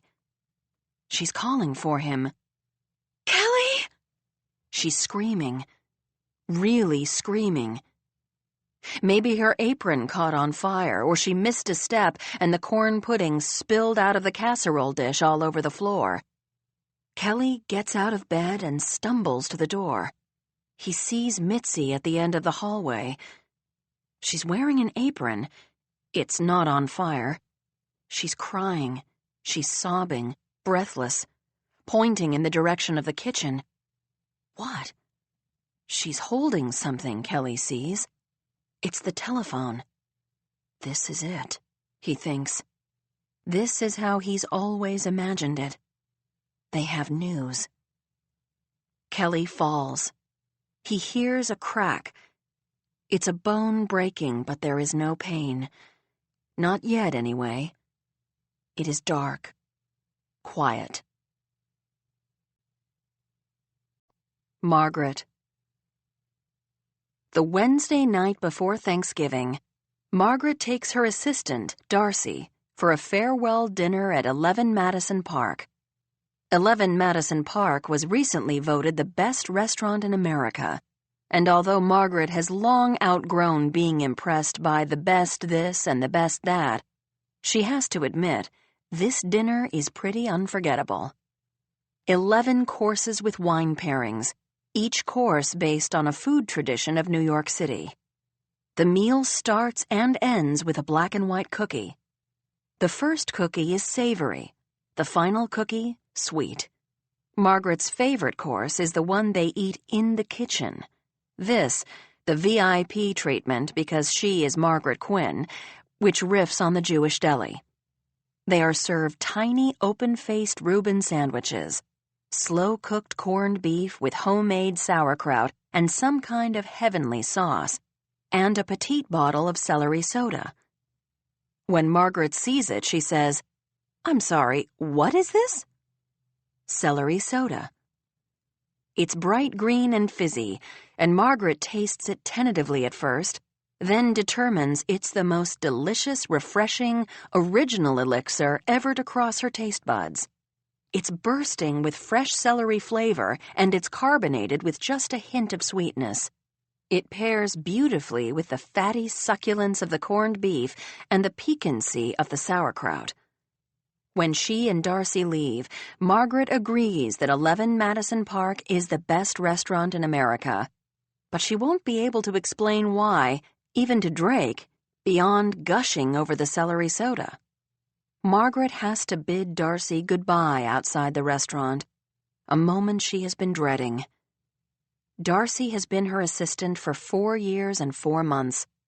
They have been a couple longer than Margaret and Drake. Being Margaret's assistant can hardly have been easy, but Darcy is one of those super capable, incredibly knowledgeable people who take everything in stride. She is unflappable, and if she made a mistake during her tenure, Margaret hasn't found out about it. She has never been sick, never been late, never been hungover, cranky, or cross. She has been faithful, discreet, loyal, and funny, and although she has helped Margaret with innumerable details of her personal life, she has never crossed the line into acting too chummy. Are they friends?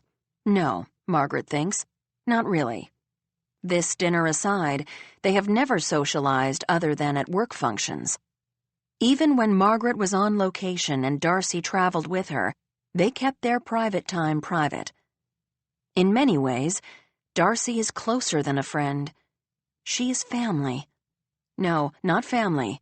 She is, somehow, another manifestation of Margaret Quinn. Margaret in another, younger body. "I'll never find another assistant like you," Margaret says. "Never." "Margaret, stop," Darcy says. "I'll cry." Okay, Margaret says. She is on the verge of tears herself. If you need me, any time, for any reason... I know, Darcy says. The same goes for me. Good, Margaret says, and they both laugh because they know Margaret needs Darcy far more than Darcy needs Margaret. Darcy climbs into the taxi and waves at Margaret through the window. She is heading home to Silver Springs early tomorrow, and then to Atlanta on Friday to start her new life. Goodbye, Margaret mouths. Goodbye. It's just after 1 o'clock the next day when Darcy calls Margaret's cell phone. Margaret is still at the parade party held every year at Lee and Ginny Kramer's apartment on Central Park West, 13 blocks south of Margaret's apartment and 20 floors closer to the action on the street. Ava and her friend Potter are also at the party. The three of them have consumed no small amount of champagne, celebrating Ava's job at Copper Hill, which Lee and Ginny's sons, Adam and Harry, both attend. There are cheers all around, several times. It's just when Margaret is gathering her things to leave. Drake is picking up a spectacular turkey dinner with all the trimmings from Cinderella, that she sees Darcy's call come in. There is no reason for Margaret to panic, but she senses Darcy is calling to tell her something, and at 1 o'clock on Thanksgiving? It's something big. Darcy? Margaret says. She sees Ava looking at her from across the room, and she turns her back and wanders into the dining room, where there are floor-to-ceiling windows. The parade has passed, but the street below is flooded with people. Raoul is around the block, waiting for Margaret and Ava. They'll have to head 4 blocks west to get 13 blocks north. Darcy, what is it? My source at the Pentagon, she says. He called me a few seconds ago. Another soldier from the missing convoy escaped. Oh my gosh, Margaret says, breathless. Was it Bart? Not Bart, Darcy says. I asked specifically. My source couldn't give me the name, but he could confirm it wasn't Bart. Oh, Margaret says. Her spirit is in a free fall. But, Margaret, this soldier has far more information. They're about to send out a press release. He said when he escaped that half the troops were alive and... Half were dead? Margaret says. Yes, Darcy says. He gave them a whole bunch of other stuff too, I guess. Details about the surroundings, how far they traveled, what direction they went, what landmarks he remembers. My source says the Pentagon is going to move on the information tonight. Tonight, Margaret says. I'll call if I get anything else, Darcy says. Yes, Margaret says. Thank you, Darcy. She hangs up and tries to process what she's just heard, keeping emotion at bay. She is afraid to turn around. She doesn't want Ava to see her face until she figures out what to do. Part of her, naturally, wants to let Kelly and Mitzi enjoy their turkey. They are eating at Kevin and Isabel's house. But no. Margaret can't keep quiet. Not this time. This is too big. Half alive, half dead. Flip a coin, she thinks. They're going to find the kids. All of them, either way. Of this, Margaret is confident. She swallows, takes a deep breath, and replays Darcy's exact words in her mind. Then she dials the number of the inn. Jennifer. Jennifer comes by her type A personality honestly. She is exactly like her mother. When Jennifer and her mother, Beverly, occupy the same space, there is always a showdown, and Jennifer usually loses. Not this year, however. Beverly likes to dine out on holidays. Easter, Thanksgiving, Christmas. More specifically, she likes to go to the Park Tavern. Jennifer has gently but firmly shot down that idea. This year, Jennifer will cook. Why put yourself through so much trouble? Beverly asks. You've had such a tough year. Because it's Thanksgiving, Mother. Jennifer says. She leaves no room for argument, and Beverly backs down. By 10 o'clock, Beverly's townhouse on Nob Hill smells like home cooking.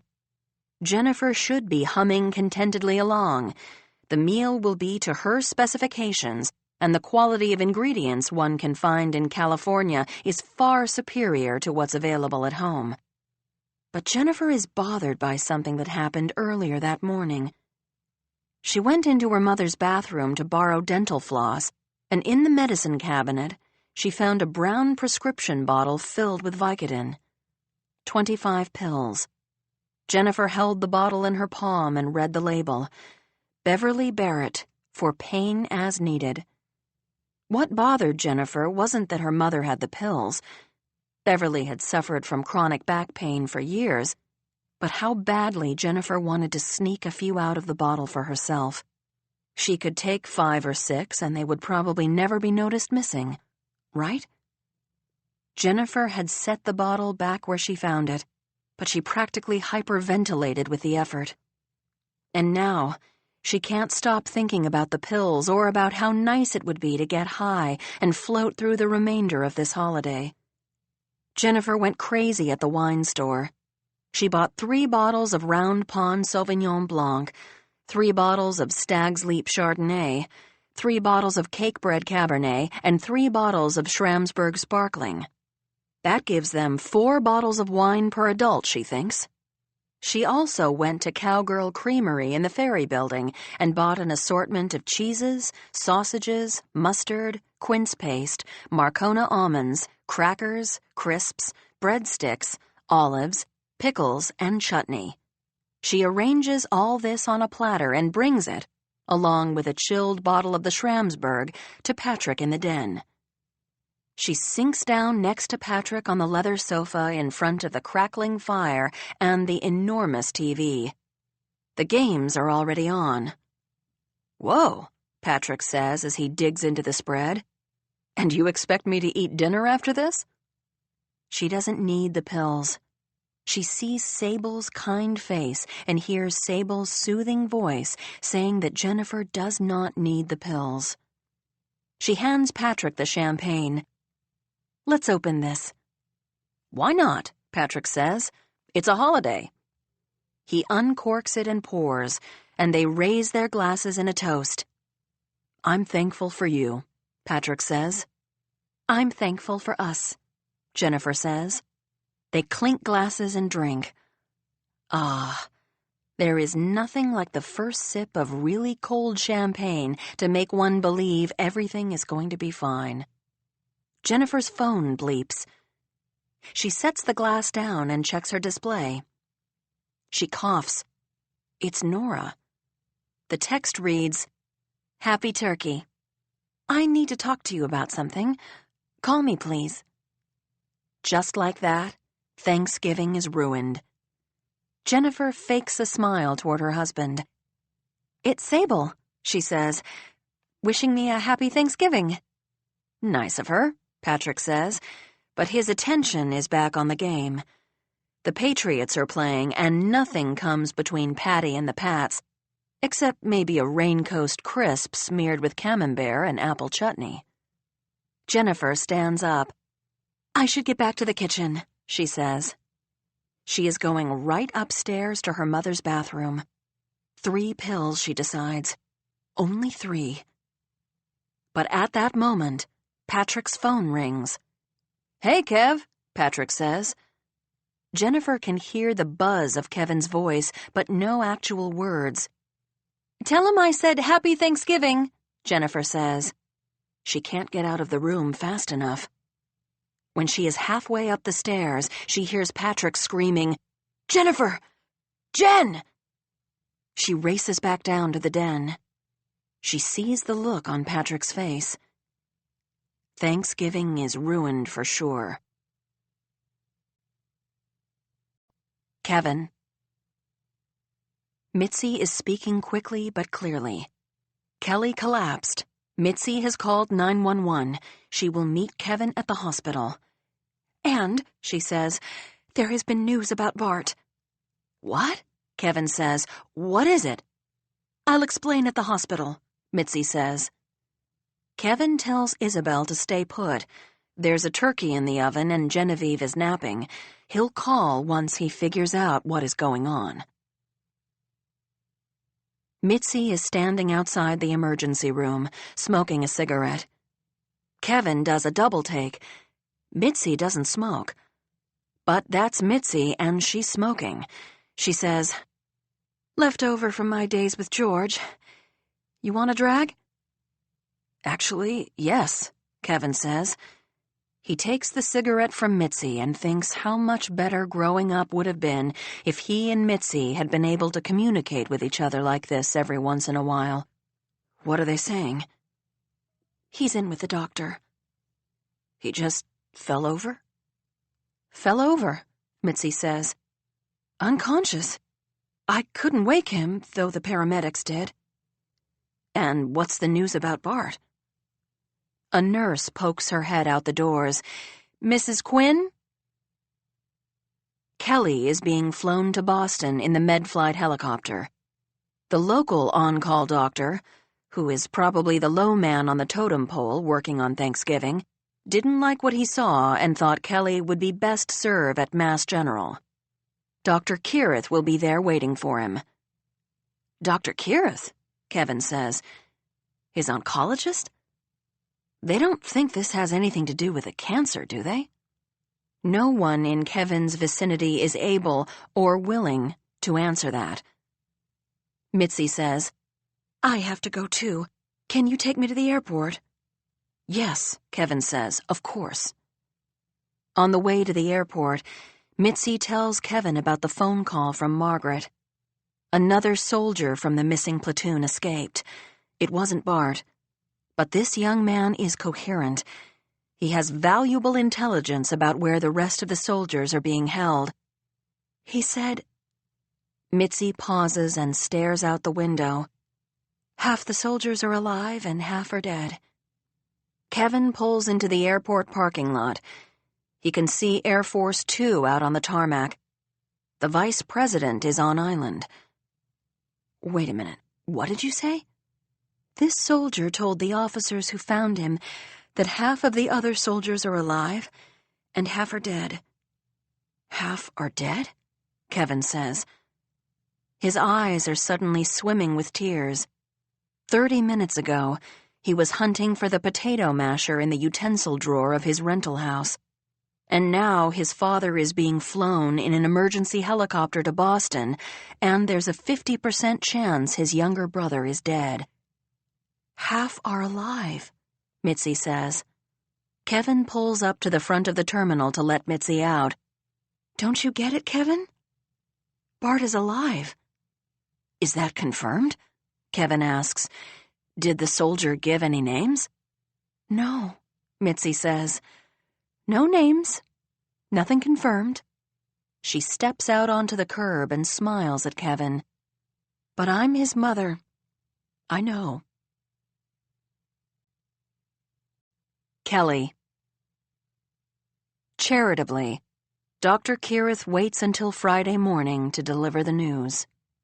Brain cancer. Or, more correctly, prostate cancer that has metastasized to the brain. Kelly has a tumor blooming in the back of his occipital lobe, creating pressure against his skull, which was probably what caused his fall. Blooming? Kelly says. Like a flower? He pictures a rose or a peony on the back of his head. The tumor has tentacles, some of them far-reaching, Dr. Kirith says. It's not resectable. Tentacles now, like a squid. Kelly prefers the former analogy. So you can't operate? Kelly says. No, Dr. Kirith says. What can you do? Well, radiation, certainly. That should shrink it. The chemo protocol for this particular kind of cancer is notoriously nasty and effective only 25% of the time. Kind of like our new president-elect, Kelly says. Dr. Kirith smiles, but just barely. Honestly, Kelly is so confused and overwhelmed he can't remember who won the election. "I'll give you all the information about the chemo and you can make your own decision," Dr. Kirith says. "For now, I suggest radiation, much like before. 30 days. Just keep me alive as long as you can, Doc," Kelly says. As soon as Mitzi arrived at Mass General, she told Kelly what she'd been screaming about right before Kelly fell over. Another soldier found, reporting that half of his fellow soldiers were alive and half dead. "Bart?" Kelly asked. He'd wanted to ask if Bart's specific fate had been decided, but he didn't know how. "They're going to find him," Mitzi says. "He's coming home." Kelly had asked for Dr. Kirith to give him the diagnosis privately, so he can decide how much to tell Mitzi and the kids. Everyone is consumed with thoughts of Bart. The AP reports on the recovered soldier, Private Jonathan Mackey, on Thursday night included his quote that half of his brothers-in-arms were killed by the Belli, but half remained alive. Kelly admires Mitzi's certitude that Bart is alive, and as much as he would like to join her in this steadfast belief, he can't seem to keep his mind from visiting the dark side. What if Bart was killed? What if Bart mouthed off or otherwise angered the Belli? This is certainly possible, but Kelly thinks back on everything Bart went through since he enlisted. The 13 weeks of boot camp on Paris Island, where the drill instructors broke Bart down to nothing. He referred to himself only in the third person, then built him back into a Marine. By his own account, he excelled at his PFT, physical fitness test, running 3 miles in 20 minutes, doing 39 pull-ups and then 72 crunches in 60 seconds. His basic training culminated in the Crucible, a 54-hour exercise during which he was allowed to sleep for only 2 hours and had to hike 42 miles with obstacles. After boot camp came the Infantry Training Battalion at Camp Lejeune, where over the course of 3 months he learned skilled rifle shooting. Mitzi had initially had a hard time thinking about Bart handling weapons, but that had been Bart's favorite part of ITB. "Every Marine is a rifleman," he said. Bart had been trained by the best drill instructors, men and women far tougher than the enemy. He had learned the finest combat techniques. His body was strong, his mind stronger. He would have found a way to survive. Kelly tells Mitzi that the cancer is back, now in his brain, and that the only treatment Dr. Kirith can recommend is 30 more days of radiation. Her bottom lip quivers, and then her chin drops. He kisses the part in her hair. She smells vaguely of cigarettes. She's back at it. But under the circumstances, Kelly really can't blame her. "I'm going to beat it," he says. Mitzi says something he doesn't hear. She's weeping. "What's that?" he says. He rubs her shoulder. "We," she says. As with all things related to events around Bart, Kelly expects a lull to follow. It may take weeks or even months for the Pentagon to move on the intelligence they received from Private Mackey. But a scant week later, the Monday following Christmas stroll weekend, which Kelly passed quietly while Mitzi and Isabel tended to the guests. No parties or celebrations this year. The phone at the inn rings. It's 4 o'clock in the morning. Mitzi answers right away, as though she has been waiting up for the call, but she is trembling so badly she hands the phone to Kelly. Kelly clears his throat. "Hello?" It's Major Dominito, calling from Washington, D.C. Navy SEAL Team 6 was deployed, and the Major reports that they have recovered all of the missing Marines, alive and dead. The Major asks Kelly if he is in a place where he can receive news about his son. Kelly pauses before he answers. He's safe in bed with his wife. The inn is quiet. Most of the stroll guests checked out the day before. But if the Major is calling to say that Bart is dead, then no, he is not in a place where he can receive that news. He will never be in a place where he can receive that news. Yes, he whispers. He imagines the flower blooming or the squid sinking its tentacles into his brain. He will take this diagnosis, this cancer. He will take death. But please, he thinks, let Bart live. Your son, Private Bartholomew James Quinn, was one of the lucky ones, the Major says. He's alive. Kelly can't answer.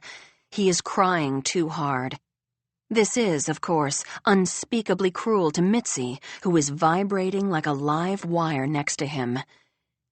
He's alive, Kelly says, and his voice cracks. Did she hear him? Did she understand him?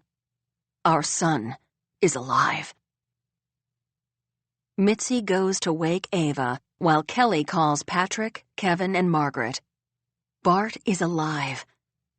30 minutes later, Ava, Kevin, Isabel, Genevieve, Mitzi, and Kelly are all gathered in Bart's bedroom, where the light has been on for 23 months, 1 week, and 2 days. They join hands, and through his tears, they just won't stop. Kelly says a prayer. Thank you, God. Margaret. It's the biggest news story of the year other than the election, including the election, if you ask Margaret, and it's one she reports on somberly, out of respect for the 17 American families who each lost a soldier and a son. Inside, Margaret feels not joy but relief. There but for the grace of God go I. Bart Quinn is alive. The troops have to undergo a medical evaluation at Ramstein and then a 10-day debriefing. Even so, Bart should be home by Christmas Eve, in time for Kevin's wedding. It's a Christmas miracle sent especially for Kelly, who is sick again, sicker, Margaret suspects, than he's letting on. If everything goes according to plan, he will see his son on Christmas. Ava. By anyone's standards, Mitzi is a Christmas person. But this year, she goes nuts, bonkers, off the reservation, completely and insanely all out in decorating for Jesus' birth. It's not just for Bart, she says. It's for everybody celebrating Bart's return, the entire family. Plus, Kevin and Isabel are getting married, and the Beaulieus are coming all the way from France. Bart is in Germany, although they've all talked to him on the phone and done video chats. His cheekbone was broken, the skin punctured. He has bruises and bandages, but still it is Bart, Ava's baby brother, and when the family sees him for the first time, they all blubber while Bart waits with no expression on his broken face. His head is shaved. All of the surviving soldiers have lice, scabies, ringworm, and dysentery. Bart has lost 16 pounds, which is far less than most. They aren't allowed to ask him any questions about what happened. Not yet. So mostly the conversations are Ava, Mitzi, and Kelly filling Bart in on all the family news since he's been gone. They do not, however, say anything about Mitzi's affair with George the Santa Claus and her lost year in Lenox, nor do they tell him about Kelly's cancer, although nearly the first thing he says is, "Geez, Dad, you look worse than I do." Bart is due to arrive in Boston on December 22nd. Patty, Jennifer, and the boys will pick him up and drive him to Nantucket. The Chamber of Commerce called the inn to see if they could organize a parade, give him a hero's welcome, but Kelly turned them down. He and Mitzi are united in their desire for privacy in regard to Bart's return. They just want him home, not only on Nantucket, but inside the inn. Mitzi announces that her Christmas theme this year is joy. Ava doesn't recall Mitzi having a Christmas theme in previous years, but she understands how joy might be at the forefront of Mitzi's mind. Mitzi makes a Christmas playlist on her iPod that she plays on the inn-wide stereo system. It consists of 25 versions of Joy to the World. At first, Ava objects on principle, but actually, the renditions are so varied that the effect is quite soothing. And heaven and nature sing. Mitzi and Kelly venture out to Slosak's farm and buy a 14-foot-tall Douglas fir. The tree grazes the vaulted ceiling, and Kelly has to climb a ladder to secure the top to one of the exposed beams.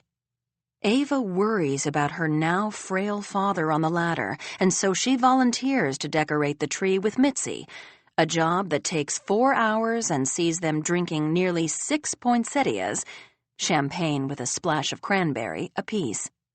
They try to follow Jennifer's 3 cardinal tree decorating rules.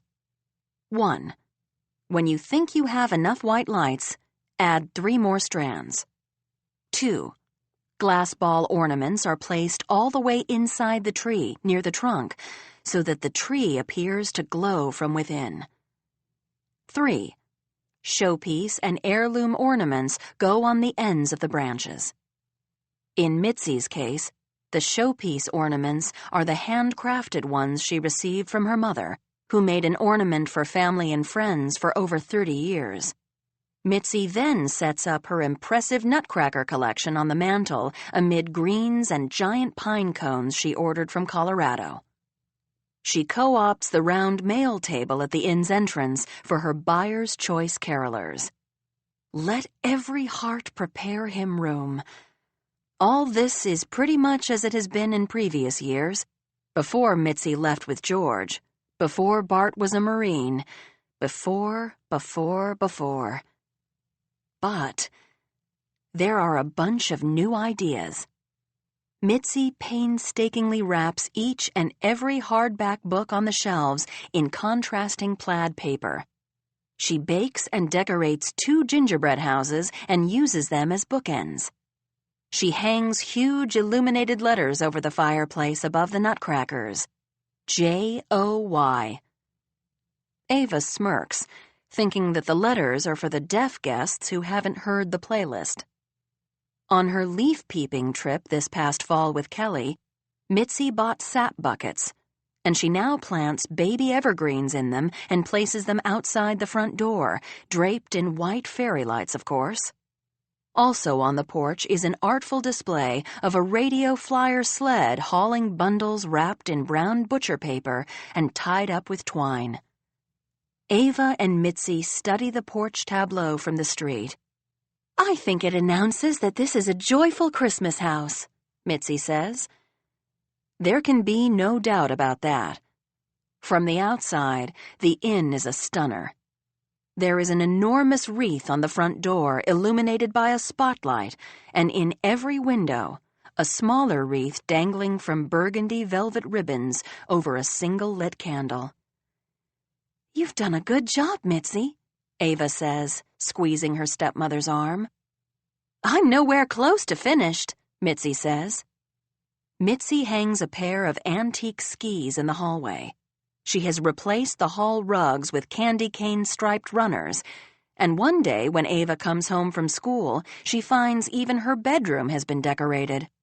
There is a wreath hanging from her scrolled walnut headboard, and her bed has been dressed up with a red flannel comforter and crisp white sheets with red piping.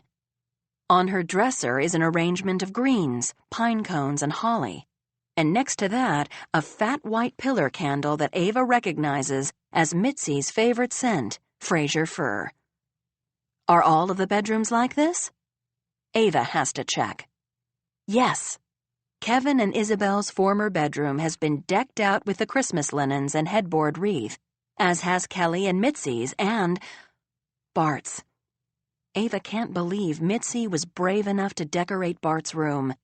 Despite the fact that it still smells vaguely of pot smoke, it has been treated like a shrine. But an even bigger surprise is that the room that used to be Genevieve's nursery has been transformed into a Christmas workshop. Mitzi bought a pine table and is using it as a wrapping station, but along with the predictable paper, bows, and tags are stuffed elves sitting on chairs and chilling on the windowsills. There's a new red brocade wingback chair and a matching footstool where another elf sits, staged so it looks like he's stringing a popcorn garland. And in the corner of the room is yet another Christmas tree, this one decorated with tiny musical instruments, a snare drum, a violin, a harp, a harmonica. But no recorder, Ava notices. When Ava calls Potter that evening, she says, "I feel like I'm living at the North Pole." She explains the wrapped books and gingerbread houses, the antique skis and Santa's workshop. She has also noticed that the Christmas china is out, that there is mistletoe hanging in the kitchen, and that on the windowsill over the sink someone has arranged Scrabble tiles to read Merry Christmas. By the back door is a forest green stepladder on which Mitzi has secured all of the Christmas cards and pictures she has received so far. "I can't wait to see it," Potter says. "I could use a little holiday cheer." "Next week," Ava says. She knows Potter's December has been anything but joyful.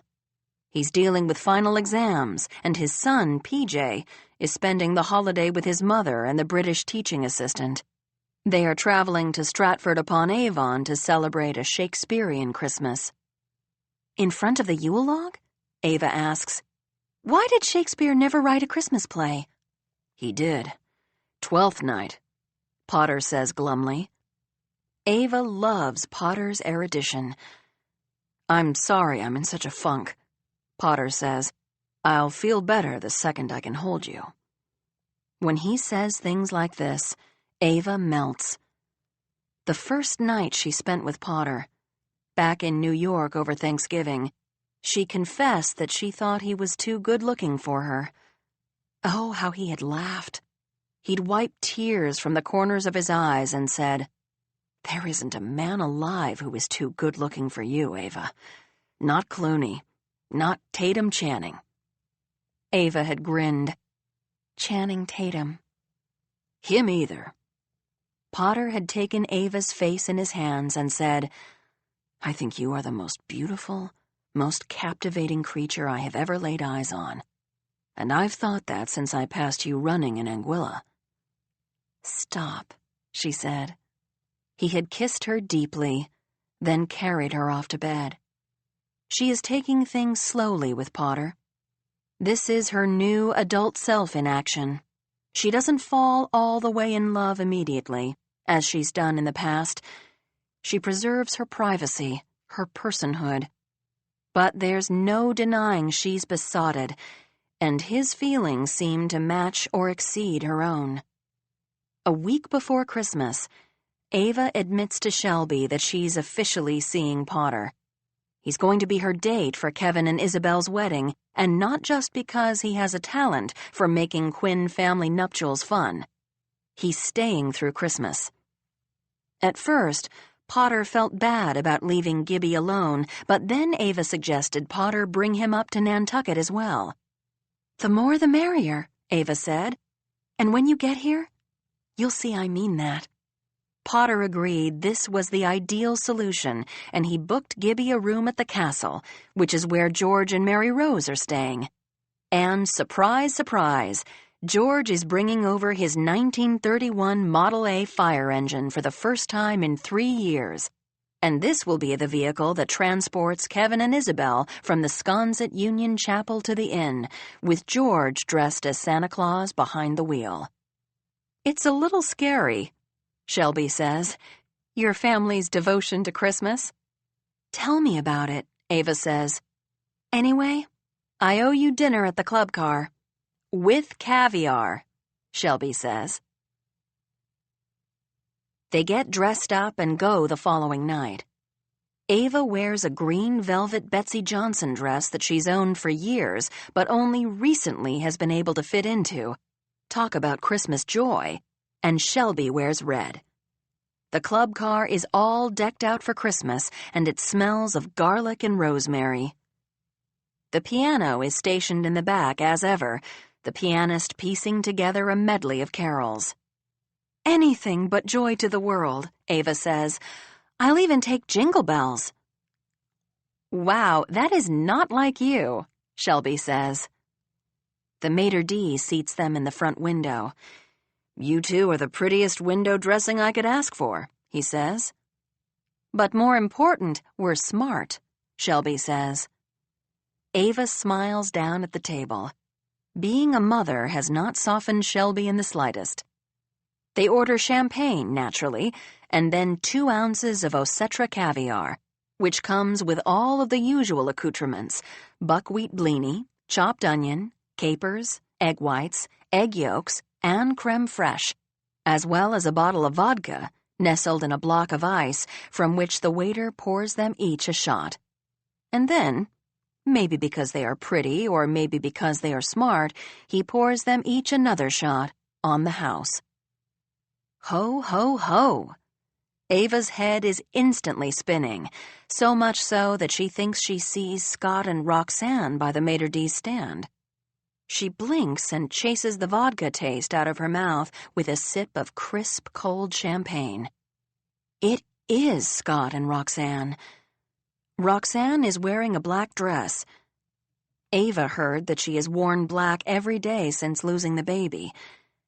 And she's wearing black stiletto heels. Some people, it seems, never learn. Scott waves. Ava waves. Shelby glances over her shoulder and groans. "It's not a problem," Ava says. "He doesn't faze me anymore. And neither does she." "Really?" Shelby says. She builds herself a loaded caviar bite, and her eyelids flutter closed in ecstasy as she eats it. "I'm sorry, what were we talking about?" "I'm over Scott," Ava says. It's true. She sees him and feels nothing. This past Friday afternoon, he dressed up as Santa Claus for the final assembly before break, and he handed out candy canes and chocolate coins, and Ava had gazed upon him and felt nothing. A couple days before that, he had come to school wearing his ugly Christmas sweater, the one with the light-up tulle Christmas tree on the front that he had bought solely to please Ava. The one he had worn to her ugly Christmas sweater caroling party. The one he had worn when he accompanied Roxanne to Nantucket Cottage Hospital after she gruesomely broke her ankle while crossing Federal Street. That sweater had so many memories attached to it, both good and bad. And yet, when Ava saw Scott wearing it, she had felt nothing. "I hope he and Roxanne are happy together," Ava says. "I hope they try to have a baby again." "Not likely," Shelby says. "I heard she's moving to California soon, before the end of the school year." "Is she?" Ava says. Not even this juicy tidbit piques her interest. If Roxanne moves to California, Scott will be single once again. All Ava feels is a twinge of sympathy for Scott, but honestly, not much. He's a good guy. He'll find someone else soon enough. Scott and Roxanne are seated at a table somewhere behind them, but Ava doesn't even bother to sneak a peek. She doesn't scrutinize the expression on Scott's face, or analyze his demeanor, or wonder what he orders to drink. Maybe Roxanne is moving to California, and this is a farewell dinner. Or maybe they're just out celebrating the holiday. Ava doesn't care. She studies the menu. "I'm going to get the beef Wellington," she says. "And then, let's go sing." Jennifer. The texts from Nora Vale pop up on Jennifer's phone at the worst possible moments. The first was on Thanksgiving, but it was instantly eclipsed by the phone call from Kevin with the double whammy news of Kelly's collapse and another soldier from Bart's platoon found. A week later, They know that Kelly's cancer has metastasized to his brain and that Bart is alive. A mixed bag of news if ever there was one. Patrick has chosen to focus only on the positive. Bart is alive and coming home in time for Kevin and Isabel's wedding and Christmas. And Kelly will battle his cancer just the way he's battled all the other hardships of the past few years. "My father is a warrior," Patrick says. Jennifer hears the respect in Patrick's voice, which serves to mask his fear. Kelly is only in his early 60s, but he's mortal just like everyone else. For the kids' sake, Jennifer adopts Patrick's mindset. They don't tell the boys about Kelly's cancer. All they announce is that Uncle Bart has been found and is on his way home.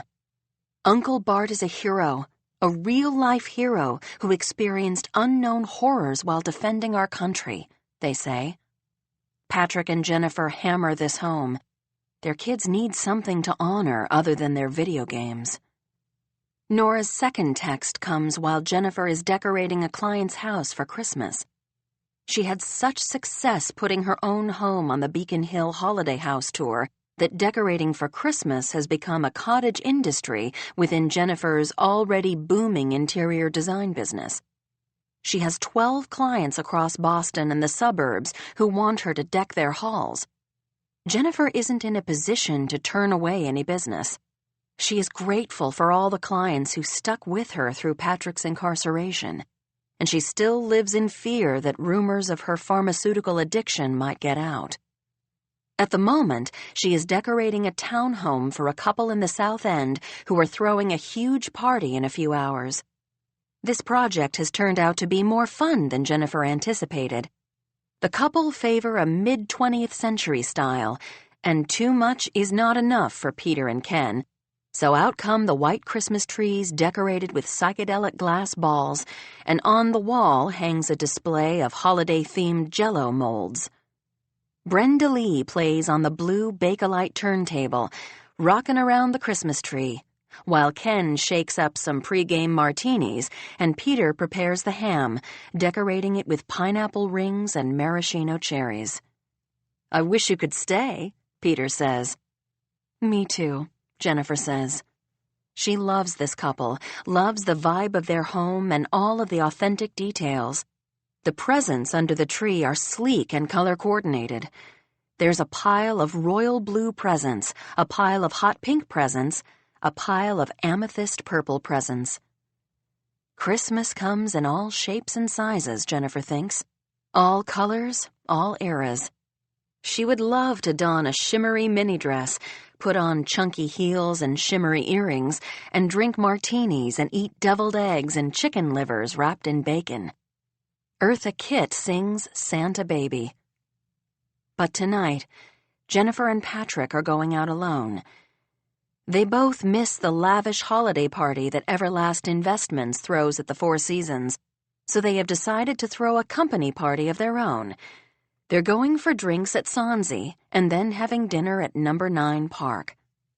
As Jennifer is putting the finishing touches on Peter and Ken's vintage Christmas card collage, her phone pings. She checks it eagerly, half hoping it's Patty telling her he's running behind with work so that she can stay for a few more minutes and enjoy a martini or two. But no, it's Nora. The text says, "Are you by any chance coming to Nantucket for Stroll? I really need to talk to you." Stroll, Jennifer thinks. That's right. Tonight is the Friday of Stroll weekend on Nantucket. Burl Ives sings, "Have a Holly Jolly Christmas." "I just love the way records sound on this turntable," Peter says. Jennifer gives him a blank look. Then she stares at the message on her phone. Stroll weekend last year was when all of Jennifer's troubles began. She wanted Oxy and Ativan, and who, of all people, supplied her habit? Oh, Jennifer wants to go back in time to Stroll weekend of last year and do everything differently. "Are you okay?" Ken asks. He hands her a martini. Jennifer slips her phone into her pocket and fakes a smile. "Yes," she says. She wants to leave so she can go on a date with her hubby, Peter says. Let her go already. What does Nora want to talk to her about?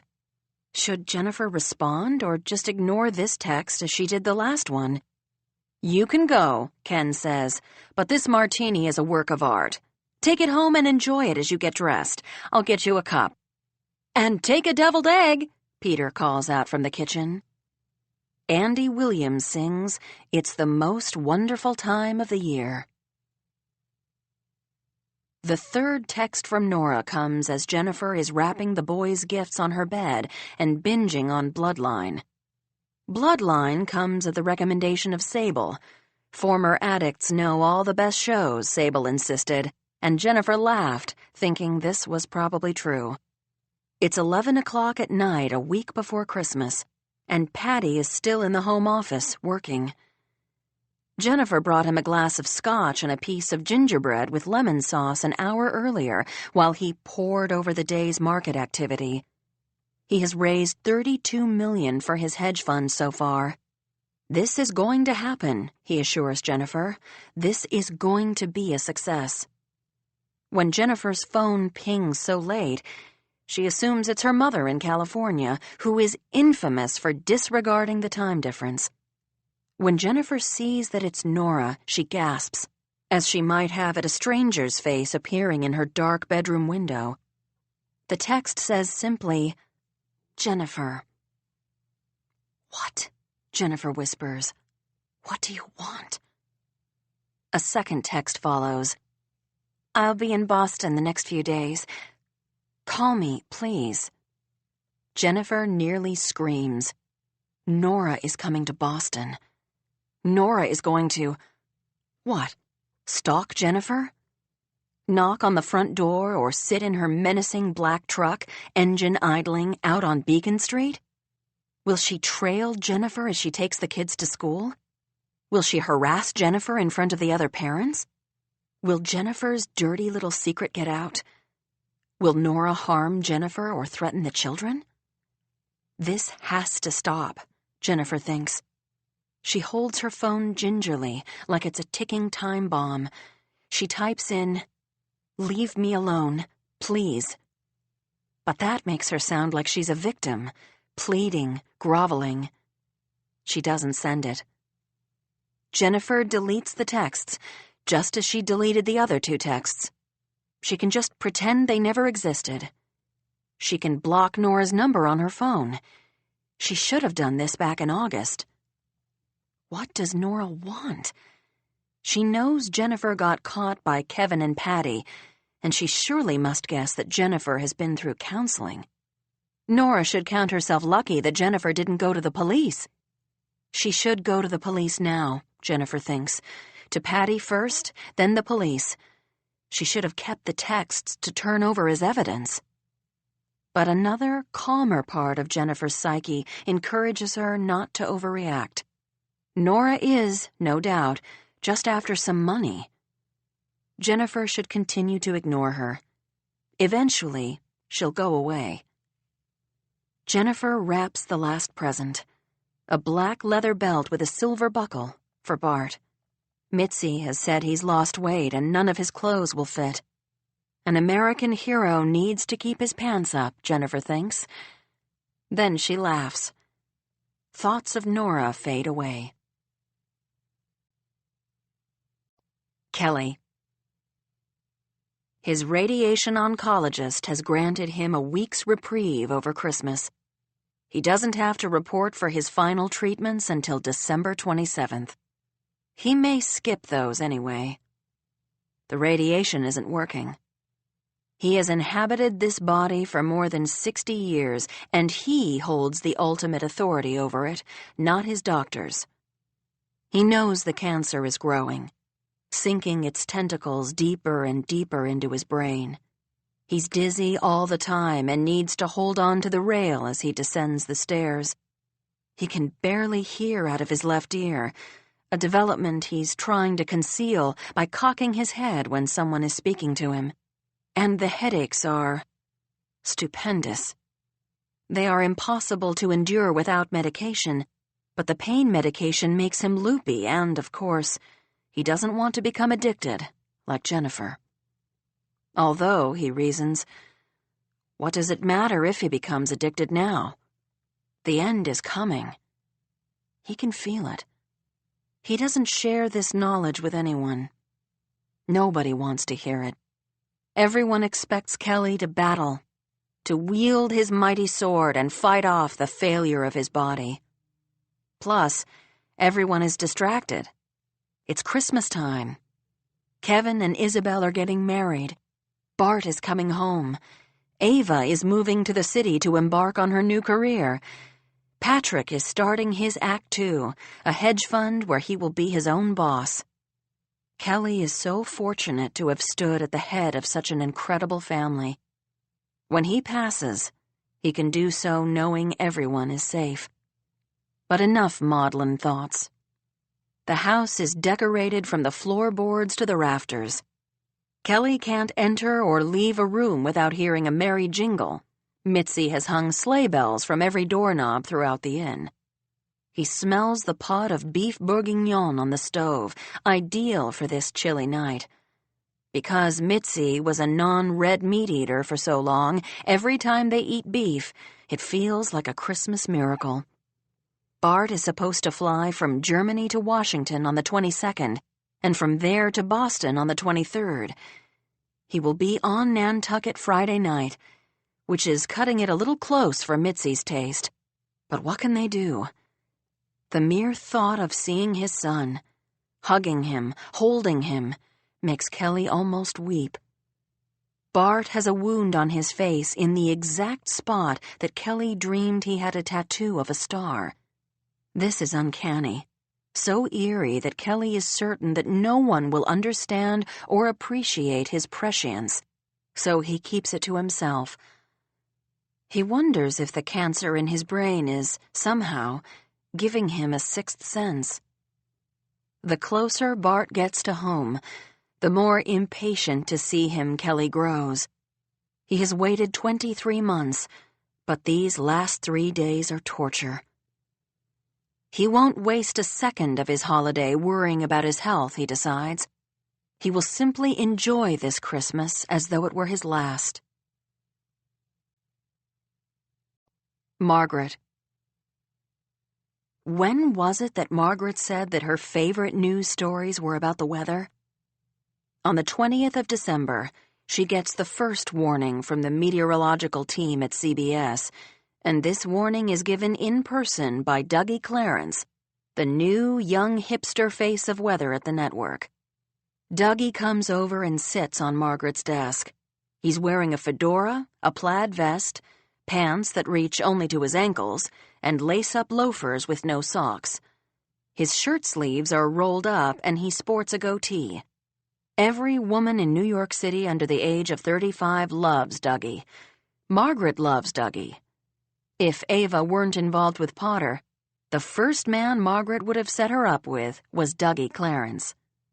However much Margaret enjoys Dougie's company, though, finding him sitting on her desk 5 days before Christmas and 3 days before she's supposed to fly to Nantucket for her son's wedding is not good.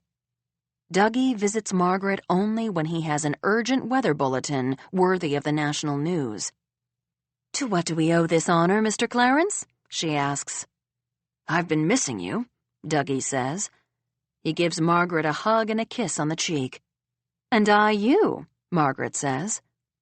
Dougie hasn't been to see her even once this year. The weather has been virtually perfect. "But that's not why I'm here," Dougie says. Margaret's spirits fall. Maybe it's the weather in the Midwest. Maybe he wants her to report on the drought in California again. Maybe Mount St. Helens is about to blow. That would be exciting. Margaret has never reported on a good volcano story. "I'm here because we are about to get pounded," Dougie says. "We?" Margaret says. "Pounded?" "The Northeast Corridor," Dougie says. "Blizzard." "When?" Margaret asks. "Tomorrow night, Thursday, Friday," Dougie says. The good news is it should be mostly over by Christmas Eve. The bad news is it's I-95 from Washington to Boston. And the airports, Margaret says. I don't like to use the term 100-year storm, Dougie says, but in this case... Does it have a name? Margaret asks. Elvira, Dougie says. Elvira. Margaret looks at the briefs her new assistant, Jennifer, left her.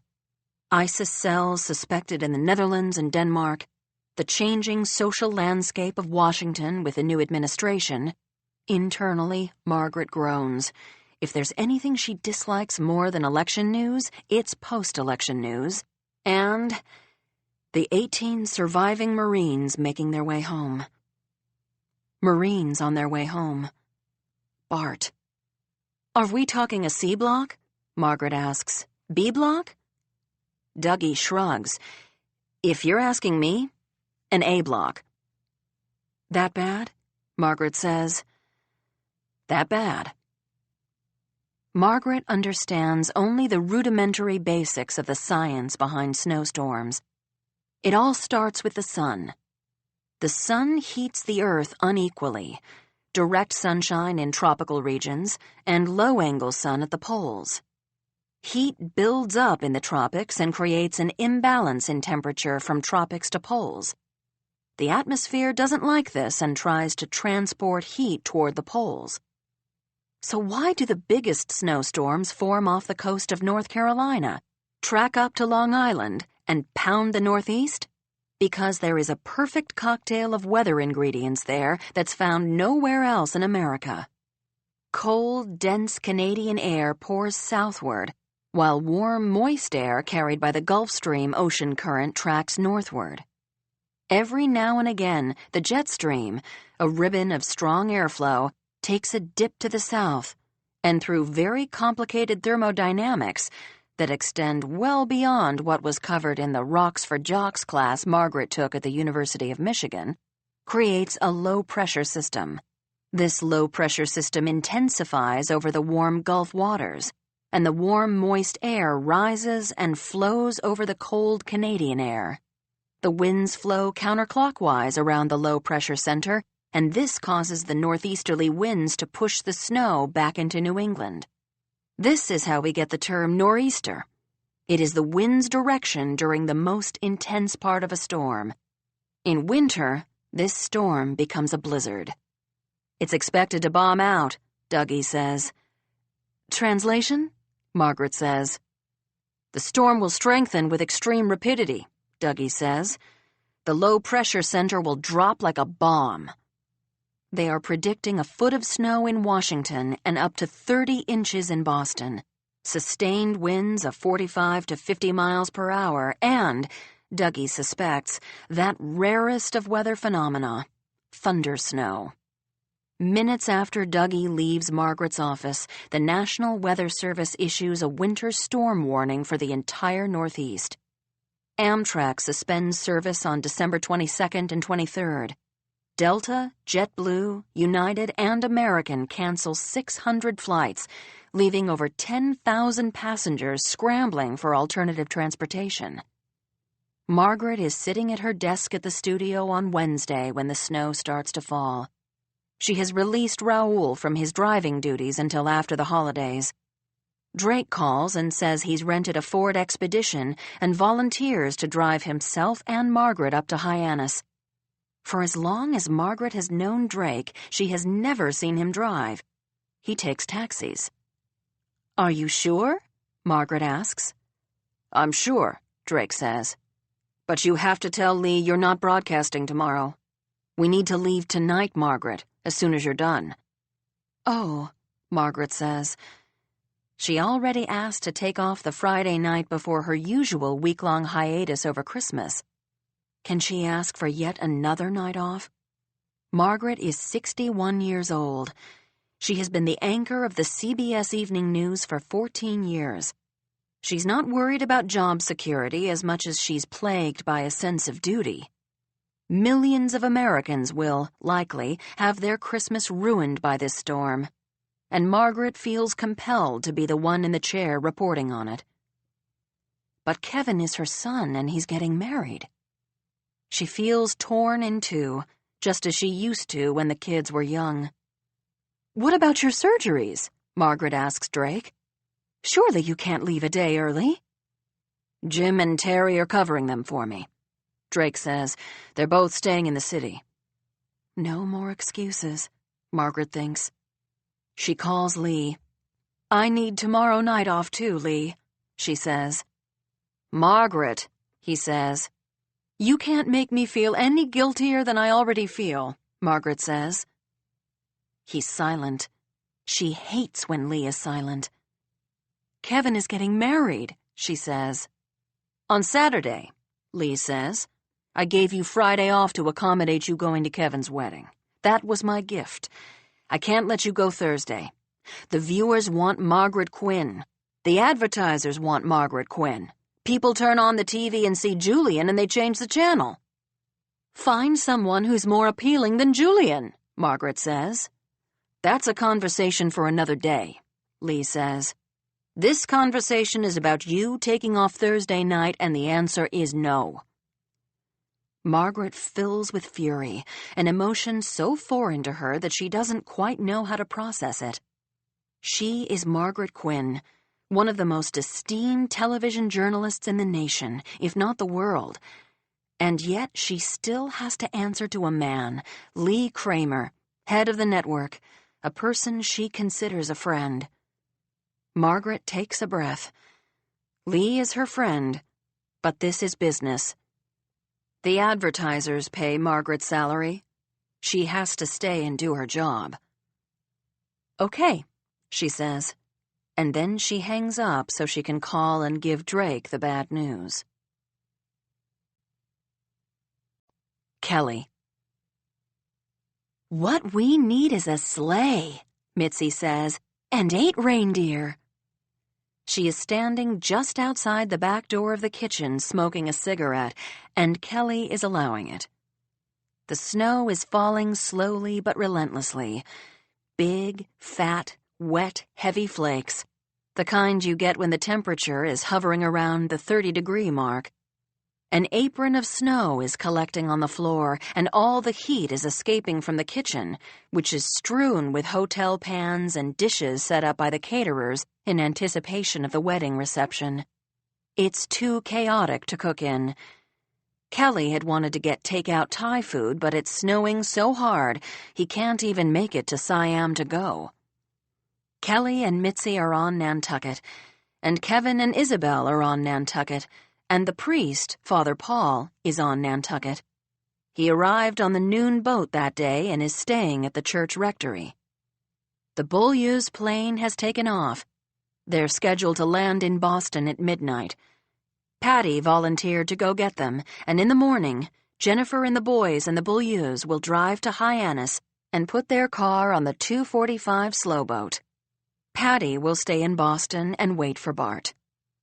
Bart's flight from Germany was rerouted to Reykjavik, Iceland, because Dulles was shut down due to the storm.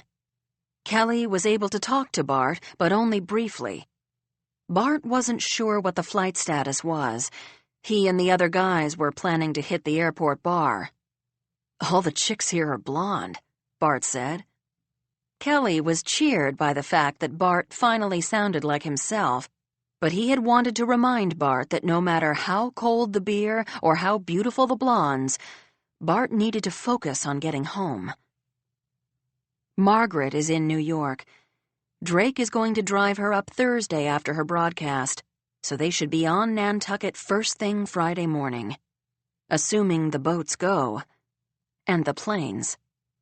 Mitzi holds out the last of her cigarette. "You want?" He does want very much, but he has a vision of one puff hurrying his cancer along to the point where his head shatters like a glass ornament hitting the stone floor. "No, thank you," he says. He walks out onto the deck to look up into the sky at the thousands of descending snowflakes, no two exactly alike. If you can believe that, then why not also believe that Santa Claus and his reindeer might pick Bart up in Reykjavik and deliver him home? He leads Mitzi inside and closes the door behind them. "Sit down," Kelly says. "I'll make grilled cheese." Jennifer. She has a reservation for her family and their BMW X5 on the steamship leaving Hyannis at 2:45 on Thursday, but then that boat gets canceled, as does the 8:15 p.m. boat, and the Beaulieus haven't arrived anyway. Their flight from Orly was rerouted to Nova Scotia. Bart, meanwhile, is in Reykjavik, Iceland. "I've always wanted to go to Reykjavik," Patty says.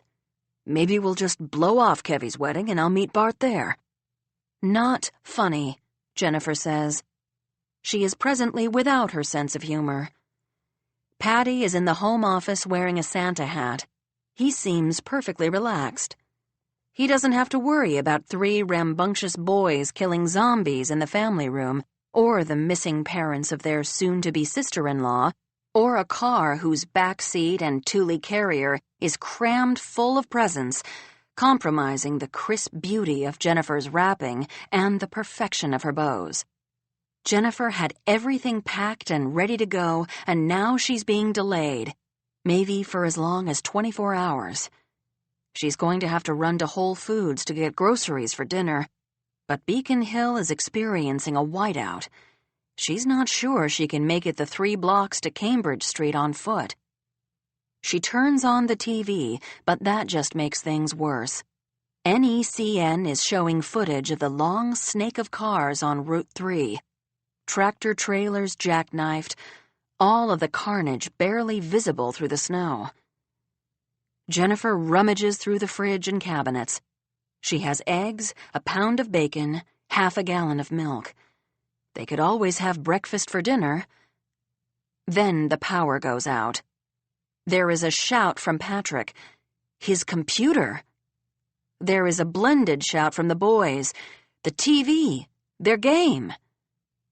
Jennifer goes to the big picture window in the living room. She stands next to their now dark Christmas tree, looking across Boston Common. The Common is dark.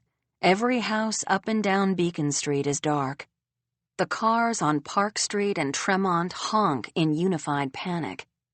Have the traffic lights gone out? Does that ever happen? All Jennifer can see is snow and more snow. Her phone pings. She jumps, then checks the display. It's Nora. No, Jennifer thinks. The text says, "Are you coming to Nantucket for Christmas?" Patty's voice out of the darkness makes Jennifer jump again. Instinctively, she tucks her phone in her pocket. "Do we have candles?" he asks. Kevin. They should have eloped. They could have left Genevieve with Kelly and Mitzi, flown to St. Bart's for 4 or 5 days, and come home a married couple. Genevieve is teething. Whenever Kevin or Isabel puts her down, she starts to cry. Isabel has spent at least 15 minutes every hour for the past 10 hours on the phone with one or the other of her parents. They are stuck in Nova Scotia. Nova Scotia? The good news is that they have befriended a couple from Montreal who speak French. The bad news is that Logan is closed for the foreseeable future. And even if Logan were open, Nantucket is unreachable. No boats, no planes, coming or going. They should have eloped. Kelly and Mitzi are, predictably, worried about Bart. Bart is in Iceland, getting drunk and wooing women with his uniform and his war wounds. Kevin doesn't have the luxury of worrying about Bart right now. He has 2 females crying in his house. Both of them want their parents. Kevin picks up Genevieve and rubs her back.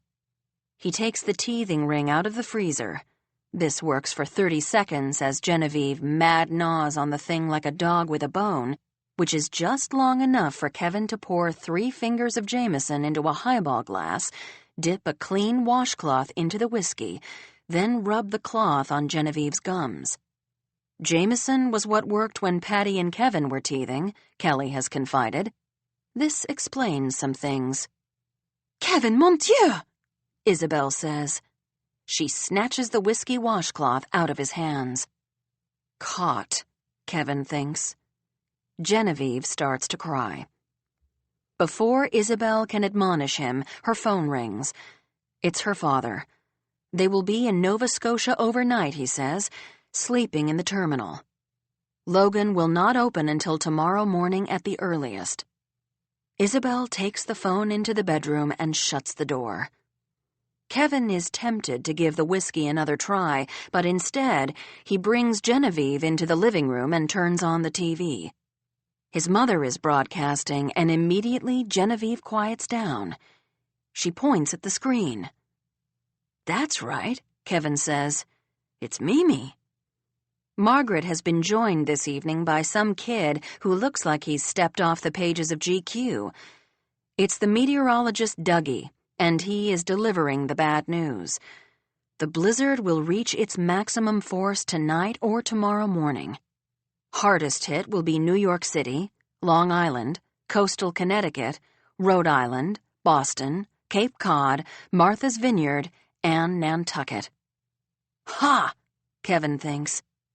He feels a childish joy any time Nantucket is mentioned on TV. It's absurd. These areas can expect 18 to 24 inches of snow, Dougie says. The kid looks positively aglow.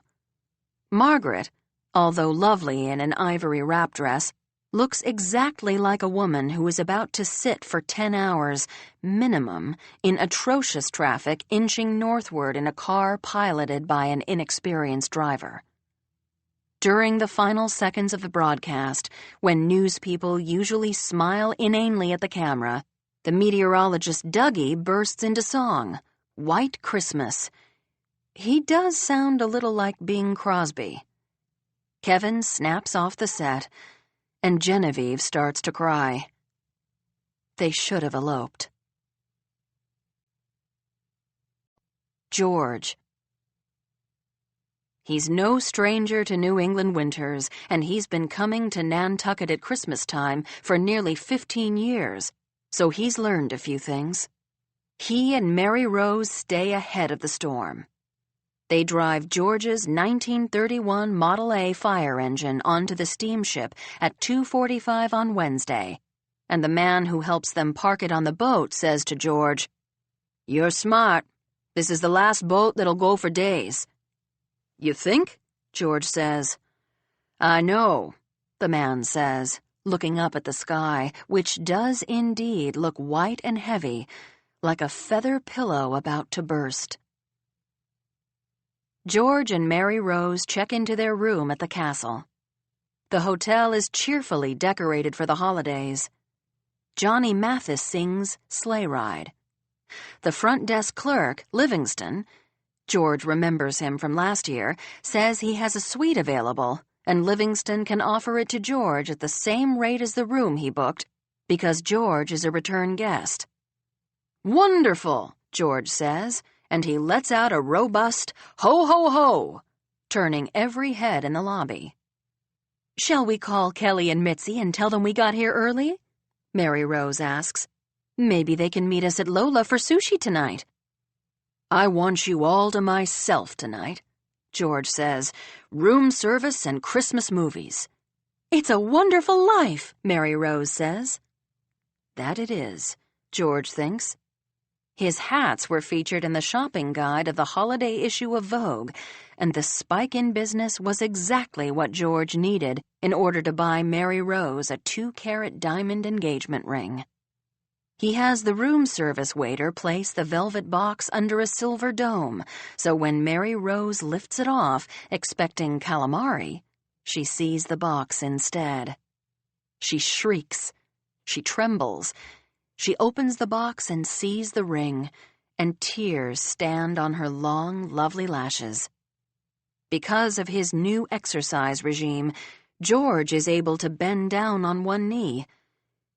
"Will you marry me?" George asks. "Will you be my Mrs. Claus?" He can't believe the difference a year makes. Never mind 2 years. 2 years ago, Kelly had caught George and Mitzi kissing in room 10, and George's world had gone into a tailspin. Then, last year, he had broken up with Mitzi and met Mary Rose. He's a little old to believe in meant to be, but he's old enough to know that he wants to live out his days with this delightful, curvaceous, red-headed creature right here. She makes him so, so happy. Mary Rose throws her arms around George. "Yes," she says. Ava. She told Potter she would pick him and Gibby up at the ferry on Wednesday evening, but Potter calls to say a guy he met on the boat has offered him and Gibby a ride to the inn, so Ava should just sit tight. It has started to snow. The boat they just disembarked from wouldn't be going back to Hyannis, Potter reports. Uh-oh, Ava thinks. Patty and Jennifer, the boys, Isabel's parents, Margaret and Drake, and Bart. All of them are on the wrong side of this news. Ava can't worry about everyone else. They'll get here when they get here. She is excited to see Potter. She is still in the stage of major butterflies, and although she knows she should go into her bedroom and read or play carols on the piano until Potter arrives, she stands out on the front porch, waiting. The front of the house looks so pretty with the tree twinkling through the window, and the sled with its bundles and all of the wreaths and candles. Joy, Ava thinks. As she waits for her new beau to arrive, she feels pure, unadulterated joy. A familiar truck pulls up in front of the inn, and Ava blinks. What? It's Nathaniel's truck. She recognizes the sticker from the bar in the back window and the dent above the wheel. What is Nathaniel doing here? Ava's mind is racing. She receives a text or two from him each week. Ava told him that she's moving to New York City in June to start a new job, but she hasn't told him what or where the job is, and she hasn't told him about Potter. She needs to get him out of here before Potter arrives, which is sure to be any second. Nathaniel turns off the ignition. No, Ava thinks, not okay. Nathaniel is going to want to catch up. He must be on Nantucket for Christmas? Ava had been sure he would go back to New Canaan for Christmas to see his parents, his sister and her kids, and his pathetic old girlfriend Kirsten Cabot. He has said nothing about returning to the island, and although he still has a cottage here, it seems unfair that he would show up without warning.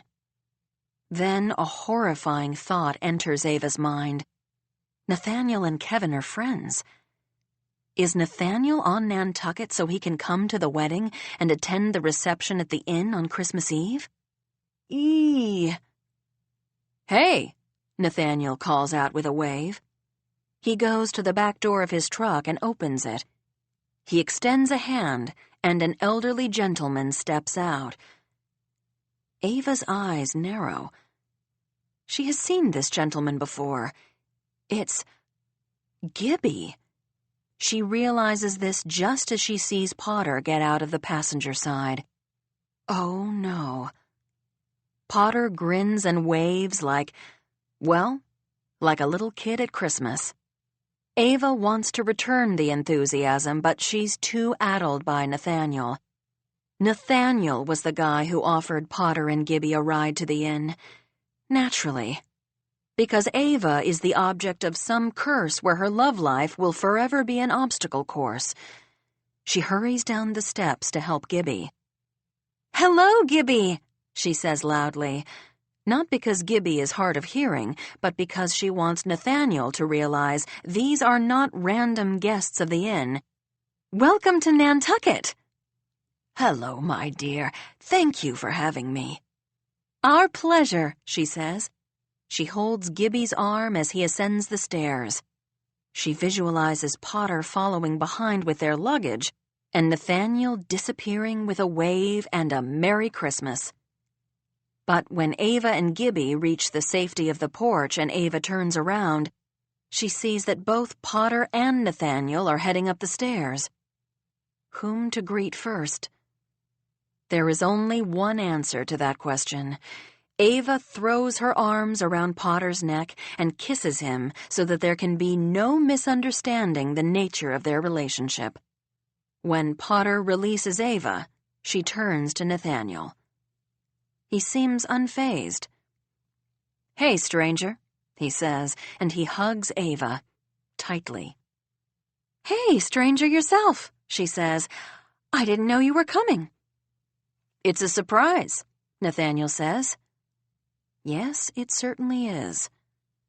"I thought I might have Scott to contend with," Nathaniel says, "but I see my competition this year is taller and better looking." "Competition?" Potter says. Then he seems to get it. "Oh, are you one of Ava's ex-boyfriends?" "Her ex-fiancé, actually," Nathaniel says. There is a beat of silence, during which Ava wants to vaporize. Then she says, "Gibby, you must be freezing. Let's get you inside." "I'm freezing too," Nathaniel says. "I wonder if Mitzi has made any of her world-famous mulled cider." Has Mitzi made any of her cider of 1,000 cloves? Why, yes, she has. Mitzi is thrilled to see everyone, because what is Christmas without visitors? She hasn't gone so far as to wear her Mrs. Claus dress. Ava thinks she has permanently retired it, but she is wearing a Christmas sweater with a reindeer appliqué on the front. "Look who's here," Mitzi cries out. "It's Potter, and you must be Gibby." Mitzi gives Gibby a hug. Over Gibby's shoulder, she catches sight of Nathaniel. "Oh, and look, Nathaniel." "Hey, Mitzi," Nathaniel says. "I was happy to hear Bart is safe. I prayed for him every day." "Well, your prayers worked," Mitzi says. She beams at Nathaniel as if it were, in fact, his particular prayers that kept Bart alive. Ava rolls her eyes. In the tug-of-war between Nathaniel and Scott, Mitzi was staunchly for Team Nathaniel. When Nathaniel first entered their lives, it was as the carpenter who was building Mitzi's pantry doors, which are still the pride of the kitchen.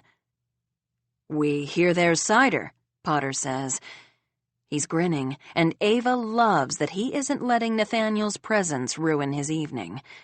He got completely button-hooked, accepting a ride from Ava's ex-boyfriend, ex-fiancé, actually, although they were engaged for all of 30 minutes. And yet he couldn't look happier. "There's also beer," Ava says quickly. Worse than subjecting Potter to Nathaniel might be subjecting him to Mitzi's cider. "I most certainly want cider," Nathaniel says. "Me too," Potter says. "I'll have a beer," Gibby says. Smart man, Ava thinks. While she's in the fridge getting Gibby a beer, she pulls out a bottle of Chardonnay and pours herself a glass. "I can't wait for the wedding," Nathaniel says once they all have drinks. He raises his glass. "Cheers!" Ava is quick to mobilize Potter and Gibby. She's going to take them to the castle, she announces, so that Gibby can check in. "Gibby?" Nathaniel says. "What about you, Potter? Where are you staying?" Ava glares at Nathaniel. "I think someone left his manners on Block Island." "I'm staying with Ava," Potter says. "Good for you, man," Nathaniel says. He finishes his cider and deposits his cup in the sink. There is mistletoe hanging above his head. He looks at the mistletoe, then looks at Ava. Leave now, Ava thinks. Or he can stay and hang with Mitzi. Ava doesn't care. Doesn't Nathaniel understand? She likes Potter. She thinks back to the previous December, stroll weekend, when Nathaniel had returned to Nantucket from the vineyard and Ava bumped into him at the bar at the boarding house. He had been relentless then, too, come to think of it, but his persistence had been rewarded. He and Ava had started dating again. Maybe he thinks this time is no different. Ava admires his chutzpah, even as she feels sorry for him. This time is different. "Okay, we're off," Ava says to Mitzi. "We're dropping Gibby at the hotel, then we're going to Nautilus for dinner." "Be careful in this snow," Mitzi says. "Nautilus?" Potter says. "You'll love it," Nathaniel says. "Get the blue crab fried rice. It's off the chain. Come to think of it, I may go to Nautilus myself. I'll probably see you guys there. I've been missing that rice something fierce." Ava barely suppresses her smile. She and Potter aren't going to Nautilus. They are going to 56 Union. "Bye," she cries out. Margaret. Because she has to button things up before her week-long vacation, and because her new assistant, Jennifer, has yet to develop mind-reading skills, Margaret and Drake don't get on the road until nearly 10 o'clock on Thursday night. The West Side Highway is a parking lot. There's an accident at 72nd Street that ties them up for 45 minutes. Drake sighs. "Should we just go home and start out in the morning?" "No," Margaret says. "We have to get to Hyannis tonight." "Margaret." "He's my son," Margaret says. "I realize this, Margaret," Drake says. "I was just thinking about, not dying." Margaret bows her head. She is feeling very uptight and anxious. She gets like this every once in a while. It's not a part of herself that she likes, but it's a part of herself that she acknowledges. She prefers to be in control. Situations that are out of her control drive her crazy. "Please," she says. She reaches out to touch Drake's arm. She loves him so much. She doesn't want to turn into a witch because of Elvira. "Let's try." Drake straightens up in the driver's seat. "Only for you." It takes them nearly 3 hours to reach Exit 11 on I-95, Darien, Connecticut. By then, it's 1:45 in the morning, and the road conditions are abysmal, and they have seen plenty of accidents and cars abandoned on the side of the highway. "We're stopping here," Drake says. "There's a Howard Johnson's." "Drake." "Margaret." "I'll drive if you're tired. Let me drive." "No," Drake says. "The roads aren't safe." "But," Margaret says. "I told you we should have left Wednesday night," Drake says. "I couldn't," Margaret says. "I asked and got shot down." "I understand that, Margaret," Drake says. "But now we have to deal with the consequences. The roads aren't safe. I'm making a unilateral decision here. We are stopping and spending the night at the Howard Johnsons." Drake pulls into the parking lot of the sad little motel decorated in the signature turquoise and orange. Margaret can't believe any Howard Johnsons still exist. This must be the last one left in America. Whatever happened to them? Margaret wonders. Would it be worth doing a story on? Maybe a segment for CBS Sunday Morning? Howard Johnson's makes Margaret think of vanilla milkshakes and cheese dreams with tomato and bacon. Her stomach grumbles. "I'll go in," Drake says. "We don't need the front desk clerk seeing you." "No," Margaret agrees. She leans back and closes her eyes. She is suddenly exhausted. She can sleep anywhere, even a Howard Johnson's. A few minutes later, Drake knocks on the window, waking Margaret up. "There's no room at the inn," he says. "Seriously?"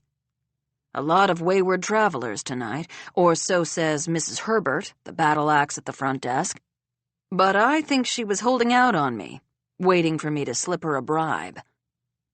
This place really is stuck in the 1950s, Margaret says. She opens the door and steps outside. She sinks in snow up to her knees. Upon seeing Margaret Quinn walk into the lobby, Mrs. Herbert, of the Exit 11 Howard Johnsons, blinks her watery blue eyes behind her glasses. "Are you?" she says to Margaret. Margaret puts the very last of the day's energy into giving Mrs. Herbert a smile. "Yes, I am. And I come on bended knee. We need a room, any room." Sure enough, Mrs. Herbert says, "I do have one room. I must 'a' overlooked it before." She cuts a glance at Drake, then hands him an actual key. The turquoise tag says Room 42. She softens her expression when she turns back to Margaret. "Do you think I could get an autograph?" "It would be my pleasure, Mrs. Herbert," Margaret says. Room 42 has 2 twin beds, but the sheets are new and the turquoise blanket seems okay. There's a rotary phone on the table between the 2 beds. Margaret stares at it, wondering if she's dreaming. Then she takes off her boots and lies down. Will Drake get the light? She is asleep before she can even ask. A phone rings. Margaret jolts awake and reaches for the receiver of the rotary phone. Dial tone. No, it's her cell phone. Her cell phone is ringing. Margaret pulls it out from under her pillow. Please, she thinks, don't let it be a news emergency. The display says Mitzi. It's 20 after 5 in the morning. Kelly? Margaret thinks. Has something happened to Kelly? Margaret is seized by panic. Kelly, her children's father, her partner for half of her adult life, her dearest friend, a man she loves more than she would ever admit. She almost doesn't answer. She can't hear the news. Why else would Mitzi be calling her at 5 in the morning? "Hello?" Margaret says. "Margaret?" Mitzi says. "Did I wake you?" "Yes," Margaret says. "We stopped in Connecticut. The roads. We're at a..." She can't remember the name of the motel. But Mitzi doesn't seem to care. "Connecticut?" she says. "That's fantastic. That's perfect," she calls out. "Kelly, Margaret and Drake are in Connecticut." There's a pause. "Where in Connecticut?" Margaret takes a sip of ice water that has been thoughtfully placed next to the rotary phone. "Darien." "Darien," Mitzi says to Kelly. Then she says, "Can you be in Hartford by 8:30? Margaret and Drake hit the road at 6, which is, sadly, too early to enjoy the bacon and eggs special on offer at the restaurant. But they can't risk being late. Bart Quinn is due to land in Hartford at 8:45. Logan is closed until at least noon, but Hartford, being farther west and out of the direct path of Elvira, is open. Margaret and Quinn are to pick Bart up and drive him to Hyannis, where they will meet up with Patty, Jennifer, the boys, and Isabel's parents. They will all take the 2:45 ferry over, assuming the ferry is up and running, and be on Nantucket by 5 p.m. Phew! The press has gotten wind that 5 of the missing Marines are landing at Bradley International, and hence the place is a zoo. Margaret is fairly incognito in sunglasses and a shearling hat, but when she needs to slice through the crowd to collect Bart, she takes her glasses off and shakes her famous red hair free of the hat. A young reporter from WFSB in Hartford turns around, sees Margaret Quinn, and shrieks, "Oh my goodness," she says. "I can't believe I'm seeing you in person. You were absolutely my hero." "I shouldn't be your hero," Margaret says. "He should be." She points to Private Bartholomew James Quinn, 9th Regiment, 1st Division, who has just stepped off the passenger ramp into the terminal. Cameras flash and microphones are pushed in his face. It's Bart. In person. Bart. Margaret feels so humbled, so honored to be the one picking him up. She waves and calls out, "Bart!" "Margaret," he says. He shakes the hands of his fellow Marines, and then they all salute one another, creating a magnificent photo op, after which he grabs Margaret and gives her a giant bear hug. More flashes go off. Margaret ushers Drake forward. "Bart, this is my husband, Dr. Drake Carroll." "Husband?" Bart says. "But you promised to wait for me." Drake shakes Bart's hand. "Thank you for serving our country, young man," he says. "Thank you for defending our freedom." "Freedom," Bart says, touching the scar on his face. He looks up at the ceiling. Tears seem to be threatening. Freedom has a whole new meaning now. Jennifer. They are on a tight schedule with no margin for error, so even though Patty is now coming with them, making for an extremely crowded car, Jennifer puts herself in charge. The Beaulieus are to land at Logan from Nova Scotia at 12:30, assuming the runways get cleared in time. Jennifer now sees her tax dollars at work. Hundreds of plows are employed all over Boston, digging the city and its residents out. "The ferry leaves at 2:45, Jennifer says. "I don't know what Route 3 is going to look like. The Beaulieus will need to get their luggage, so let's say we hit the road by 1. Can we get to Hyannis in an hour and 15 minutes? "I've done it in 49, Patrick says, but that was in the middle of the night, no traffic, no severe weather conditions. 49 minutes? It's a miracle Patrick is still alive. Jennifer needs him to be speedy, but safe. She isn't about to become a holiday driving statistic. The Beaulieus' plane arrives a little early. Très bien. They're standing out in front of Terminal E with their luggage at 12:45. And they've brought only carry-ons. Magnifique. The only problem is the language barrier.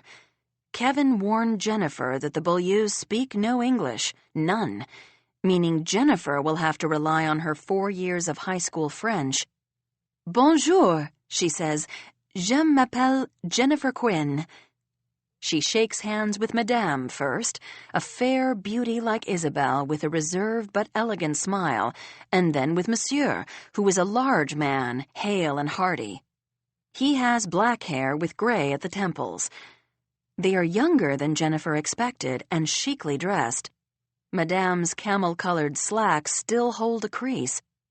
How is this possible after 24 hours of travel, including a night spent in a Canadian airport? Jennifer helps Madame with her carry-on and introduces Patty and the boys. "Mon mari, Patrick, et mes fils, Barrett, Pierce et Jamie." The boys have been asked to say bonjour when they meet the Beaulieus, but only Pierce and Jamie comply. Barrett says, "Hola," smart aleck, which makes Monsieur throw his head back and laugh, setting everyone at ease. "Okay," Jennifer says as they all get in the car, pleased that this part of the plan has gone better than expected. She pulls her seat all the way forward to give Monsieur maximum legroom, then turns to Patty. "Step on it." Route 3 isn't bad. It has been plowed and now the sun is out, making the drive very bright. Jennifer receives a text from Margaret. She and Drake have Bart. They're going to meet them at the steamship at 2:15. Jennifer tells Patrick this in a low voice. He adjusts his sunglasses and, Jennifer sees, wipes away a tear. "I'm going to see my brother," Patrick says. Maybe. Almost immediately they hit traffic. They slow down, then come to a complete stop. No, Jennifer thinks. It's 1:30. They really don't have time for this. "Monsieur Beaulieu," definitely the more loquacious of the two, spews forth a bunch of sentences en français. Jennifer has no idea what he's saying, and she's too tense to try to figure it out. Madame says, Elle ne comprend pas mon chou. Désolé, Jennifer says. She has a perfectly good Rosetta Stone French at home on the library bookshelves, but who has time to relearn a language she was only mediocre at in the first place? 1:35, 1:40. Jennifer hates feeling so anxious, but at this point, she's certain they're going to miss the boat. If they do miss it, they'll have to take the 8:15, which doesn't get them to Nantucket until 10:30. No, unacceptable. And yet, what can Jennifer do? She can't make the hundreds of cars in front of her go any faster. Or can she? Possibly Jennifer's mental anguish has some real force, because at that second, traffic starts to move, and a few moments later, they're flying along. They cross the Sagamore Bridge at 2:02. Margaret texts to say that she and Drake and Bart have just arrived. They're going to park and wait for Patty and Jennifer outside the terminal. There's quite a line of cars, Margaret texts. Do you have a reservation? Jennifer had a reservation on yesterday's boat. With all the excitement, she neglected to call and figure out if her ticket would be valid on this boat. She just assumed it would be. But now she remembers that the steamship has a laundry list of specific rules. Jennifer calls the steamship office in Hyannis. The first time she calls, the line is busy. The second time she calls, she's told her wait time will be 14 minutes. She groans. What's wrong? Patty asks. We're going to make it. The steamship parking lot is a mob scene. All of the standby lanes are full. Jennifer's heart sinks. She never considered that anyone else might want to get to Nantucket for Christmas. She had thought that the Islanders would want to leave Nantucket so they could visit family in Vermont or Philadelphia. Jennifer hops out of the car and hurries into the terminal. She sees Margaret and Drake, and Bart. Her heart lifts like a hot air balloon, and tears come to her eyes unbidden. Bart, she says. Jenny, he says. He comes right over to give her a squeeze, and she starts to cry for real.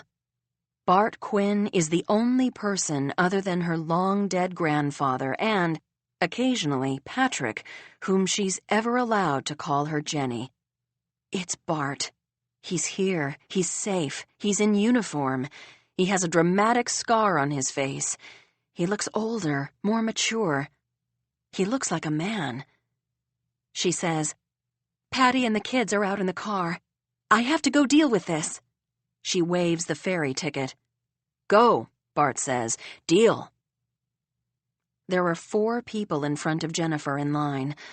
All of them want to get their vehicles on this boat. The boat is sold out, the ticket man says. He has the thickest New England accent Jennifer has ever heard, and that's saying something because she has heard some doozies. And there's no space on the 8:15. The next boat with space for vehicles is at 9 o'clock tomorrow morning. Tomorrow morning?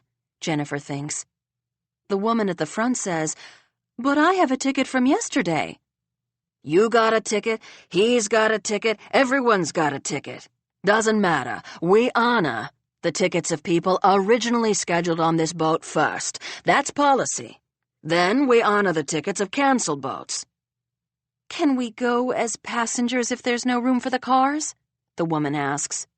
Lady, we got half the Commonwealth out in that parking lot. This boat is sold out. The 8:15 has 4 passenger tickets left. I can sell you those. The woman's shoulders sag in defeat. Yes, please. The man 2 people in front of Jennifer, bald with horn-rimmed spectacles, steps out of line and says, Looks like I'm going to the airport. Us too, Jennifer thinks. But those planes hold only 9 people, and all together they are 10. Well, Patty can stay behind a few flights, she thinks. The airport is closed until tomorrow, the ticket man says. He delivers this news with a certain relish, as though he's enjoying quashing people's hopes and telling them their holiday plans are ruined. A streak of sadism must be a necessary quality for steamship employees. A nice, kind person with feelings couldn't do this job with any efficacy. The other two people in front of Jennifer, an older woman and a female college student, leave the line. Jennifer steps boldly up and gives the ticket man her most winning smile. "I have a reservation on yesterday's 2:45 boat, which was canceled," she says. "I think I heard you say that there's no way I can get on this boat." "You heard correct," the man says. He's overweight with thinning blonde hair and florid skin. His name tag says Walter. Walter, Jennifer thinks. "So there's nothing I can do?" Jennifer asks. She leans on the desk and smiles wider, thinking she would do anything shy of seducing Walter to get on this boat. "I have my whole family with me because, you see, my brother-in-law, Kevin Quinn, is getting married. We're a local Nantucket family." "Mazel tov," Walter says. "My other brother-in-law, Bart Quinn, he just got back from Afghanistan. He was one of the missing Marines." "God bless America," Walter says. "Wish I could help you." "And my mother-in-law is Margaret Quinn." Jennifer hates herself for disclosing this piece of information and trading on Margaret's fame, but she is capital D desperate. "I don't know any Margaret Quinn," Walter says. He puts a finger to his chin. "Actually, I do know her. I watch Channel 4 nights I'm off." "Great," Jennifer says, thinking that, once again, Margaret will be their golden ticket. "But me knowing who Margaret Quinn is doesn't make any more space on this boat. You get me, sweetheart?"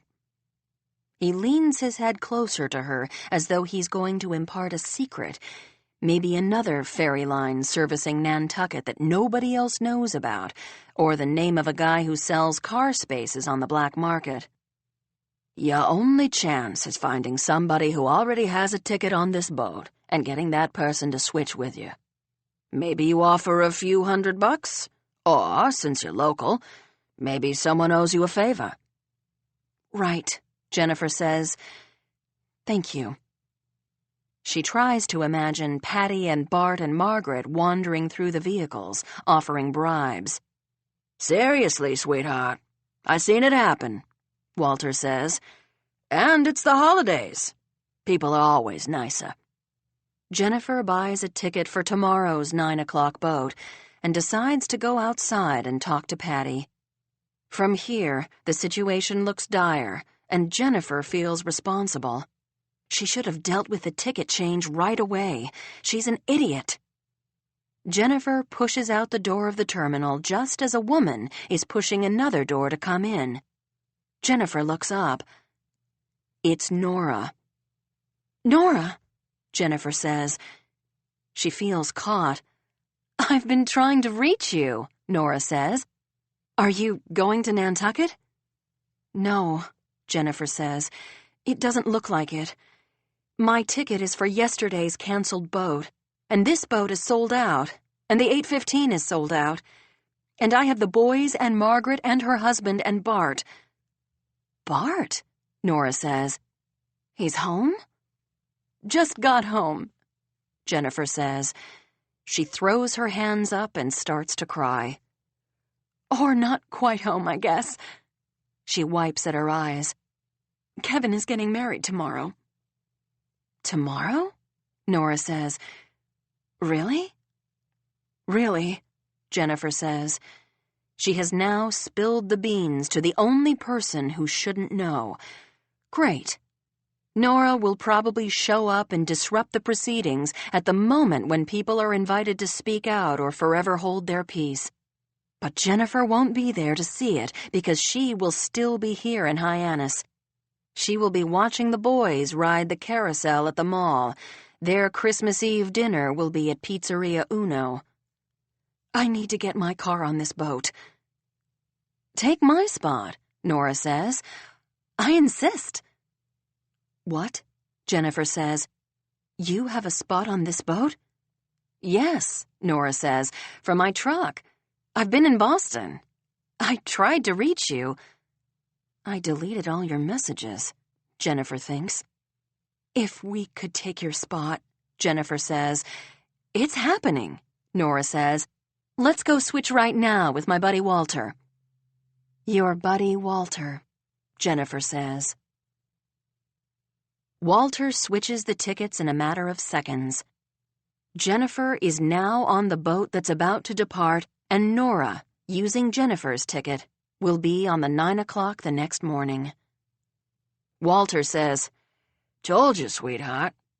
Things like this usually work out. Have a Merry Christmas. Merry Christmas, Walter, Jennifer says. She turns to Nora. I don't know how to thank you for this. You are saving the day. And I mean really saving it.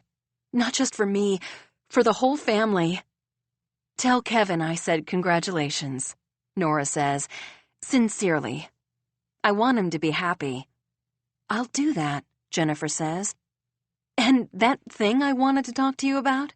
Nora says. Yes, Jennifer says. Her stomach tenses as if a punch is coming. I'm applying to business schools, Nora says. I want to go legit, start something real. But I'd like to get an MBA. I was hoping you would write me a letter of recommendation. Jennifer laughs. A letter of recommendation? That is what Nora wanted this whole time? A letter of recommendation for business school? I understand if you don't want to, Nora says. Of course I want to, Jennifer says. I'd be happy to. I thought you wanted to talk about, I don't know, the stuff we were into before. I'm finished with all that, Nora says, moving onward and upward. But the letter is due January 1st, so I'll need it next week. Consider it done, Jennifer says. She hugs Nora and kisses her cheek. Merry Christmas, Nora, and thank you. She hurries out the door with her new ticket and waves at her family. They have a boat to catch. Christmas Eve. Kevin. Later, he will not be able to say how the sconce at Union Chapel was decorated. There was an evergreen wreath with a red velvet bow hanging from the end of each pew and, on the altar, 2 majestic arrangements of red roses, greens, and holly. He will not remember what music was played. The church organ was accompanied by cello and trumpet. The Quinns' new friend Gordon Russell sang O Holy Night after the vows.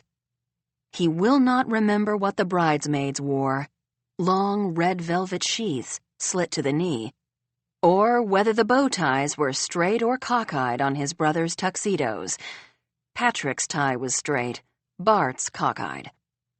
All Kevin will remember is the moment the guests rose and he saw Isabelle Beaulieu standing at the other end of the aisle on the arm of her father, the rather dashing Arnaud Beaulieu. As recently as yesterday, Kevin might have said a wedding was superfluous. He and Isabelle already knew everything about each other. What did a piece of paper matter? But as she processed toward him wearing a strapless column dress of the whitest silk with a long lace veil, her hair a crown of blonde braids, her eyes dewy, her smile shy, it was as though he were seeing her for the first time. He got a lump in his throat. What in his life had he done to deserve such an enchanting creature? How did he, Kevin Quinn, the middle brother, without the ambition of the older or the bravery of the younger, get so lucky? He had no idea, but he was grateful. Ava. The wedding is storybook perfect. Sure, the chapel is chilly, but as soon as it fills with people, it warms up. Nathaniel, Ava notices as she starts down the aisle, must have been the last to arrive, or maybe he intentionally chose the back pew so that he would be the first person Ava saw when she processed in. She focuses on her 3 handsome brothers standing at the altar. Bart is the tallest of the 3, thanks to the genes from Mitzi's father, Joe, who was 6'5". Seeing the 3 of them standing together registers as completely natural, but it's also surreal. Bart is here. He's right here. Sitting 3 rows from the front are Potter and Gibby. Ava saves her best smile for them. When the ceremony is over and all of the pictures have been taken, Kevin and Isabel climb into the fire truck with George, who has done a quick change from his coat and tie into his Santa suit, and all the guests cheer and wave. George honks the horn and off they go, husband and wife, Mr. and Mrs. Quinn. Meanwhile, the inn has been transformed. All of the furniture was moved from the living room to create an open space for mingling that will later serve as a dance floor. Mitzi hired the 4 easy payments to play, but right now, there is Christmas music piped in. The playlist is a variety of carols rather than just Joy to the World. The caterers have laid out a serious spread of cheese and crackers, crudités and dip, sausages and pâtés. Mitzi asked them to make her infamous sugared dates stuffed with peanut butter and, yes, the salted almond pine cone. Ava and Bart meet in front of the pine cone. Bart scoops up an obscene amount of soft cheese and nuts on a cracker. It's fine, Ava thinks. He needs to fatten up. She wants to have a real conversation with him. She wants to ask him what happened, what it was like, how he felt, how he survived. But this isn't the time or the place. This is the time to take a flute of champagne from the server's tray and sing along to Mistletoe and Holly with Frank Sinatra. And, apparently, it's also time to set the record straight once and for all. Because when Ava turns around looking for where Potter has gotten to, she sees Nathaniel headed toward her with some kind of cranberry martini in his hand. He has someone trailing him. It's Scott, who is wearing red corduroy pants embroidered with Santa faces, a white shirt, a black wool blazer, and a red and green tartan bow tie. "I've brought reinforcements," Nathaniel says. He kisses Ava on the cheek. "You look beautiful, by the way." "Stunning," Scott says. Ava glares at Scott. "Where's Ms. O?" "She's moving to Newport Beach," he says. "California." "We came to tell you we don't want you to move to New York," Nathaniel says. "Stay here on Nantucket or come to Block Island. Choose one of us." Ava feels a hand slip around her waist, and she knows it's Potter. She has called in her own reinforcements. "It's probably good the 3 of you are here," Ava says. "So all 3 of you can hear me say this. I am moving to New York to run the music department at the Copper Hill School. That is my reason for moving. But as far as my love life is concerned..." Here, she pauses. Nathaniel and Scott have been so dear to her. She has loved them both for different reasons. Nathaniel is fun-loving and laid back. Scott is solid and kind with a streak of mischief that appears every once in a while.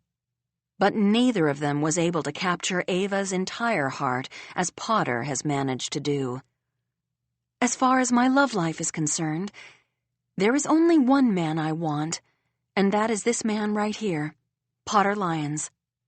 So I hope I can keep the 2 of you as friends and see you when I come home for the summer, but I will never date either of you again, and I'm asking you both to respect that."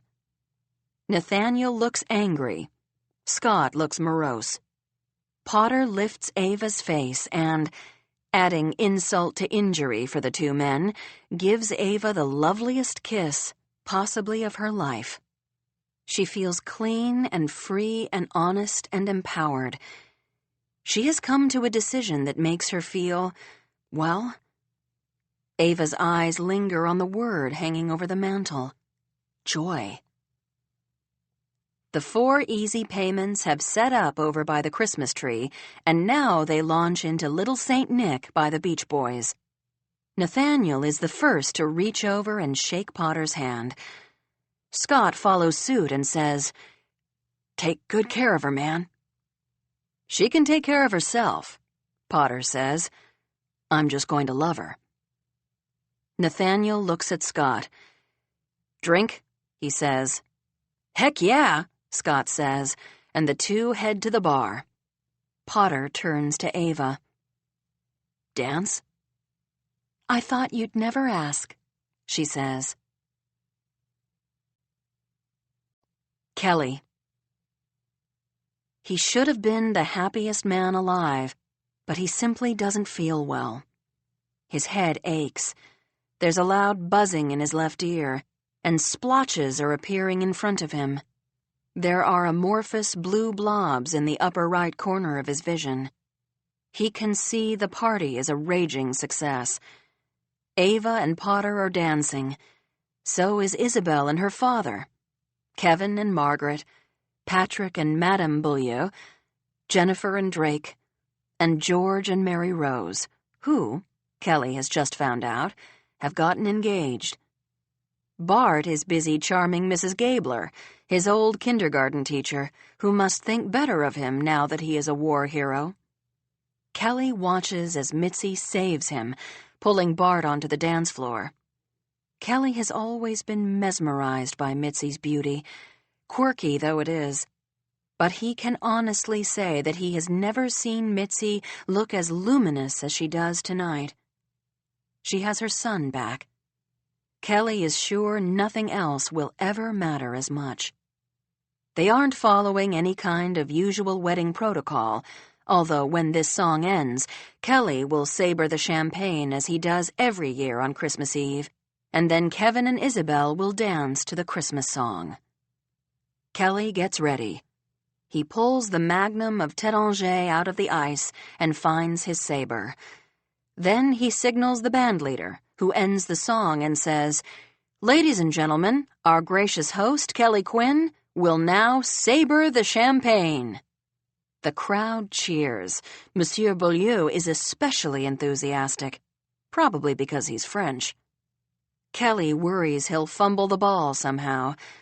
There are a million ways to screw up a sabering even under the best of circumstances, never mind when one is afflicted with brain cancer. Kelly opens the front door of the inn. Out on Winter Street, the scene is tranquil. Snow, streetlights, the neighbors' antique homes buttoned up and quiet. Kelly finds the spot on the neck of the bottle that he must hit just so, and he drags the back of the saber against it. Kelly turns to the crowd. He focuses on Mitzi's face, a beacon. She winks at him. The wink is like magic. Immediately, Kelly feels 39 again. He is dating the roller disco queen of King of Prussia, Pennsylvania. He is virile, strong, confident. He can do this. In one fluid motion, Kelly slices off the top of the bottle.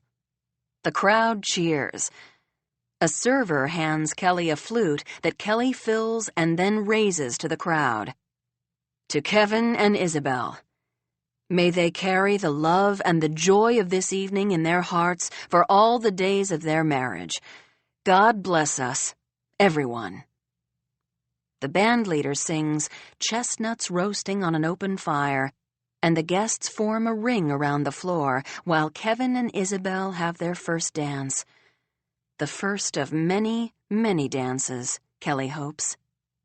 His work is done, he thinks. And now, he must lie down. He can hear the party continuing on the other side of his closed bedroom door. But within minutes of lying down in the dark, Kelly is transported elsewhere. The year is 1958. Kelly is 6 years old. He lives with his parents in Perrysburg, Ohio. His father works for Owens Corning. They have had a good year. Kelly and his brother, Avery, tiptoe down the stairs on Christmas morning to find that Santa has left them bicycles. A red two-wheeler with training wheels for Kelly and a blue tricycle for Avery. Kelly had sat on Santa's lap at LaSalle and Koch in Toledo the week before, but he had been too shy to ask for a bike, and so he'd said he wanted candy and the board game Monopoly. In his stocking, Kelly finds candy canes, chocolates wrapped in foil, ribbon candy, sugared orange slices, licorice sticks, jelly beans, caramels, root beer barrels, butterscotch drops, Mary Janes, and Necco wafers. And under the tree is a long, flat box that turns out to be Monopoly. Santa is real. It's 1963. The president has been dead for 2 weeks. Kelly's mother, Frances Quinn, is in mourning and says she doesn't want to celebrate Christmas. Kelly can't stand to think of his little brother, Avery, going without Christmas, so he takes over Matt Zacchio's paper route for 2 weeks. Perrysburg is experiencing sub-freezing temperatures, and Matt is eager to hand the route over temporarily. Kelly makes $30 and buys Avery what looks like a briefcase, but when the case is opened, it reveals art supplies. Colored pencils, crayons, markers, pastels, and paints with different size horsehair brushes. For the first time, Kelly understands what is meant by the saying, "It is better to give than to receive." On Christmas morning, Kelly and Avery tiptoe down the stairs to find a wire crate in front of the fire. In the crate is a black Labrador puppy. A puppy. They name him Jack, after the late president, and the whole family is cheered, even Frances. Santa is real. It's 1971. Kelly and Avery are teenagers. On Christmas Eve, they climb out onto the roof under their dormer window and share a joint. Avery sings Joy to the World, the Three Dog Night version. Jeremiah was a bullfrog. He is a great singer, and a star athlete as well. His grades put Kelly's to shame. Kelly should hate him, but he doesn't. He loves his brother with all his heart. In the morning, they sleep in. In fact, Frances has to rap on their bedroom door to wake them. Presents have ceased to matter. What Kelly really wants is a bong, but he can hardly ask his parents for that, and, as it turns out, Santa isn't real. But their mother is real, and she has made Eggs Benedict and eggnog French toast, she tells them. Because it's Christmas, she says, she warmed the syrup and doubled up on the hollandaise. Kelly and Avery race each other down the stairs. It's 1977, and Kelly and Margaret have a baby. They dress him up in a tiny Santa suit and stick him in the baby swing while they make golden dreams. The golden dream is a cocktail recipe Margaret found in Good Housekeeping. She wants to drink them every Christmas, she says. They're a family now. They need traditions. It's 1986, and Kelly and Margaret have 2 little boys and a brand new baby girl. Ronald Reagan is Santa Claus. Kelly is making a fortune trading petroleum futures. He and Margaret are able to buy a brownstone on East 88th Street, 84 blocks north of the brownstone Avery bought the year before with his partner, Marcus. On Christmas, Kelly presents Margaret with a Cartier tank watch. "This is too extravagant," Margaret says. "No," Kelly says. "Too extravagant are the guys on the trading floor who go to Norma's for breakfast and order the zillion-dollar omelet." "But this house is my present," Margaret says. "This house is our shelter," Kelly says. "The watch is for you. You have put your career on hold in order to give me all of these beautiful, healthy children, including our new princess." He fastens the watch onto Margaret's wrist. "I'll never take it off," she says. It's 1987, and the stock market has just crashed. Kelly knows two men who have killed themselves in the past month. Kelly wanted to give Margaret carte blanche to decorate the apartment with a real interior designer, but now he thinks they'd better save their money. They buy the boys a Nintendo, and Ava gets every shiny, beeping, talking toy that Fisher-Price makes. They decide they won't buy gifts for each other, but they do have golden dreams. It's 1993, and Kelly can feel his marriage unraveling. How this happened, he isn't quite sure. Work is killing him. He has to do twice as much to make the same money. He has to stay awake to watch the overseas market, so he has a coke habit, just like everyone else in his firm. As the kids get older, there were bills, and more bills. Private school for the boys, a piano teacher for Ava. Margaret wants to work full-time, but if she does that, who will run the household and care for the children? They are not getting a nanny. Kelly was raised by his mother, and his children will be raised by their mother. When Margaret calls him a chauvinist and a dinosaur, he goes to the office. To cover for the dismal state of his marriage, Kelly suggests spending Christmas at Round Hill in Jamaica. It turns out to be 7 days of heaven. They have a villa with its own pool. They eat jerk chicken and listen to reggae and do the limbo on the beach. Margaret and Kelly substitute rum punch for the golden dreams. Traditions are made to be broken, Kelly says. It's 2001, and the world has forever changed. The towers have come down. Air travel will never feel safe again. Bush has declared war on Afghanistan. Bart is 5 years old, a student at the Children's House of Nantucket, a Montessori program where sharing is not required. If Bart is working on something, everything is called work at Montessori, and he doesn't want to be interrupted by another child, he has been taught to say, "Maybe another day." Bart uses this phrase at home anytime he wants to be defiant. On Christmas Eve, when Kelly and Mitzi dress him up for 5 o'clock Mass, he says, "Maybe another day." When they tell him to finish his steamed snow peas, he says, "Maybe another day." When they try to put him to bed early because Santa is coming, he says, "Maybe another day." Ava is 16. She doesn't like Bart to bother her when she's playing the piano because he bangs the keys. But on Christmas, she lets him lean against her as she plays "O Little Town of Bethlehem" and "Silent Night." He falls asleep in her lap as she plays "Away in a Manger," and Mitzi carries him to bed. It's 2010, the afternoon of Christmas Eve, and Kelly has accompanied some guests of the inn to the red ticket drawing in town. It's a Nantucket tradition, but Mitzi has just announced that she hates it. She finds it mercenary, a huge crowd gathering on Main Street. Why? To see if they've won money. She's going to stay home instead and have a cup of tea with George, the Santa Claus, she says.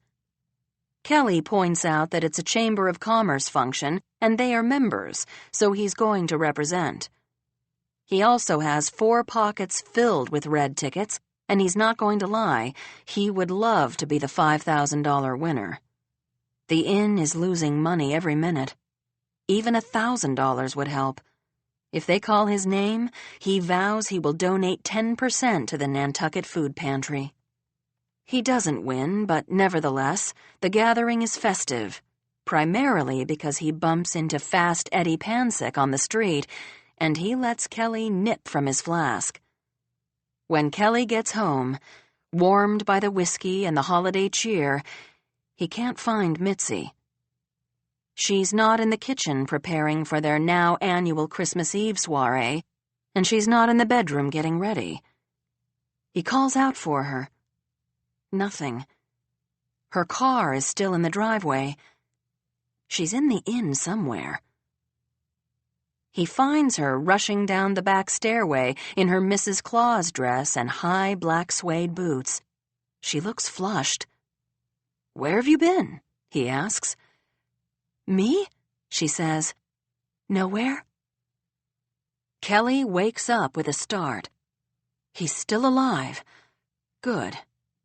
There was something life passing before his eyes about the dreams he was just having.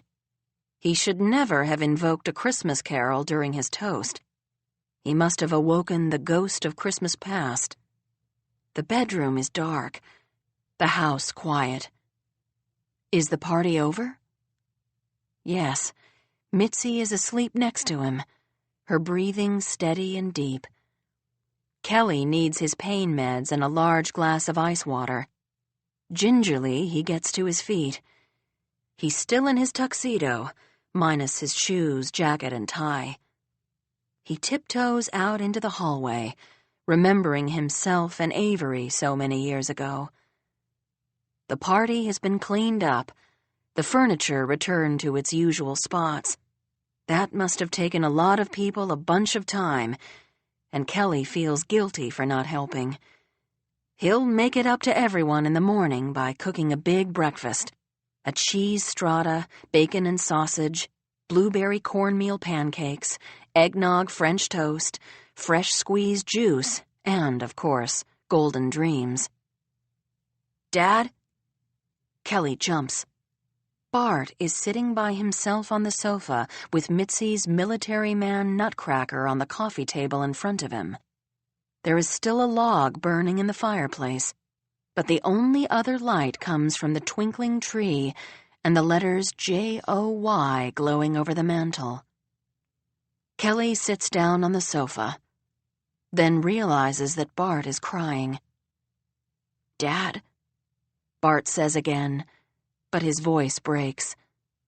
"I know you're a big man now," Kelly says, "but I hope you're not too old to let your old dad hold you." He opens his arms and Bart crawls into them, just as he used to when he was a little boy, ruined by Montessori. He cries against Kelly's chest, and Kelly rubs his son's back. God only knows what he's been through, what he's seen. Brothers in arms killed, for certain, and maybe worse. It'll all come out, but not right now. Now, Bart needs good, old-fashioned comfort. Eventually, his cries subside. He wipes his face on the bottom of Kelly's tuxedo shirt. "What's going on out here?" Kelly half turns his head and beckons with his free arm for Mitzi to join them. She settles on the other side of Bart, and the three of them grasp one another. Kelly remembers a creche set that his mother used to have, with painted figurines and a manger with a thatched roof. Kelly and Avery used to set it up each year. Shepherds, wise men, cows, sheep, goats, the Holy Family, and the angel, who hung on a hook at the peak of the roof. As he and Mitzi cradle Bart, Kelly thinks about how Joseph and Mary must have felt on the original Christmas night. The word illuminated in front of Kelly is joy, but what Kelly feels is something more profound. It is, perhaps, the oldest and purest of all Christmas emotions: wonder. January 1st, 2017. Dear family and friends, I apologize for the tardiness of this holiday letter. As you will soon understand, the past year has been chock full of news, so many dramatic developments that instead of a letter, I should be writing a novel. Kelly stops typing and stares at the screen. He should write a novel. Is that the best idea he's ever had, or the worst? He can't tell. It's January 1st. People all across America are making resolutions. Lose weight, spend less time on the phone and more time with the kids, make one new dish per week, enhance vocabulary, volunteer, clean and organize the garage, lose weight, investigate the family's genealogy, go green, save money, lose weight. Kelly makes a resolution. He is going to write a novel. And forget the Christmas letter. He's going to start right now, this instant. He doesn't have any time to waste.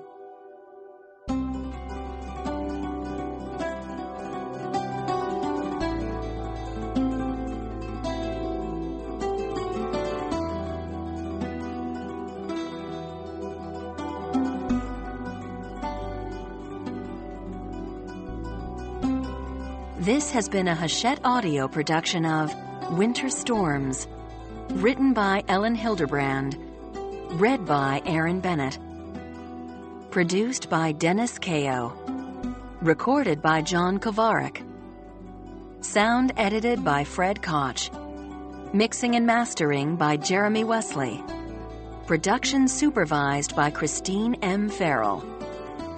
Winter Storms is also available in print and digital formats from Little Brown & Company, a division of Hachette Book Group. For more Hachette Audio productions, visit us at hachetteaudio.com. Thank you for listening. Text copyright 2016 by Elin Hilderbrand. Audio production copyright 2016, Hachette Audio, all rights reserved. Hachette Book Group supports the right to free expression and the value of copyright. The purpose of copyright is to encourage writers and artists to produce the creative works that enrich our culture. The duplicating, uploading, and distribution of this book without permission is a theft of the author's intellectual property.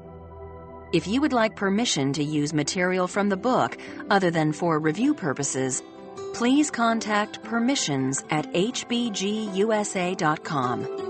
Thank you for your support of the author's rights. This audiobook is a work of fiction. Names, characters, places, and incidents are either the product of the author's imagination or are used fictitiously, and any resemblance to actual persons, living or dead, events or locales, is entirely coincidental.